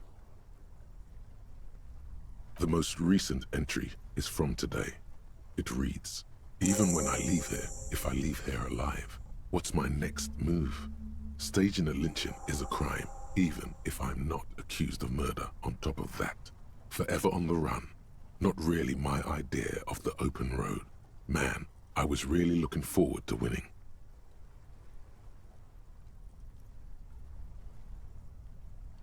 I don't think she killed the mercenary. It looks like she might have been framed. Yeah. This whole thing was a detour, and a fatal one, he thinks. Don't get emotional. These fuckers.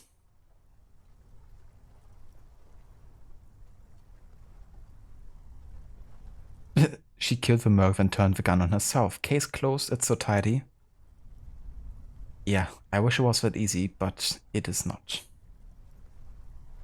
She was in plenty of trouble, even without the murder charge. Still, it's a nasty business. Could have been Titus. Then again... Maybe there's a Hardy boy we've yet to meet, who acted as his accomplice. Either way, we need to keep an eye on him. One thing is for certain. We have business back in the whirling in rags. Questions to ask. We should get to it. Indeed. But yeah, we're definitely getting closer here.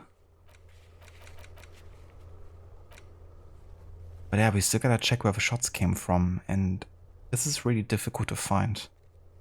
Because the spots are not really marked, you have to find them yourself. Like, exactly the spots.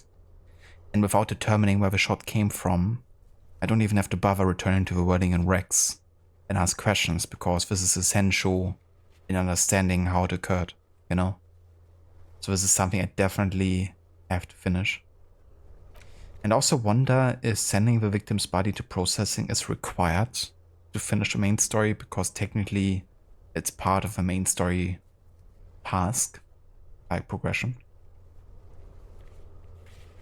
But we could actually re-examine the body now, because we stored him in the fridge, so we could, you know, if we have like new insight, which we have at this point. So I could now go back maybe, check the body a second time if I succeed, and then send it to processing, just so we have it finished. So I think I would do that first before I go to the Whirling and Rex, but before any of it, I'm gonna have to look for the bullet traces. Or maybe it's something I'm just gonna try to search off stream to get kind of like found. But I will still have another look around if I can't find these. But yeah, I mean, check the island for bullet traces, you know, like how big the island is. Or we're like talking about a smaller specific island. Yeah. The plain red tent. So she's also been a painter, wasn't she? Right, reminds me a little bit of a color palette for Disco Elysium actually.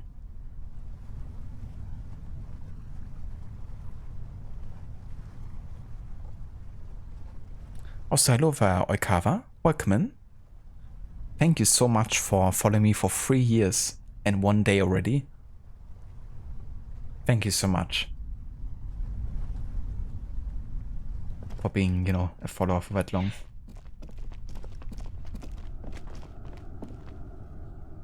And Amita, thank you also for the free stream streak.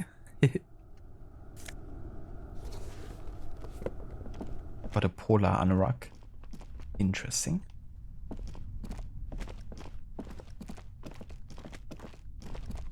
What up? Let me go into this corner here first, just to see if there is anything. Okay, there isn't.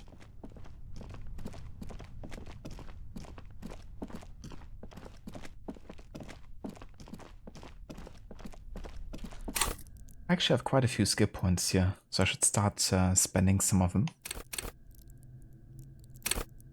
Gonna invest another one into Esprit de Corps here, because that brings us closer to Kim and what he's thinking.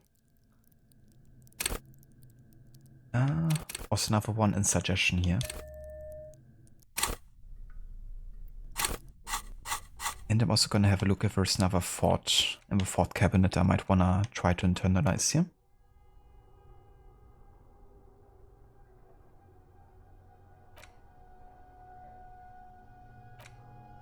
Yeah, let's go for the date of birth generator.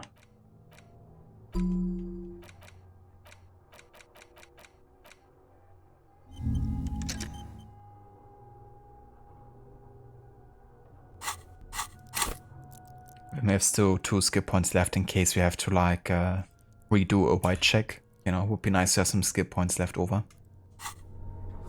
So we can, you know, retry a check should we fail it.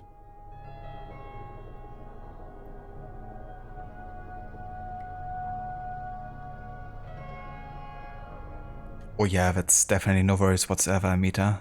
You know, definitely understandable when you have like other things going on and stuff. But yeah, always appreciate if you know, anyone makes it to the stream, no matter how long or how often.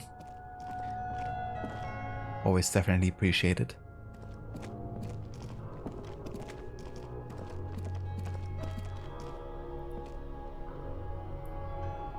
You could use a fort cabinet. You've got more of a fort forum. Yeah, something to store your forts in a tidy manner. If only it could be so easy.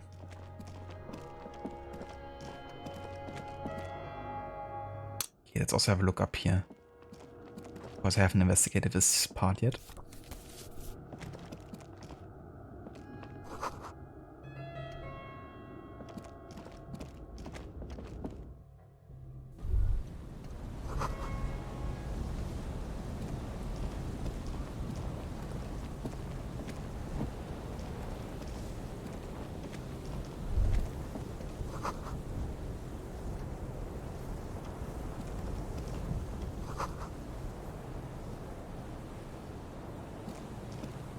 Well then,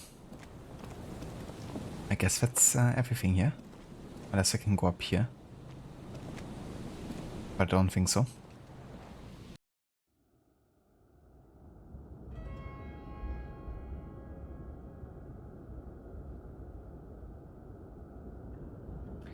And no worries, Amita, thank you so much for being here and for joining. I hope you have a good one. Hope you have a good rest of your evening. And yeah, for also those of you that haven't checked out Amita yet, highly recommend doing so. Another great streamer of a community. He's currently playing through God of War Ragnarok. He also recently finished his first ever playthrough of Jedi Survivor, getting the Platinum completed. And he also recently finished Grand Theft Auto 4 as well, for his first time playing through the game. But yeah, lots of great different games there. Also definitely a fan of Assassin's Creed. And yeah, definitely think you're gonna enjoy. So there's a link in chat.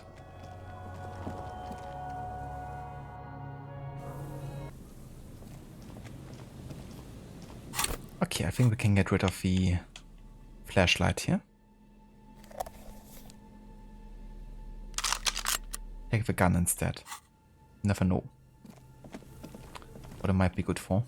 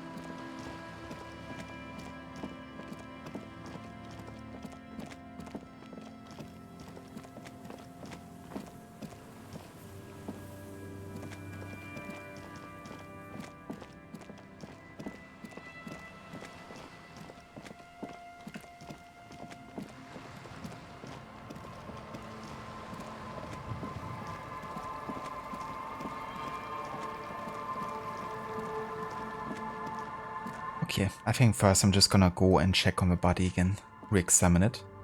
And we can actually fast travel from here.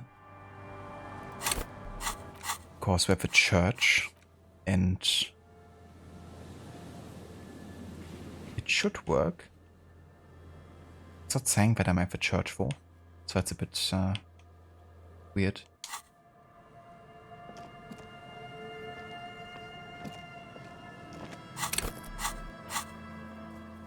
Or maybe I can't fast travel at this stage of the game. Because usually if it's standing like over here.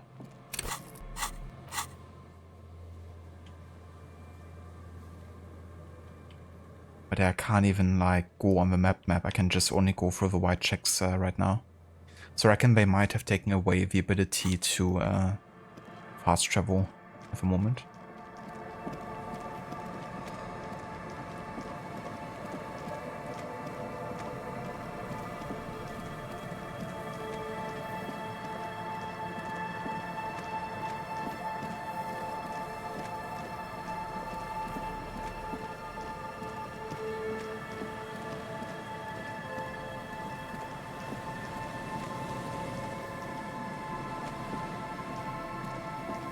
But yeah, finding these specific places for like gunshots, quite difficult, I have to say. Yeah, already been there.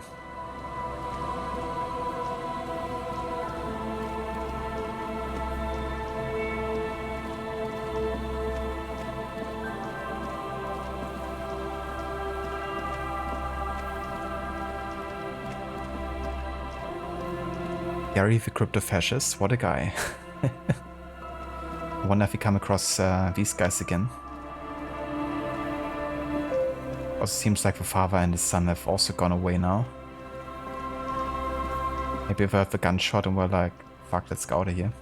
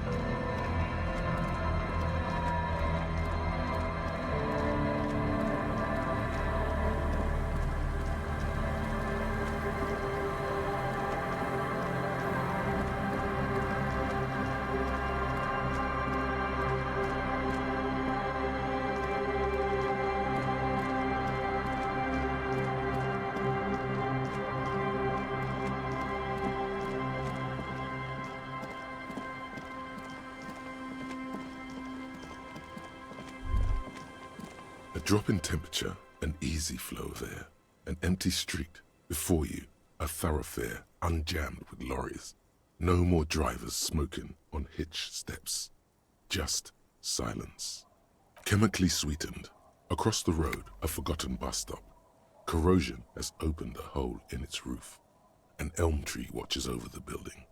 Its branches are dripping with rain and snow.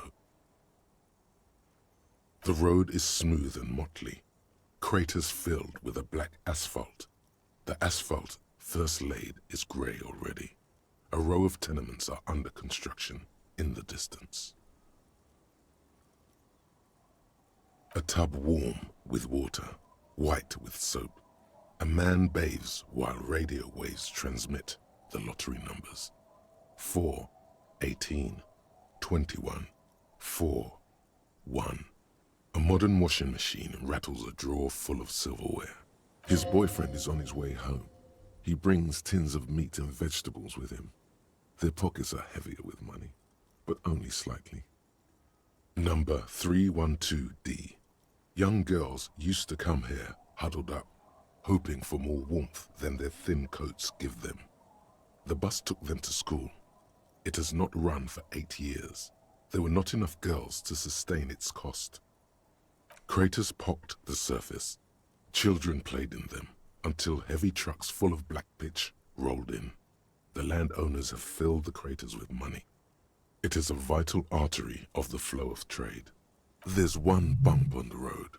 A dead dog lies flat about 200 paces away, right at the turn. Tragedy comes from the wheels of a fast RCM vehicle, hurrying to work. The cold washes over you. The sound of the sea has grown distant. Don't tell me that was our vehicle and that we actually killed a dog. What have you done, Harry? I mean, I'm just hoping that it wasn't us. But it could have been. The wind moves the aerosol. A detective stands behind the boom barrier. A breeze moves a curl of his hair.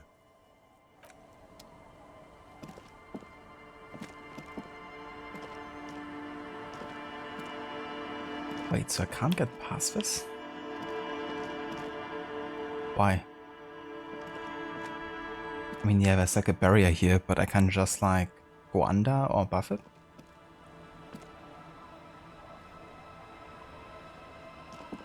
Well, I guess.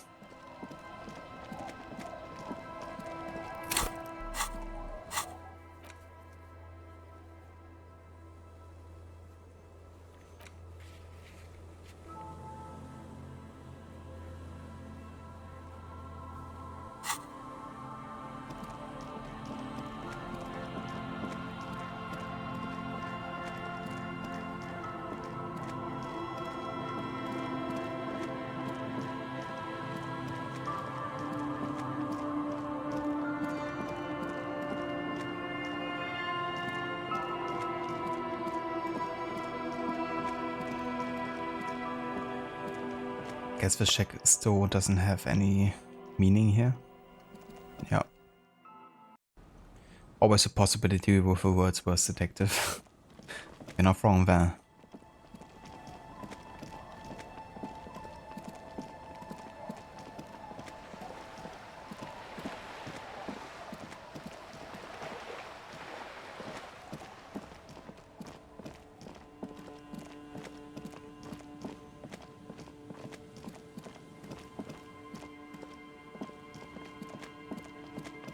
Yeah, I have no idea where to look for the bullet traces here, to be honest. But have another look up here, maybe.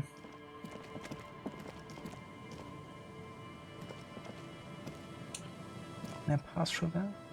I don't think so.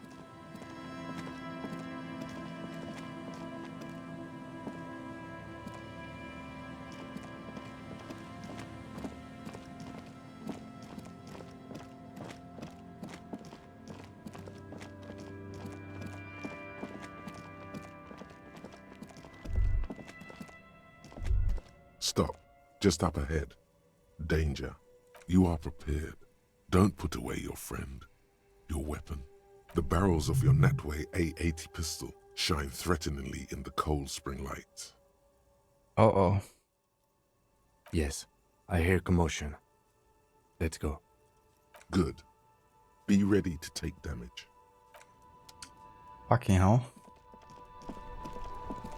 I'm all out of shits to give, loincloth. Welcome to the fucking reckoning. Things about to escalate here. Put your damn gun down. People are gonna get hurt. We need to talk this through. All right? Shut up.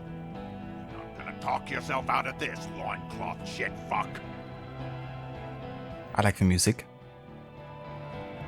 This is the mercenary at the gates. His chest rises and falls under the ceramic breastplate. His fingers reach for the butt of his sidearm. There's something very wrong with him. This is a misunderstanding. Nothing irreversible has happened yet. You can just return to your unit and forget all about this. The Kypt is merciful, willing to spare us if we just forget about our murdered and humiliated commander.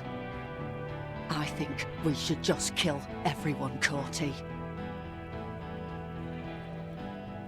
Why so many people in armor? Well, I saw these two down here. They're basically, or I guess the other guy up there as well. They're like with the company, like the White Pines, and they're like mercenaries essentially. Very well paid, so they can actually afford this armor.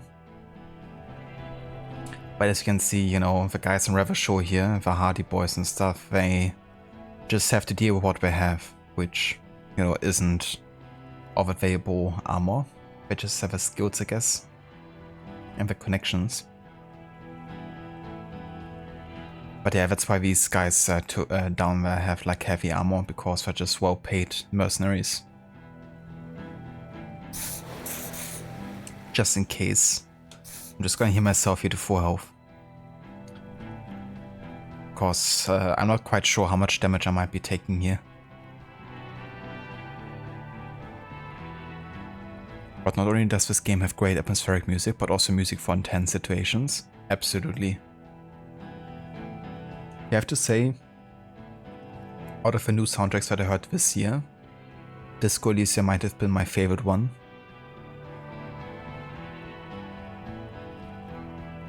You are all drunk. Come to your senses. You won't gun down 7 people in the middle of the street. This isn't a frontier town or a jungle outpost. Easy, Lizzie. Let me handle it. I know guys like this. I'm sure we can come to a peaceful agreement. Ain't that right, fellas? He is facing overwhelmingly superior firepower, and he knows it. Peaceful.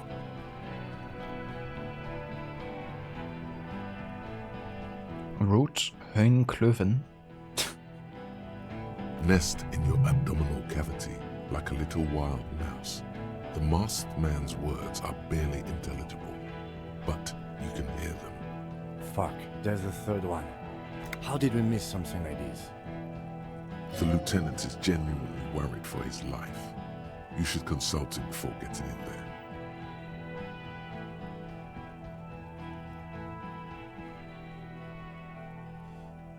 Yeah, what do we do? My plan is not to get killed, but we have to intervene. If this turns into a firefight, we should take him out first.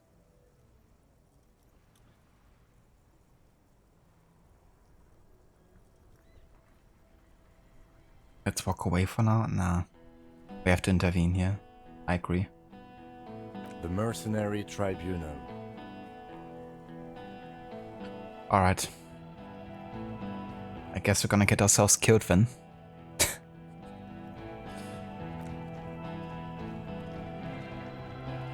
Get lost, comedian. You cops had your chance. Now it's fucking time for some justice. I think he's calmed down a bit. No, he didn't. He's about to open fire. See, I'm succeeding with empathy and half-light. And they're both like medium success and completely the opposite.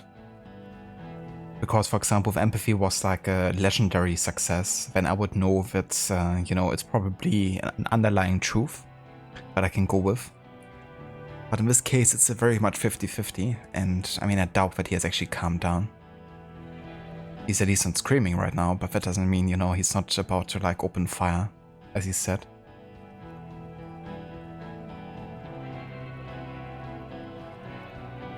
But I mean, I still gotta try to talk if I can, you know. Like, that's gotta be our approach here, because if we grab our gun, then this might be over quick. So we have to talk. You can't think that way now. This is serious. Pig fuck!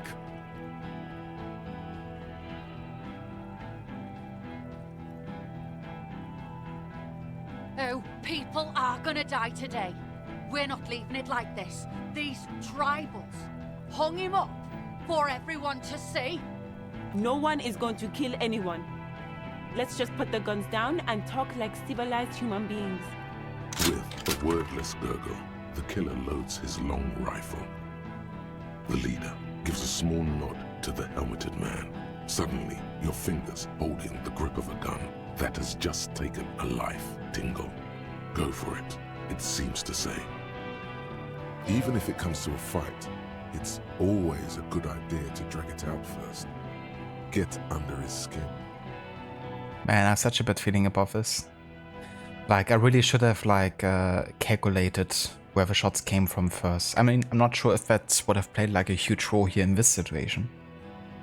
But if we ever wanna, like, prove anything, you know, or convince him otherwise, then actually having, like, an idea on who did the actual shot would have been helpful, I guess. But yeah, I guess ultimately we kinda failed to do it in time. But yeah, I also didn't expect, you know, this to be like a moment you couldn't not trigger, you know. I thought I maybe still had some time to go to the, you know, body, reinvestigate, send it to processing, check out some other stuff before I decide fully to go back to the wedding and Rex, you know, to kind of like question them. But that's how it is sometimes, you know, you can't plan this stuff. It's kind of like also a bit out of our control here. That this conflict is escalating so much at this point and not later. That's just something we have to deal with, I guess, but I wish I would have been a bit more thorough at the end here before, you know, triggering this moment. Peace. Always peace. It has worked thus far. Start with the first idea you have, then move down from that. Please.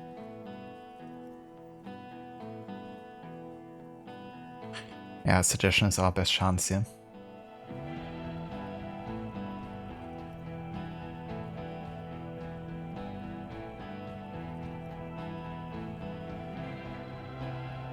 Okay, let's first talk a bit. Rude. Rude is the killer. Rude, the killer, Howan Cloven. He doesn't talk much. All of you cunts inside out. The gunner, the raddest, the killer. What do you think he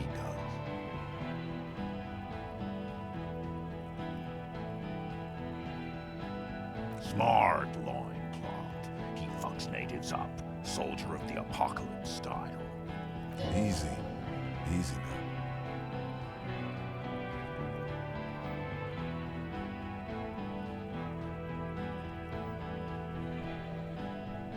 Yeah, I don't think telling them that they're all drunk is gonna help them, especially if they are drunk. And if they're not drunk, then it wouldn't also help.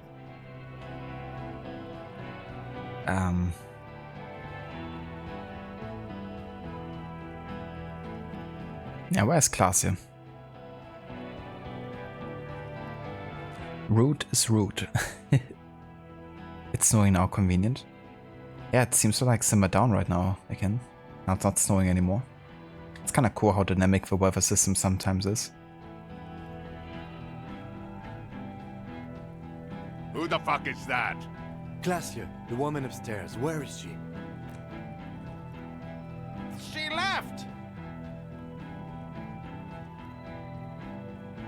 She left! Her room's cleaned out!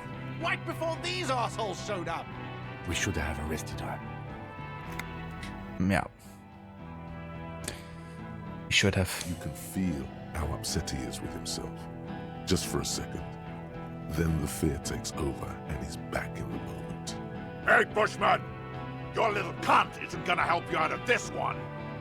She's gone. Forget about it now. Concentrate on this. It's like everything goes wrong. That could have. Weather just like in real life. Yeah, I'm looking forward to a first snow over here. For God's sake, tell him the Hardys didn't do it. Present a case.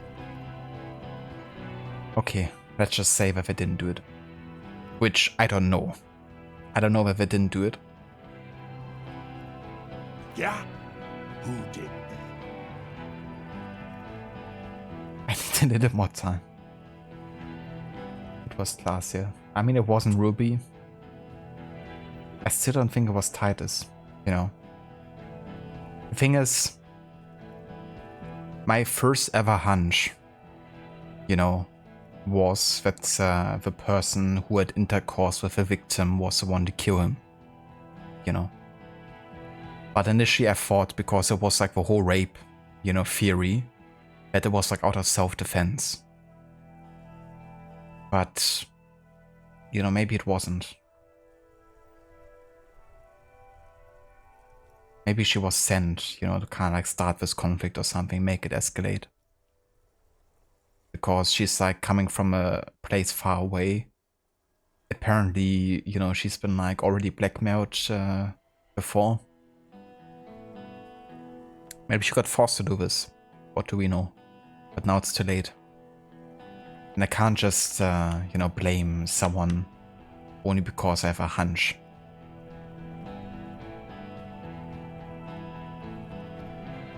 But I'm also not gonna blame Titus if I don't have anything really supporting that he really was it. I'm not gonna take the blame either. But yeah, just saying that it was someone who isn't here, it's gonna sound very desperate.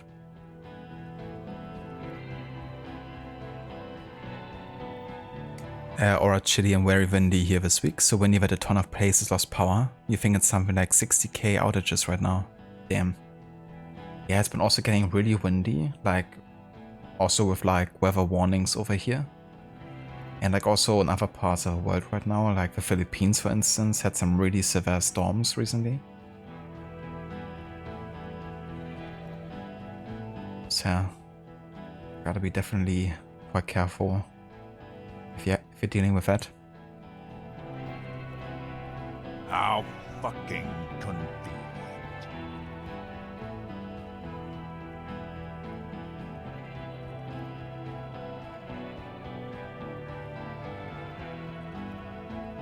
You think I'm fucking stupid, cop? What if I just shot one of your pals here right now, huh? How about the kid? Tell me, it's a magic fucking sniper one more time. Listen, please. This cop and this drumhead court marshal won't decide who... He's gonna do it. He's gonna shoot her. Jesus Christ. No. Why is all of this happening? I hate this so much right now. But yeah, we have to deal with it. But before we do, give me just 1 sec.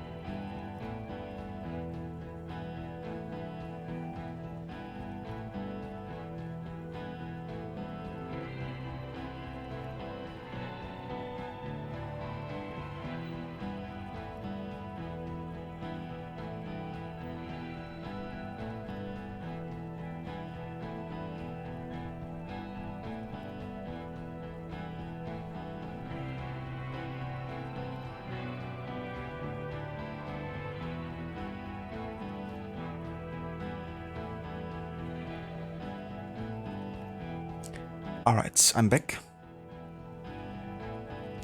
Aura putting the "my girlfriend goes to another school, you wouldn't know her." Pretty much, yeah. It's like, it was someone, but that someone isn't here. But it's a shame because we have options with raw dice off a table now that were there before. We can't remember which, but there were one with a high % chance. Wait, really? What the hell? I thought it was like any other dialogue before, you know, that have like multiple different options to roll dice and like additional like dialogue choices, and I can trigger them before doing the roll dice because they might have a negative or positive impact on the roll dice itself. And yeah, I wanted to trigger the suggestion choice, but I wanted to see if I can't, you know, put it up higher to get into the 90s so I can really make sure that it succeeds. So that really sucks because I wanted to go with the suggestion choice, which was like the highest % choice I had.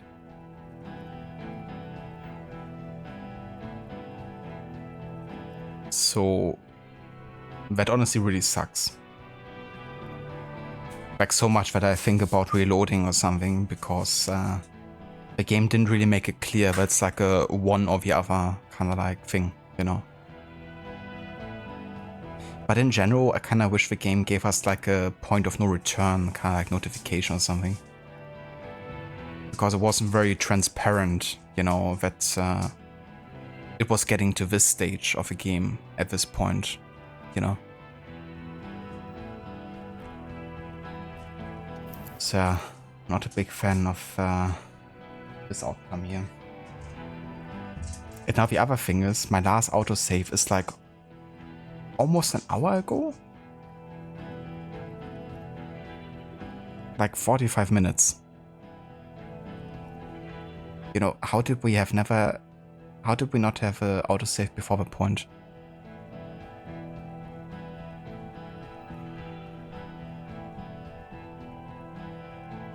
I guess I could have had a save, you know, myself, but you would think they would kind of like make an autosave. Benji.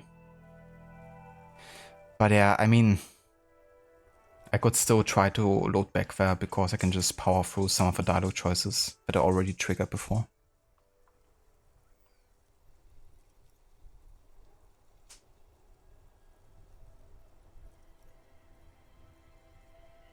Hey there, Saint, welcome in. Betty bought a bit of butter, but the bit of butter Betty bought was bitter. So Betty got another bit of butter to make the bitter butter better. Exactly. The things Betty does. Damn, yeah. Yeah, it's really unfortunate, you know, because, I mean, this will have such a great impact about who's gonna potentially die here and how the outcome is gonna be. And I can't even do the things I still wanted to do, and now I can't even choose the dialogue choice I wanted to either. I mean, it might have been also my fault here in a way, but I think I'm honestly gonna reload, you know, because this isn't what I wanted whatsoever. And I don't want to feel like, you know, I'm not really getting an ending that applies to what I wanted to choose. But it's actually the first time that I will reload to do another save, another choice really. But yeah, given the impact here and yeah, just of his choice, I'm just gonna do it.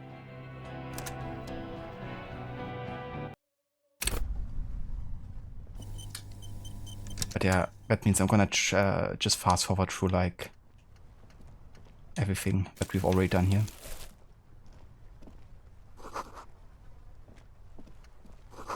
But I really wish the game was a bit more transparent in these situations. The plain red tent, you see. We should put... The lieutenant nods. Safe scumming is your hobby, so this makes you anxious. Fair enough, Aura. I don't blame you. Magazines. A sword. See. Rhaegar, you pocket, you watch it. We should. A thick journal. It's made. This was important. The large curve, perhaps too it's a. We could learn a lot from. Hard. There could be professional. There could be professionalism. Sure. Staff issues. Hard to tell. There could be professionalism. Nothing. You have no idea. The most. Even when I leave. I don't. This. Don't get emotional. She wasn't. Could have been Titus. And again.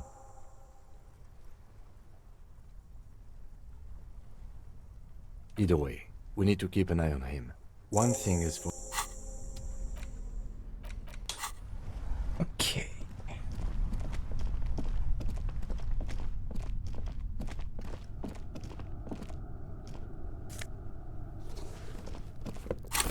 Also gonna see if there's any clothing options that might increase suggestion here. Now that we know that it's kind of like the choice I want to go for.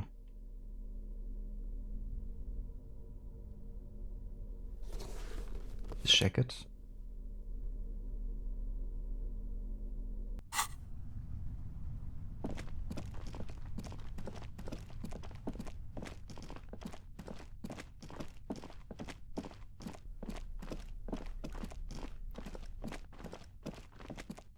Ah, hold on.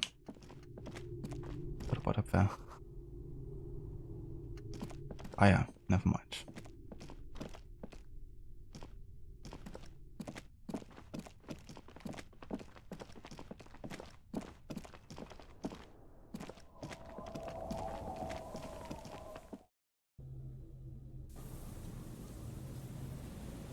I am, thank you, Saint. You're having a nice day so far. We're making some good progress with Disco Elysium here, getting quite close to finishing, I think. At least the conflict is kind of like about to escalate pretty bad here.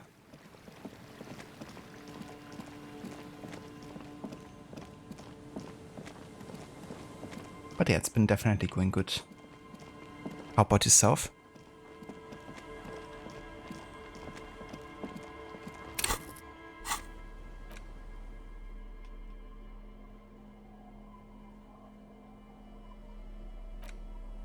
Wait, didn't I take the gun? Of course it didn't save when I actually did take the gun, did it? Oh man. Come on now, game.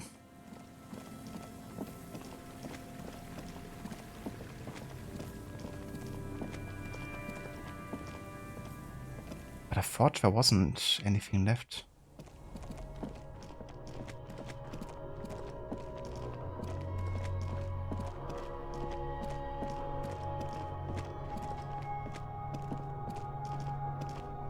I mean, we did... I should have a gun, don't I? I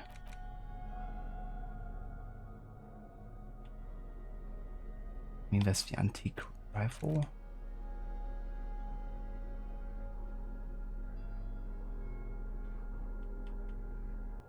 Huh? Didn't I put away the body already? Which means I should have technically taken the gun.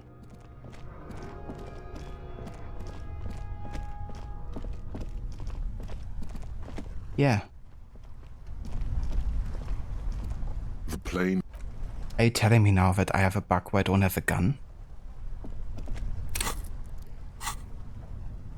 Or am I just blind?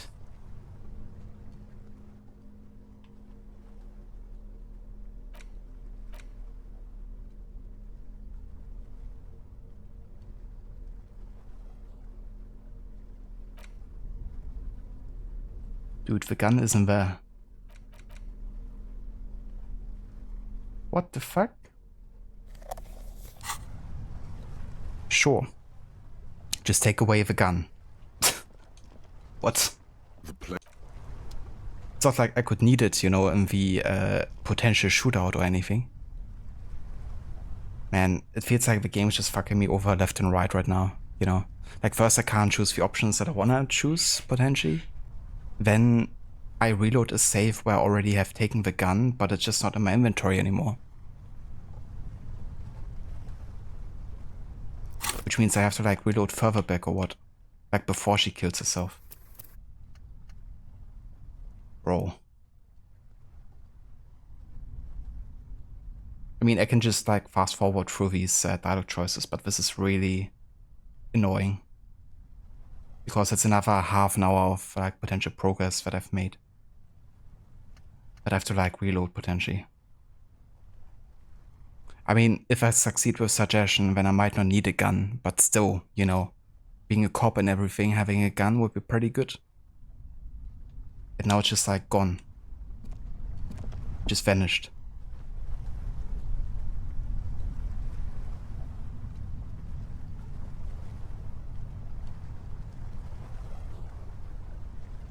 Saying it snowed here last night and a bit of ice too. Yeah, it's also been getting pretty cold over here. Already had 0 to minus degrees, like slightly.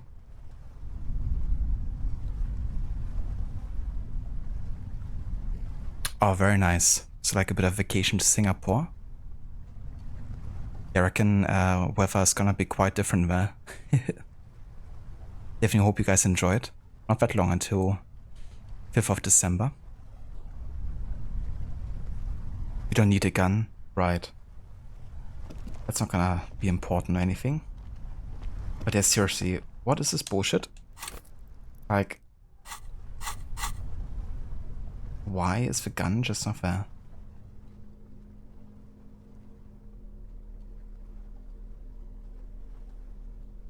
The thing is also, like, if I reload now, then we could have a totally different outcome, you know? Because I could, for instance, succeed in the option to try to talk Ruby down, you know? Which means she maybe wouldn't kill herself. Which means everything would maybe evolve completely different. And I don't want that, so I just have to deal now with not having a gun, I guess. And still trying the suggestion option. But either way, it's just like, I can't replicate any more of the situation that I've been in, you know, at this point. Because I'm just like, I don't have any weapon anymore. Which is really stupid.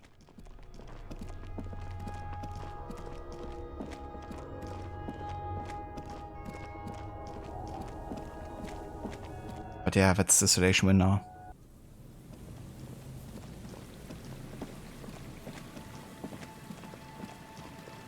It's especially odd because this game definitely, I mean, you know, that's a save system and you have to expect that people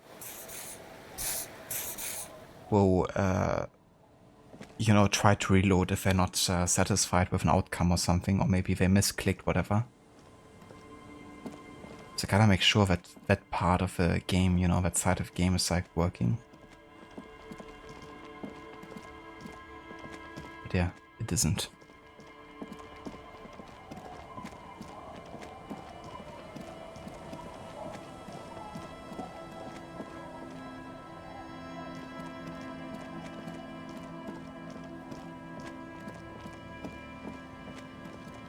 I'm also definitely a bit confused by the fact that I couldn't trigger the other options anymore, just because I talked about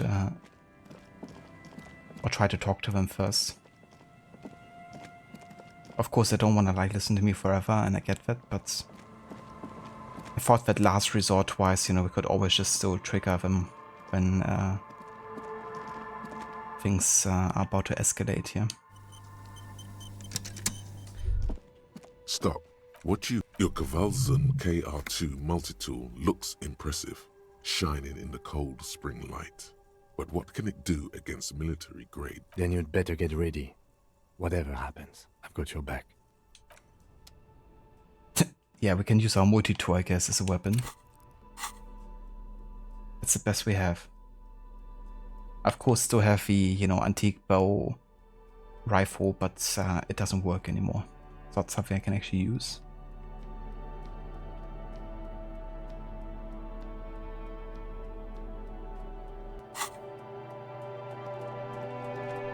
I'm all out of shits to give, loincloth. Welcome to the fucking reckoning.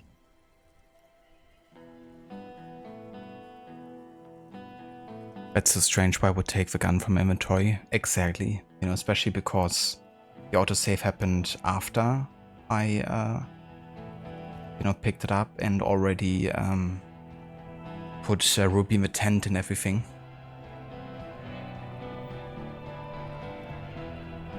You know, could have also just been that the game would have crashed for some reason, you know. I had to like reload and then the gun would have also been away. Also, hey there, Spectrum, welcome in.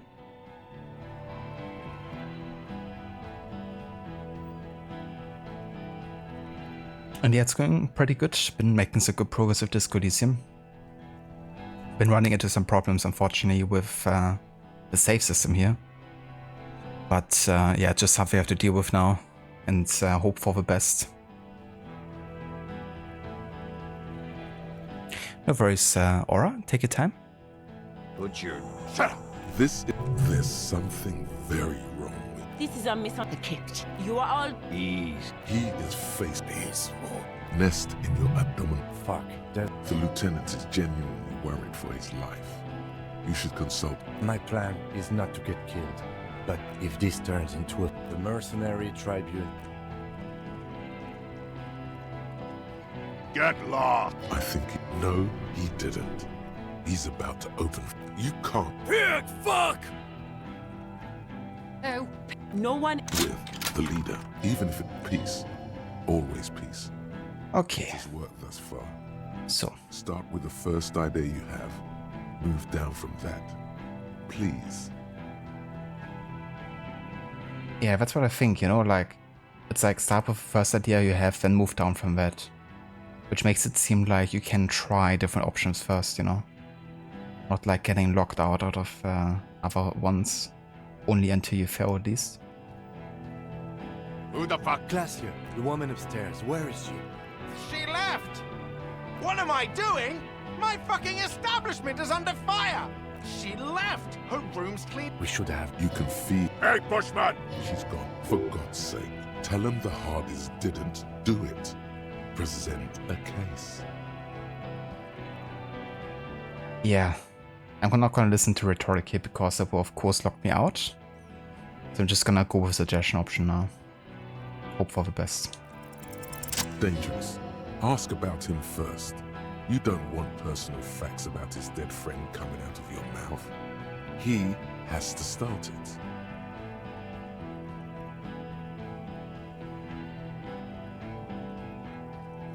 Sergeant Major Raoul Cortiner, reporting in to burn this fucking mud hut to the ground.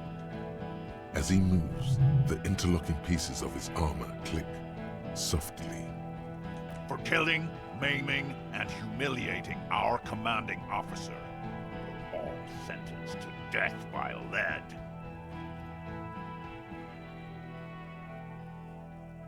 Baby blue, yeah. Like someone fucked up and put a baby's eyes on a grown man. It was creepy, but bitches like that shit, I guess. Or, I don't know what bitches like. I just know how to mow down cloths.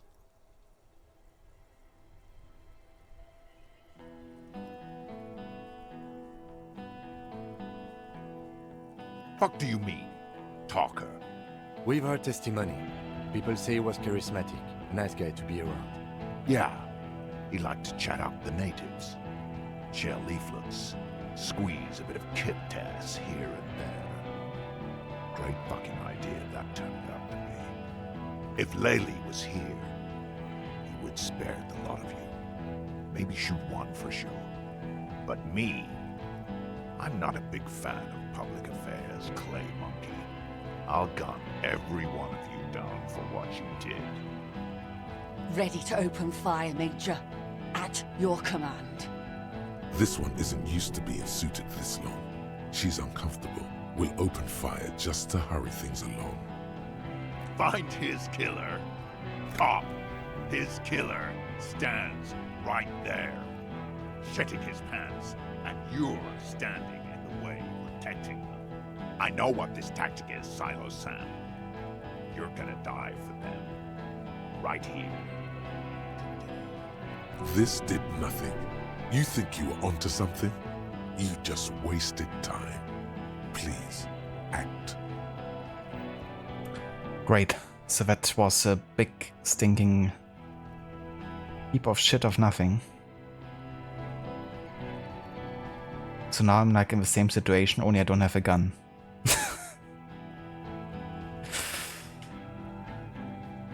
Well, let's see what we can do. You think I care what that company cunt thinks?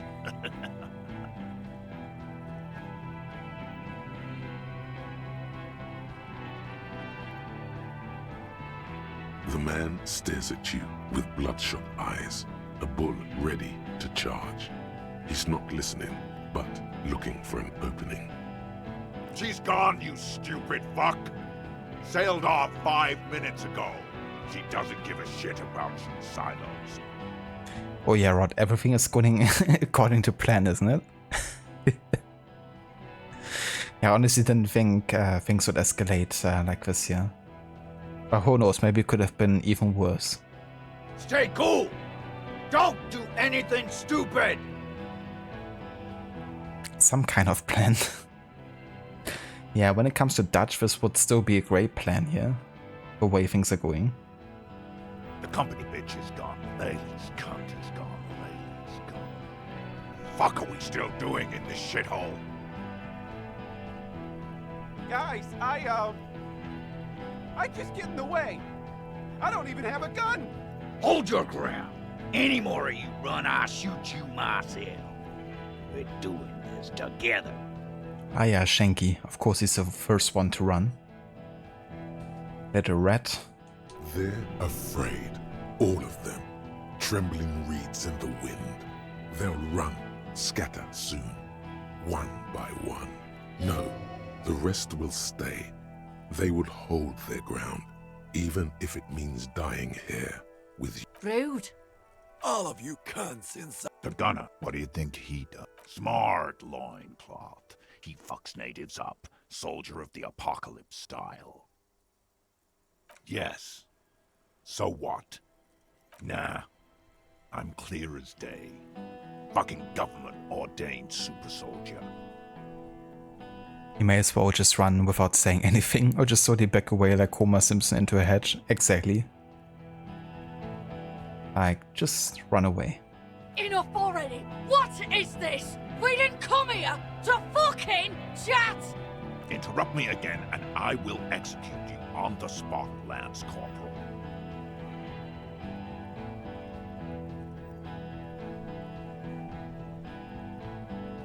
Well, my rhetoric chance is a bit higher now. I just tried. International something. Of course it failed. International law.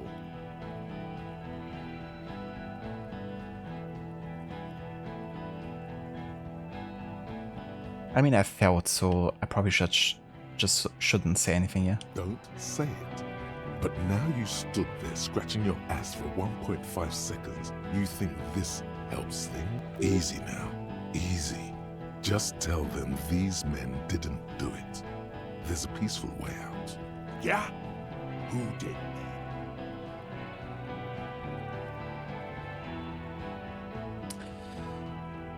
I mean, out of all of the suspects we have here, like Ruby, I don't think so. You know, she was just being framed.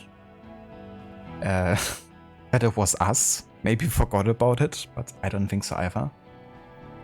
Titus, I don't believe it either. Glacier, I mean,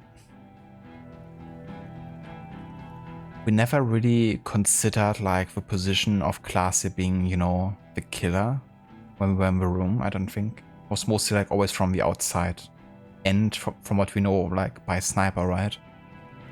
So unlikely to have been Glacier either. So I'm just gonna see what happens if I save. I need more time. But that's not gonna help either. You know, we're not gonna give more time. We're just going back to where we were, I guess, pretty much. It was redacted. I think so too. It was Mr. Scratch. Lord of mercy. No kidding. That's me right now here with this game. Like, just get me out of the situation. How fucking convenient. You think I'm... How about the kid? Listen, please. He's gonna do it.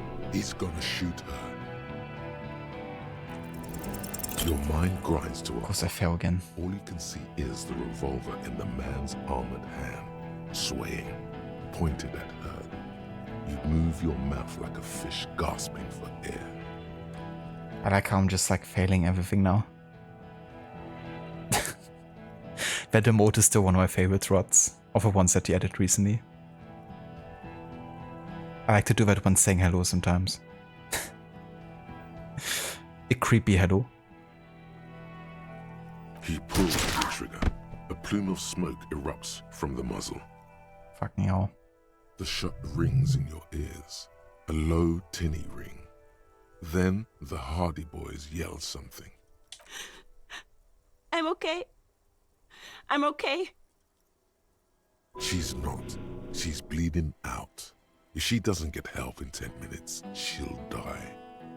Fuck this! Gene! Cancel Lizzie!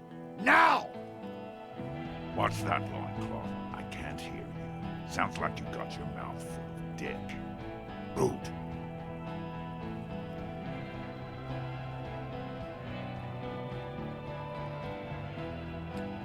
Rude. Kill him.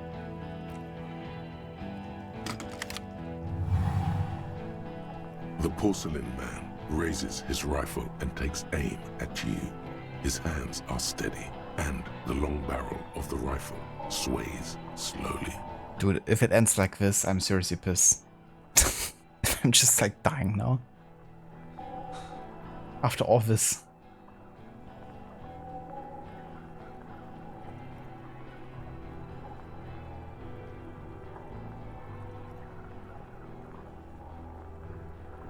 I mean, I don't even should try reaction speed. There's an 8% chance. Yo, it's super unlikely to happen. Think. Yeah, maybe. You stare down the barrel of the gun. You see Rude's mask behind it.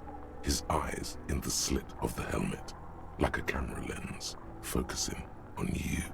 Is there anything we could use to protect this frail body? That gun will tear us to pieces. Man, I'm so pissed right now that I don't have my fucking gun. Like, honestly. Just got screwed over by the game. Ah, dear. Just dodge the first shot, and the second will be easier. Drunks are quick to anger and make mistakes. From the corner of your eye, you see the lieutenant raise his pistol and aim it at Rude. The shot rings and you stumble. Something violently tugs at your shoulder, pushing you backwards with incredible force. A volcano of burning pain erupts from your left shoulder.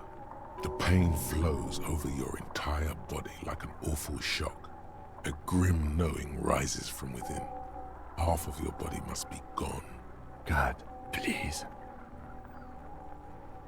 Then, 2 shots ring out, and you hear a scream. But you're too hurt to see who got hit. Blood gushes from the helmet's eye sockets as Rude staggers back, disoriented.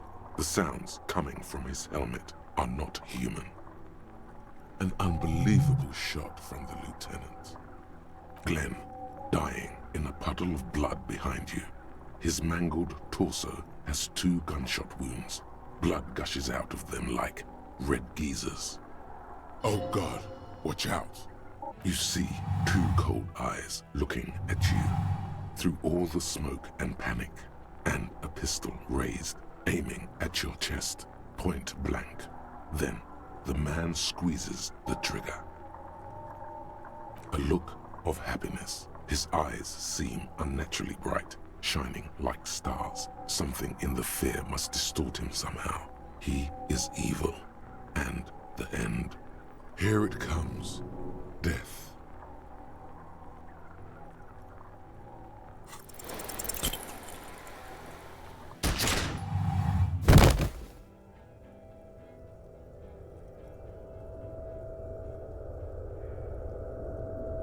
You can't. There is no time. Something inside your pelvis explodes.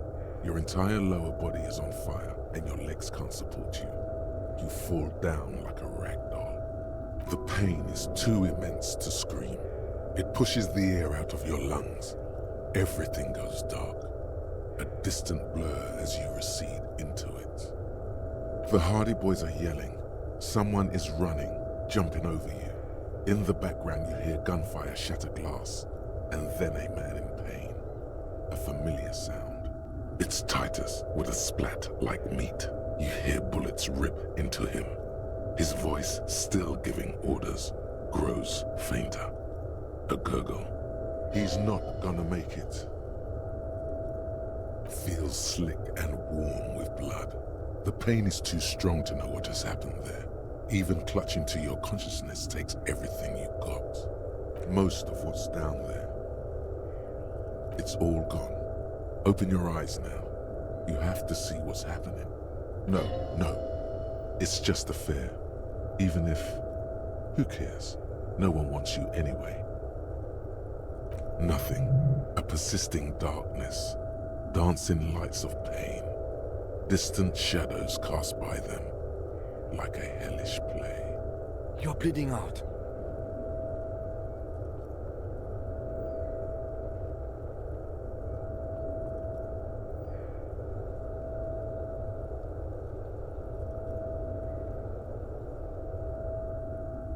Yes, keep talking. Stay awake. Look at me. But you can't. It's so hard. Your eyelids grow heavy, and the sounds ever more distant. And the cold comes over you. The lieutenant, too, is somewhere far away, almost gone. When suddenly, you sense something behind him. A shadow towering. Someone stands there, raising his pistol at him. The lieutenant does not see it. He's pushing down on your wound with both hands. No, you scream. Behind you, from your bloody lips, your eyes are full of fear. There is no room for hesitation. The lieutenant turns around and fires, his body falling on yours in the course of the motion. You hear a roar of pain, a death scream. The sound disappears like someone pressed stop on the tape. The hulking figure, too, is gone. And so is Kim. And the whole world. This is death. One more door, baby. One more door. The fight? There is no fight. The fight is over. It was lost 1,000 years ago. You have laid here forever. Keep falling deeper. Take the door. He's not taking it. His body is not taking it. Oh God, no. He's not disintegrating. He's swelling up instead. Over the hours, hurting, moaning in his sleep, and rotting, and being disinfected, and smelling of drugs, and feeling saliva in his mouth, drifting in painkillers, thrashing in his warm sleep. He can't go. Not before the case is solved. There is a radio in the distance. A radio of the world. Playing sounds. Good morning, Elysium. Soon you will return to the world. Hours turn to days. Soon we will get up again and go through it again. Finally we know what the infernal engine was outside. The clarion call. It was him. He is the infernal engine. He never stops. He only gets worse.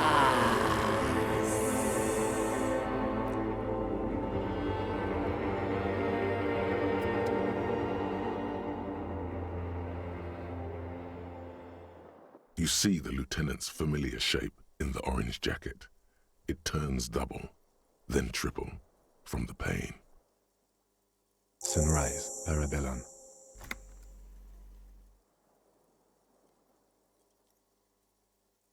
Okay. I didn't expect to just wake up here and be like entirely fine.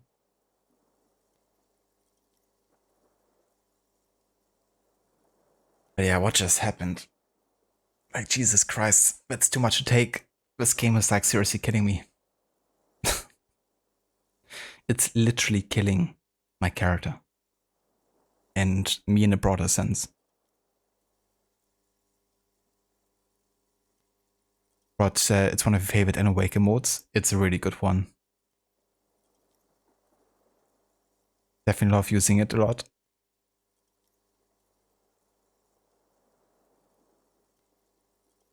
Gonna experience pure gamer rage soon. Yeah, honestly, I was preparing myself for that. Because I really wasn't happy with how things were going. Of course, starting with the fact that I just had my gun taken away from me by the game. Which, you know, potentially could have made an impact here, because that's the thing, you know. I don't know how different things would have happened here if I had a gun, for instance, or if I had had more time to, like, you know, try to figure things out, but it is what it is. But yeah, now this outcome I didn't expect. I really thought we were, like, you know, dying. Yeah. Looks like talking him down didn't work. Who needs blood anyway? Look, you support ACAB, but this is overkill. Pun not intended. Yeah, I was also waiting for the game over screen here at any point, but that would have been too depressing for me, honestly. Yeah, if it would have been just that and that's it. The game just like, okay, I guess you failed. Credits. You know, after over 60 hours spent, that would have been a very unsatisfying ending. So I hope I wrap up things well here. But I'm just glad to see Kim alive. Honestly, in all of this, most important to me was that Kim gets out of here alive. You know? That was actually my priority number one. Because who knows, if I didn't actually succeed in the authority option, then, you know, he might have died. I don't know. Could have happened.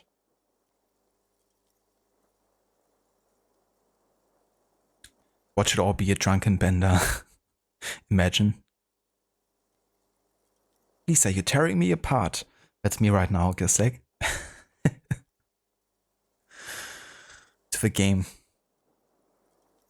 It's from the part where Ellen is watching himself on television, Dr. Hartman's clinic, and he says there's a hole in her chest where her heart should be. Ah, yeah? I didn't actually realize it was from that moment. I kind of thought it was from Mr. Scratch or something, you know, during his, like, television broadcasts. And thanks to Rod for, you know, the GG's on keeping Kim alive. Because, yeah, he's definitely, you know, a character that I cared the most about in this playthrough. Our constant companion, you know, someone who's never really judged us as much as other, you know, characters have in the game.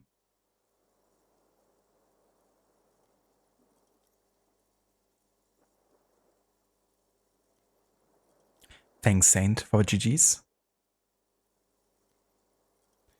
A few choice and buttons get free will lead to a game over screen before the actual game is finished, and it makes you laugh every time. Oh yeah?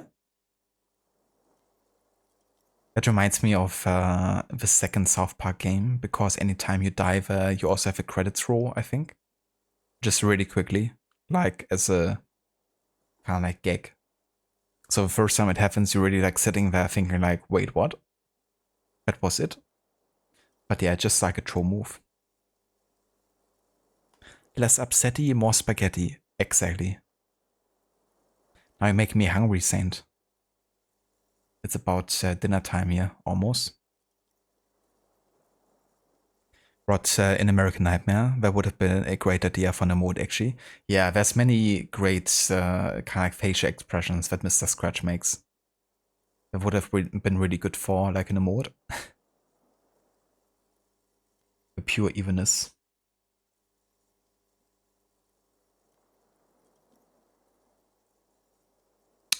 What happened? What happened? We tried to take the diplomatic route and hoped they wouldn't attack first. They did. The Major gave the command. As retaliation, the rifleman shot you. He hit. With his carabine. I was looking for a clear line of sight. When I found it, I shot and wounded him, while Glenn took a bullet in the spine. It was meant for me. He did not survive. This is not the first person to die in his place. He goes on. Titus, Fat Angus, and Theo charged. Angus and Theo died before they made it to intensive care. Titus died in the hospital yesterday. Alain and the young musician, I forget his name, they are all that's left. Yes, you were bleeding out by then. You warned me. I was able to disarm Cortana before he got the jump on me. Thank you, although... I was not able to kill him, as I should have. Crenel took him. A stray bullet killed the Pole, though. And that's what happened. For them having like this really, huge armor, they were actually very quick to die. Or at least take some severe damage.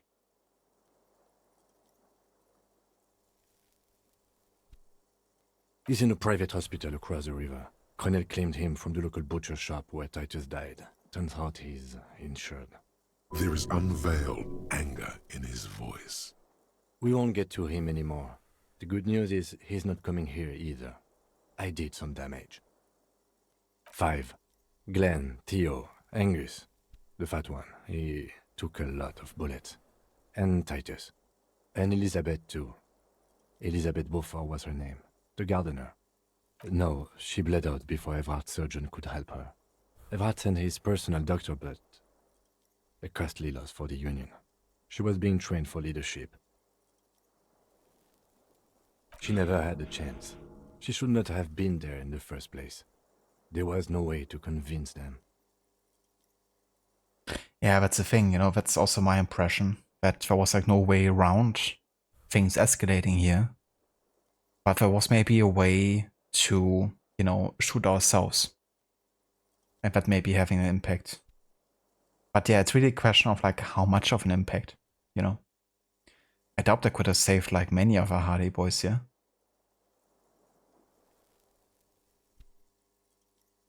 But still, if I would have figured out who the actual killer was and presented like an actual case, would that have made an impact? I like to think so, because isn't that the whole point of a choice-based system in this game, But you have like hugely different outcomes. Would be a bit weird that no matter what you do or what you figure out or what skills you have, it would come down to this, no matter where you come from. But yeah, I think once I finish this playthrough, I'm gonna look up some of the alternate things that can happen in that situation. It will give me a bit of peace of mind, I think. Especially, now that I don't have the same circumstances that, I had before reloading the save.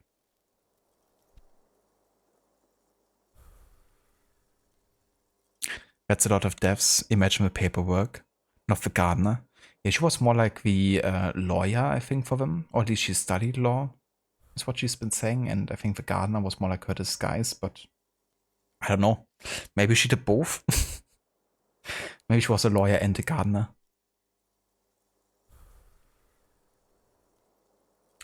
Well, there's definitely some other ways it could have gone, but the confrontation itself is something that cannot be avoided. I see.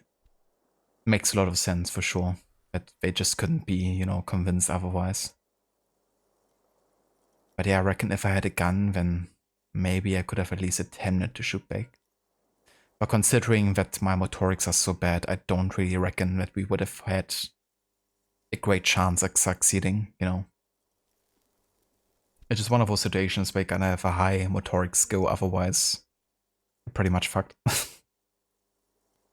Stop this line of thought now. You're too broken for ghosts. Yes. All.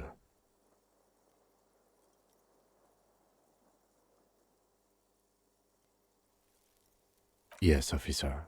6 people are dead. It's not a success. He said 6 people. The game is saying 7. Interesting. +1. Ruby. But what's done is done. The violence is cordoned off. The Hornet did not get into the beehive. The worst scenario has not materialized. Yet. And we are still alive. Both of us. His smoking, his hunched back. You have it worse, but he took a real beating. That cigarette has medicinal purposes.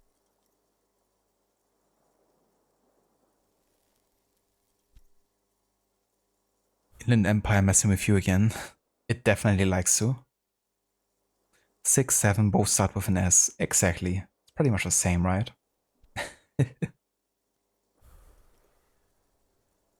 6 or 60, what's the difference really? Peace of mind, baby, it's hard to find. BB King.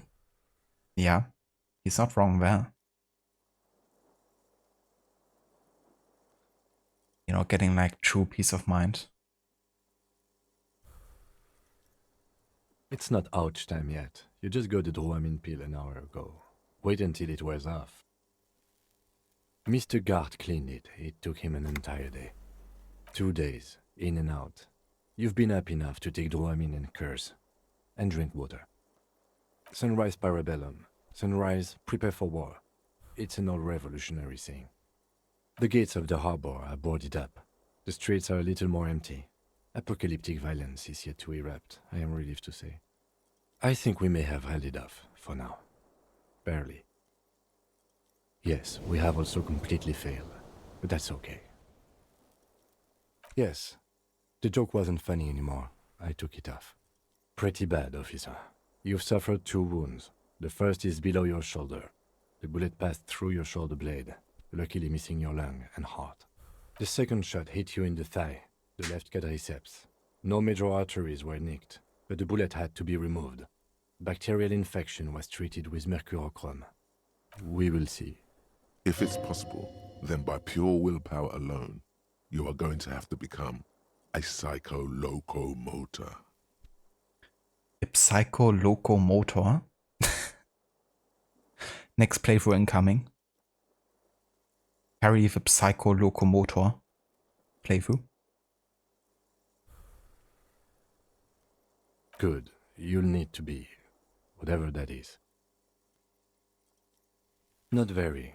I have a concussion from the Major beating me with the butt of his gun. I try to not move too much. Piss jacket, how did I miss the piss jacket? I know, right? It's kind of funny as well, because actually that's the lady in the fishing village cleaned it for me. And it wasn't a piss jacket anymore, it was actually quite clean at that point. As far as I'm aware, at least. But who knows, maybe it became a piss jacket afterward again. Choo-choo, all about the psycho locomotive. Exactly.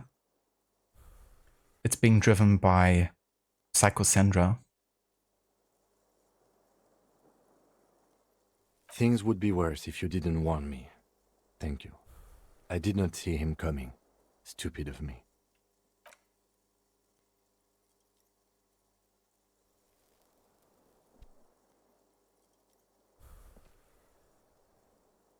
Easy now. How are you?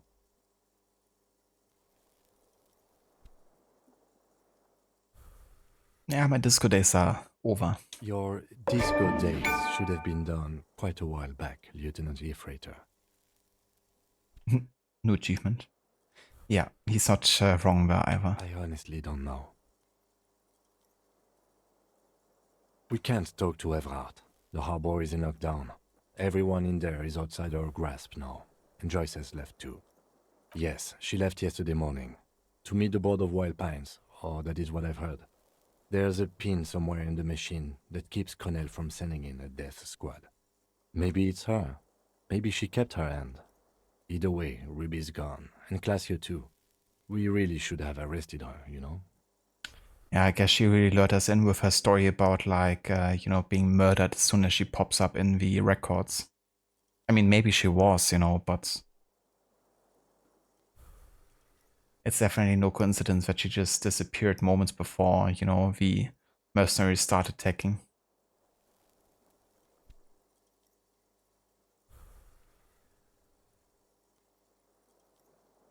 Guard confirmed she left 20 minutes prior to the tribunal showing up. I don't know. I think the theory you presented, it's someone else outside our circle of suspects, was right. It better be. Everyone within the circle is either dead or gone. Honestly, I think our investigation has not produced a single credible suspect.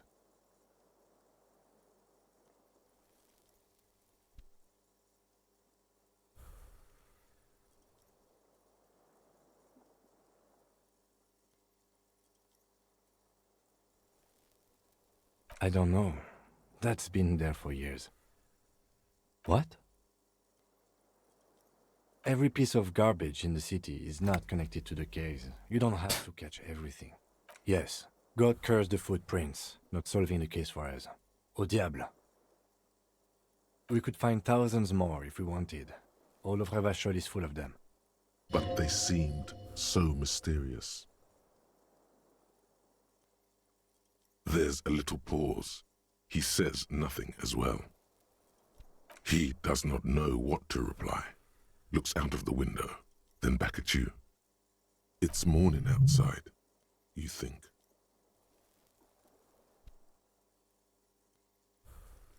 You love when video games help you with crosswords. Athens' rival in the Peloponnesian War. Cue Cassandra screaming, Sparta! Or Testicles screaming, Sparta! Woo! I likes to be oiled.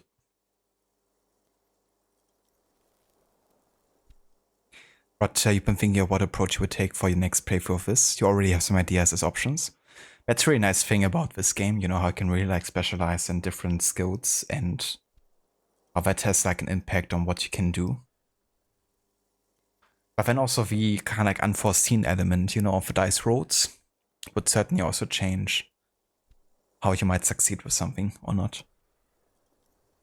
But yeah, I think if I replay this game, and I won't replay it in a good while, then I would like to go exactly the opposite, you know, focus on intellect and motorics and see how that pans out.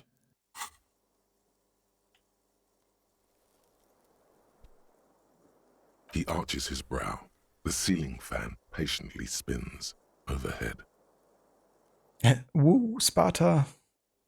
Gives us a hug. Yeah. His grammar is also always on point.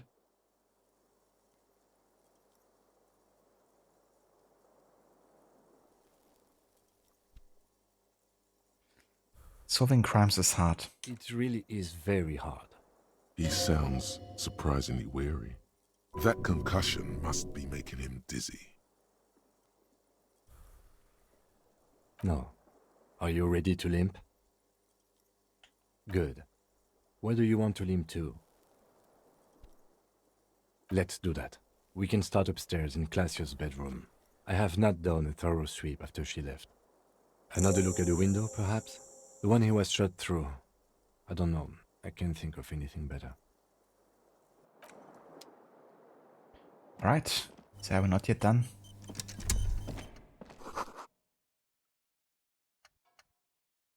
I cannot walk right into Kim's room. Interesting.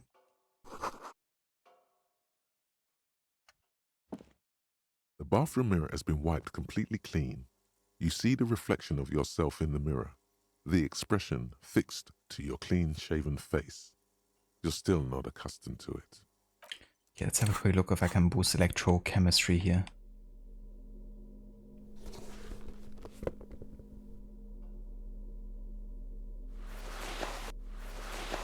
Yeah, we have quite a bit here to boost it.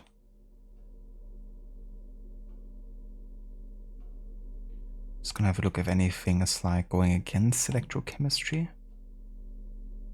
But yeah, it's not. The bathroom mirror has been wiped completely clean. It's like something snaps in you. A nerve ending. A thought. A sadness. Your face in the mirror is suddenly clean of the layer that had distorted it for God knows how long. Just like that, it's over. The running gag that your life had become. A sad old man looks back at you. It's really cool how it actually changes the portrait on the bottom left. You know? Like it's not doing that grin anymore. It actually changed. It's kind of like details like that I really like in this game sometimes.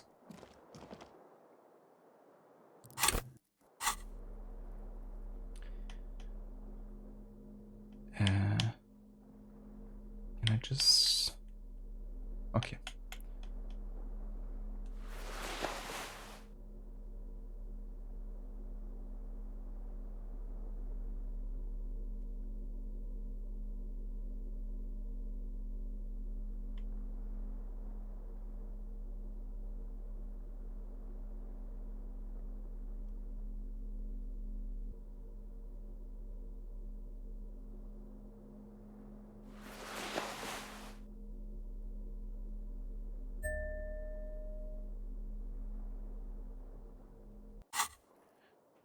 Alrighty. So, investigation isn't over yet. Because I'm not ready to give up on it either. Ah yeah, and that's how you get to day 6. I was wondering why there's so many days. But given that we've basically been out for 2 days now, I would explain it.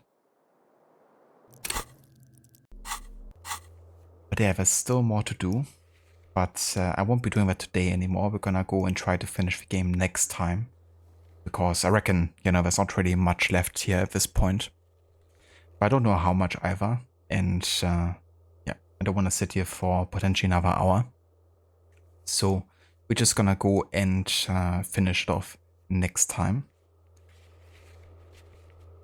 But yeah, it's interesting because I can now still do things like, you know, send the victim's body to processing.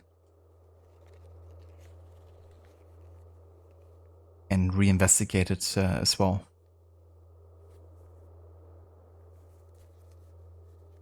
We can also still reinvestigate where the shots came from too.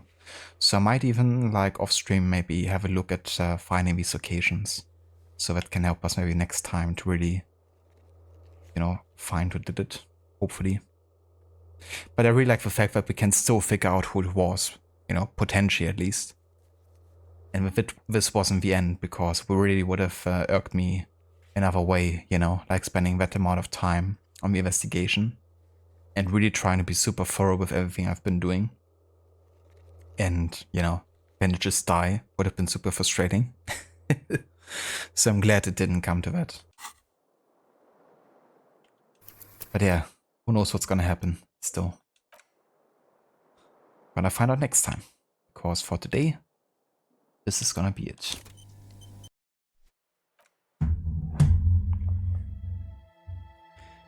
Rod, it's funny when he turns up in Elysium protecting that special flower. I kind of forget already that he was in the Fate of Atlantis DLC.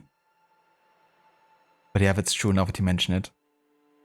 I have an image popping up in my mind. It was definitely funny in general how they brought back all these characters throughout the game. Wasn't there even like the Cyclops from Kefalonia? In like in the underworld?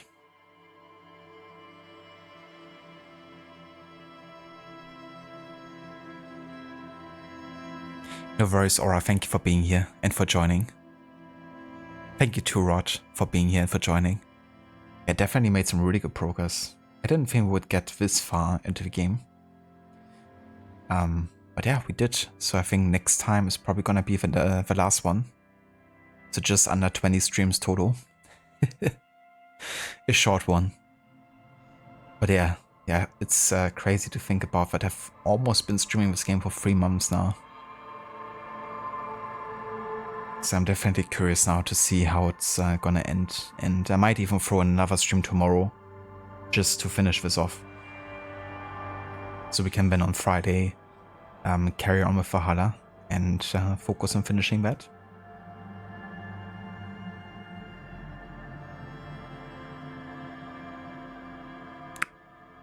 Good to see Cleon getting his desserts in the underworld. Yeah. Alcibiades' accent always makes you laugh when he asks for the olive oil at the party. Yeah, he's a very unique and interesting fella, to say the least. In the game, but also historically.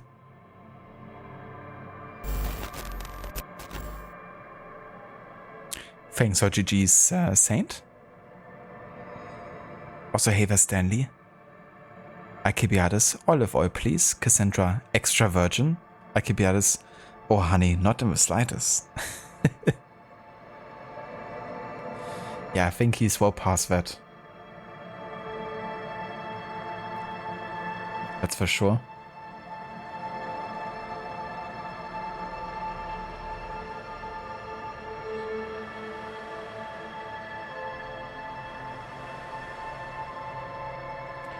Alright, so looking at who's online. And who we could raid.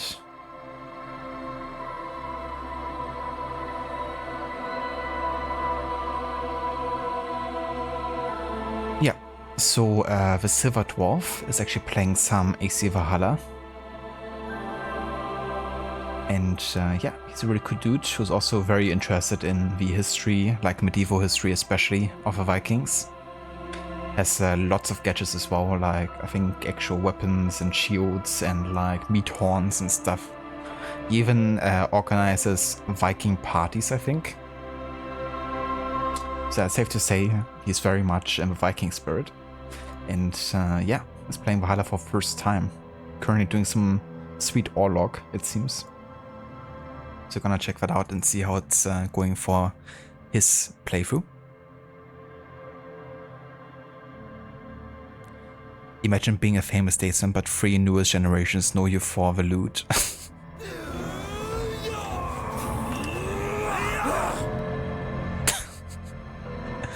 That manly chant always cracks me up. That's from preparing for one of the assaults in Valhalla. You know, when they kind of form this like ring and they're just like screaming like, yeah, I'm so hyped right now. But yeah, you're not wrong there, Stanley. You know, that can really have a huge impact on how someone is being seen. The way characters are portrayed in, you know, media, famous movies and stuff.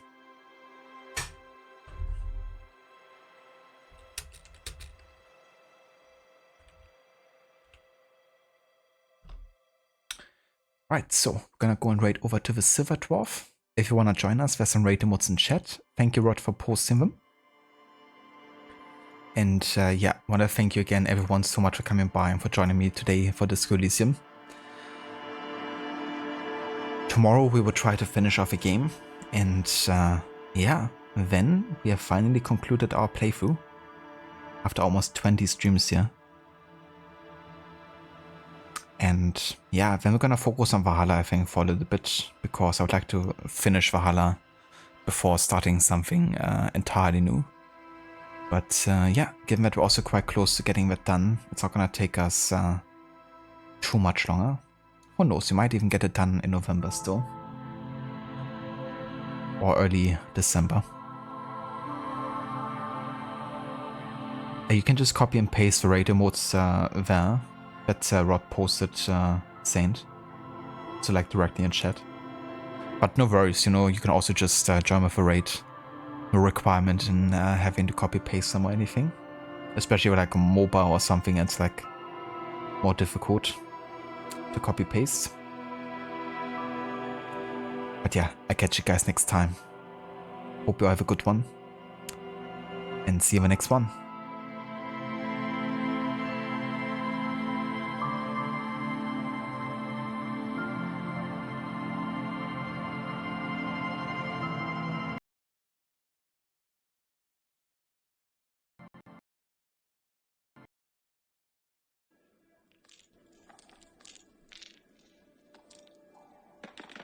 Oh, crocodile is raiding again.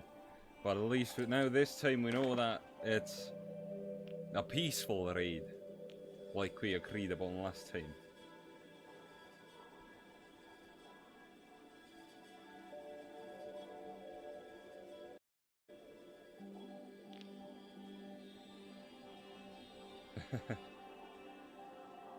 Hey, welcome to the stream, everyone. Right in the middle of an Orlog game.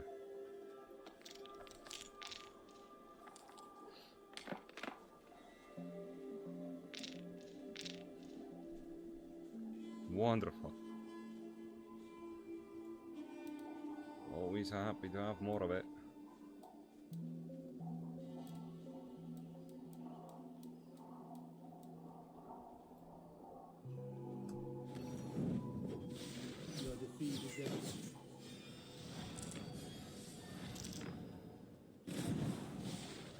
Right now we have to focus everything on attack or stealing. Aye, it's going quite well.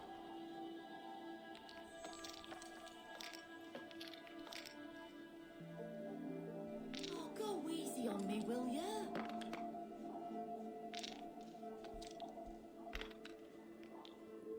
No, I will not go easy on you. Well, this is already should be a victory. Oh, just to make sure, let's put that as well. Ban 3 die. Lucky bastard.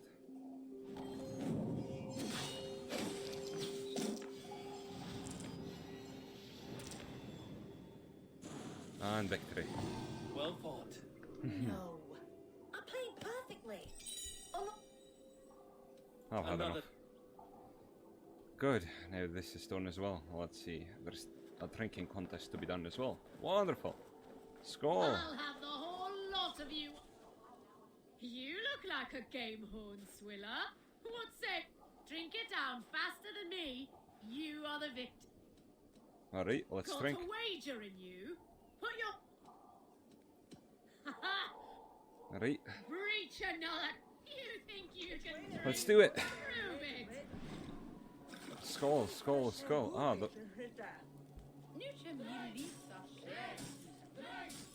Ah, drink, drink, drink. That's a lot of drinking, my.